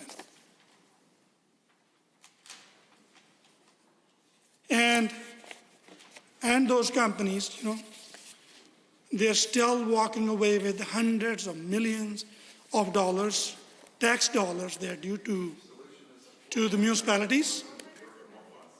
And instead of helping those municipalities get those tax dollars back, so they can help the municipalities and communities going and build economy, the UCP government came up with this plan that they see this is wise enough decision to come up with public fund at the time when they can be spent on people where they are lacking a lot of support in healthcare, in education, and affordability crisis. And came up with the plan. Order. The honourable member for Edmonton Meadows is the only one with the floor. Thank you, Mr. Speaker. Mr. Speaker, when I was looking at this bill, it was reminding me something what happened in mid-90s and in BC government. NDP Premier then Glenn Clark came into news by handing out something about $800, his government signing about $800 contract. Turned out to be that the individual who worked on that contract was Premier Glenn Clark's neighbor. Somebody complained because he had a really good relationship as a neighbor with the Premier, and he was often seen helping and working and mingling with Premier's household, and the Premier took immediately that responsibility, saving the reputation of himself and his party. He resigned. Even though after that, he was cleared from all those processes, from the ethics commissioner, from the legal point of view, there was nothing done wrong. He had no role to play with that $800 or $50 contract. And other side, we see the conflict of interest issue, the ethics being broken by this party. If the UCP believes in ethics, anything like that, they would have a better answer today, and that I was expecting from the minister when he rose to respond to my colleague, he would have a better argument on this.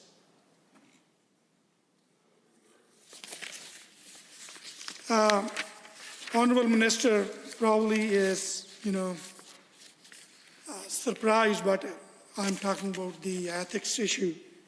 So we all know how those connections work around current Premier's office and the R-Star. I would just like to, for the sake of the record, I don't know how much time I do have it, go on the information. A staff member in the Premier's office broken ethics rule due to his ongoing role in organization lobbying for a massive royalty giveaway to a small number of oil and gas companies. According to corporate search records, Chris Skinner is registered as a corporate director of Sustaining Alberta Energy Network, the organization developing the R-Star program that proposes granting up to $20 billion in royalty credits to incentive the cleanup of wells, something companies are already obligated to do. Skinner also works in Premier's office as a manager of special projects and is currently working on implementing R-Star. Section 23 of 2 of the Conflict of Interest Act, page 33-34, reads, a member of the Premier's and Minister's staff breaches this part if he or she takes part in a decision in the course of carrying out his or her office or powers, knowing that the decision might further a private interest of the member, a person directly associated with the member, or the member's minor or adult child.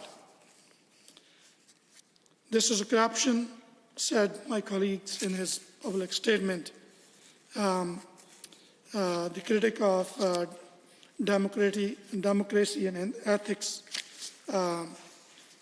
that the Premier's office are using their power to help themselves and enrich their close friends. And this is truly unacceptable.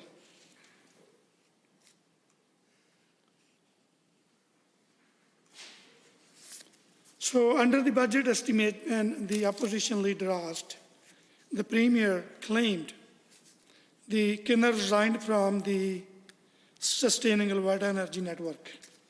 Corporate records indicate that is not true.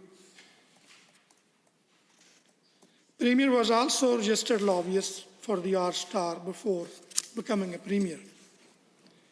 The other director listed in the corporation is Mackenzie Lee, who also runs the Alberta's First Initiative, a third-party political advertiser that is largely funded by companies that would benefit from the program.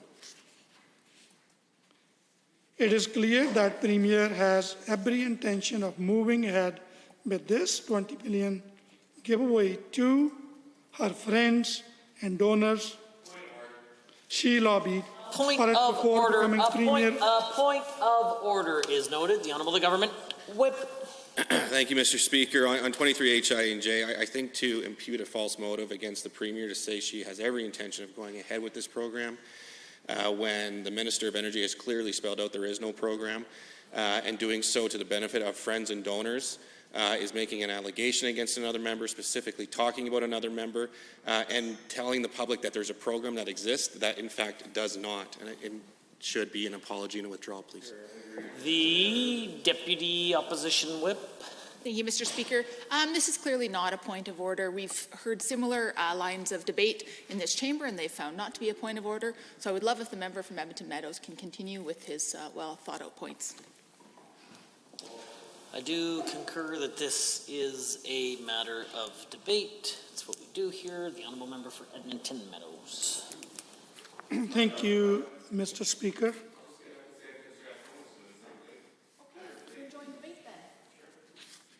So what I was saying, Mr. Premier, Mr. Speaker, sorry about that. Mr. Speaker, that's okay. Premier belongs to the House anyway.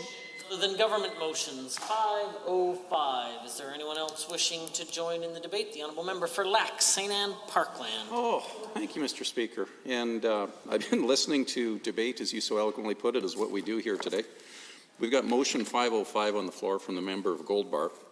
And I'm just going to read it into the record here yet again for the folks at home so they understand what's taking place. So it's to endorse, A, the principle that polluter pays, and B, oppose the use of government revenue to incentivize the cleanup of abandoned oil and gas infrastructure by companies that are legally responsible for that cleanup. So on the surface, Mr. Speaker, this seems to be pretty innocuous like having a coyote on the edge of your farmyard when they keep sniffing around the chickens, where they want to keep grabbing one at a time. It's the same type of thing. Firstly, the polluter does pay. That is a principle written everywhere. We have so many laws in place to do that for the environmental protection of the province. That's number one. The second one is to oppose any use of government revenue to clean up abandoned wells. There was a comment made in here earlier today, and it was pretty wild. So, you know, there's an old adage out there, to catch a thief, you have to think like a thief. Well, to see what a plan is to shut down our energy sector, you have to think like a socialist. Because this mandate that they've been doing has been nonstop. They like to say in here, you know, the just transition plan. Well, let's talk about that after the election. We don't want to talk about literally the alliance that we signed with Jagmeet Singh and Justin Trudeau, and they hate to recognize that their party is one big party that's right across the country. These are the same things that are insidiously creeping here again. The same folks that are standing up here claiming that he doesn't want to use tax dollars say free money. Free money. They actually said that. The leader of the opposition said free money in here today, talking about other health programs. The free money is taxpayer dollars. So for a program that doesn't exist, they're pulling some feathers out of wherever they pull things from to make up things in fairy tale and pixie dust land again, to have this pontification about saving the planet, saving the environment, oh yeah, and saving taxpayer dollars. They're making, I can't say certain parliamentary language, I'm trying very comfortable here, but calling an L word something and trying to think of a different one right now is frustrating the heck out of me. Misleading, misstepped, misguided, or just the simple just transition language about our energy sector and what we're trying to do here.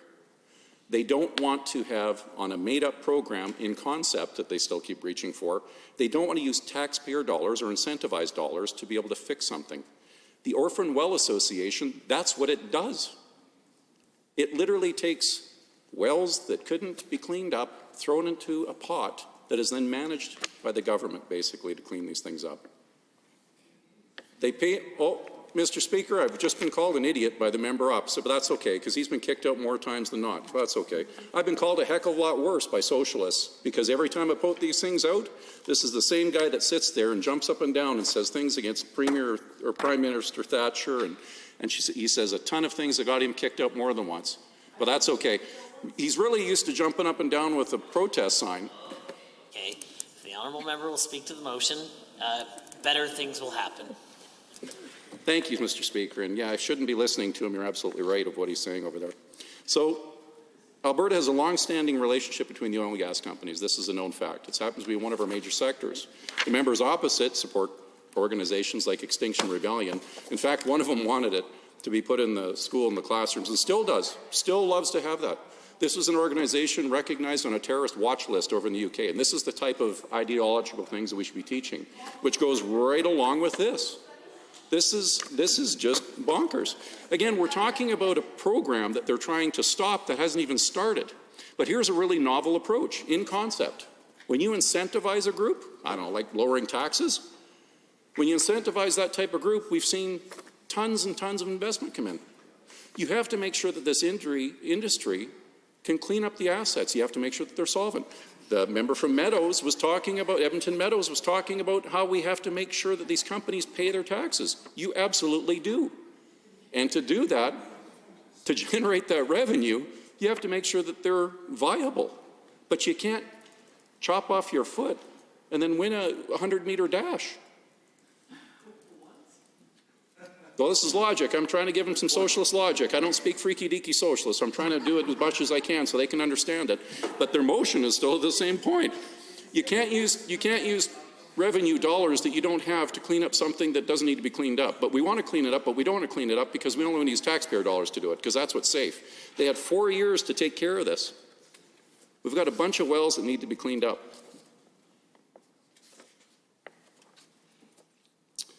We've got a large inventory of inactive and abandoned wells across the province because we've had lots of activity. The current way we've been doing it for years isn't quite working.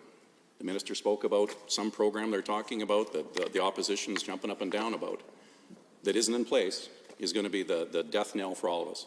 What I would like to hear is the minister working on programs behind the scenes, working on items that would be novel, no different than how we worked on the economy, to clean up these wells, to make sure that we get these things cleaned up. They're sitting out there. The government introduced a liability management framework to help decrease the number of inactive cells on site, to support and speed up the targets for Albertans to nominate sites for cleanup. So this is a good thing. So again, it was similar to what's taking place on this file is similar to what was said earlier on crop insurance files. The opposition loves to go out, make up a news story, get their little tweets, their little twits, or whatever the things are in social media that are out there that follow and do that, so then they can jump up and down and cause disinformation. That's what this motion is, where we want to make sure that we can... I hesitate to interrupt, but pursuant to Standing Order 8.3, which allows the mover of the motion up to 5 minutes to close debate, I will call on the honourable member for Edmonton Gold Bar to do just that. I might remind all members of the Assembly that unparliamentary language on or off the record is still unparliamentary. The Honourable Member for Edmonton Goldbar. Thank you, Mr. Speaker, for what was probably the most merciful interruption of the entire day. I appreciate that, and I appreciate the opportunity to close debate on motion 505. You know, it was interesting to hear the Energy Minister stand up and talk about the motion. It was interesting because he didn't say whether or not he's going to support the motion or whether he's against it. So I guess we'll have to see when members are called to vote exactly how the government members are going to vote, because in neither of the statements that I listened to did either speaker from the government side indicate whether or not they support the idea of polluter pay and oppose the idea of government using taxpayer dollars to clean up oil and gas wells, or whether they vote in favor of the proposed $20 billion giveaway that the Energy Minister has been tasked to create. Now, the other thing that was interesting, Mr. Speaker, is that for about a minute of the Energy Minister's speech, he did reference the R-Star program. And in the same sentence, he said that the program didn't exist, but if it did exist, it would work wonderfully to clean up all of these oil and gas wells that need to be cleaned up. Well, what is it, Mr. Speaker? Does the program exist or not? We know that the program has been given as a responsibility of the Energy Minister to develop.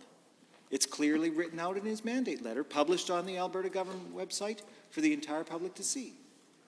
The Minister himself has said that, in his opinion, we need to incentivize oil and gas companies to do the thing that they're already required to do. Like my colleague from Calgary Mountain View said, this is like incentivizing speeders to slow down by paying them money to stop speeding. This is the creation of a moral hazard.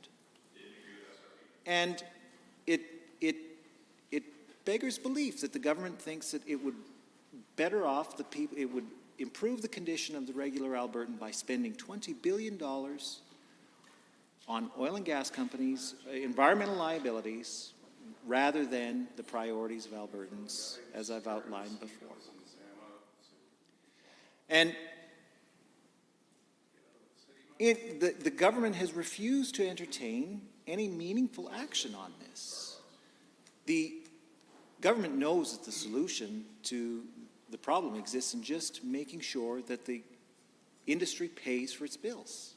But it refuses at every turn to take the option, to take the necessary steps to make the oil and gas industry, the bad actors in the oil and gas industry, pay their bills. They refuse to step in and require them to pay their municipal taxes. They refuse to step in and recover the money from surface land, the Surface Rights Board that is paid out to the oil and gas industry. The minister claims that the oil and gas industry is doing an excellent job of reducing methane reductions, and that's true. But the taxpayers have been on the hook for over $30 million in that effort. So, Mr. Speaker, enough is enough. The taxpayers of Albertans are tired of paying bills that properly should be paid by the oil and gas industry. And I think it's rich that the Energy Minister will portray this as socialists refusing to provide any incentive to the oil and gas industry. Mr. Speaker, I think the difference here between our party and his party is that we want to create incentives so that companies do the things that they normally wouldn't do here in Alberta. That's the idea behind the PDP program that we implemented. That's the idea behind a bunch of the tax credits that we implemented. That was designed to encourage industry to carry out activities here in Alberta that they wouldn't normally do. That's not the case with the R-Star program. This $20 billion that the Energy Minister is intent on giving away is actually going to disincentivize the cleanup of oil and gas liabilities, because as my friend from Calgary Mountain View pointed out, who's going to spend their own money to clean up their own oil and gas liabilities when they can wait for a government handout? We saw that with the site rehabilitation program. Once the government announced the site rehabilitation program, all of that activity stopped until everybody knew who was going to get the money. That's exactly what's going to happen. I encourage all members to stand up for their constituents and vote for this motion. Thank you, Mr. Speaker. Honourable members, motions other than government motions 505. All those in favour of the motion, please say aye. Aye. Any opposed, please say no. No. In my opinion, the noes have it. That motion is defeated and a division has been called. Call in the members.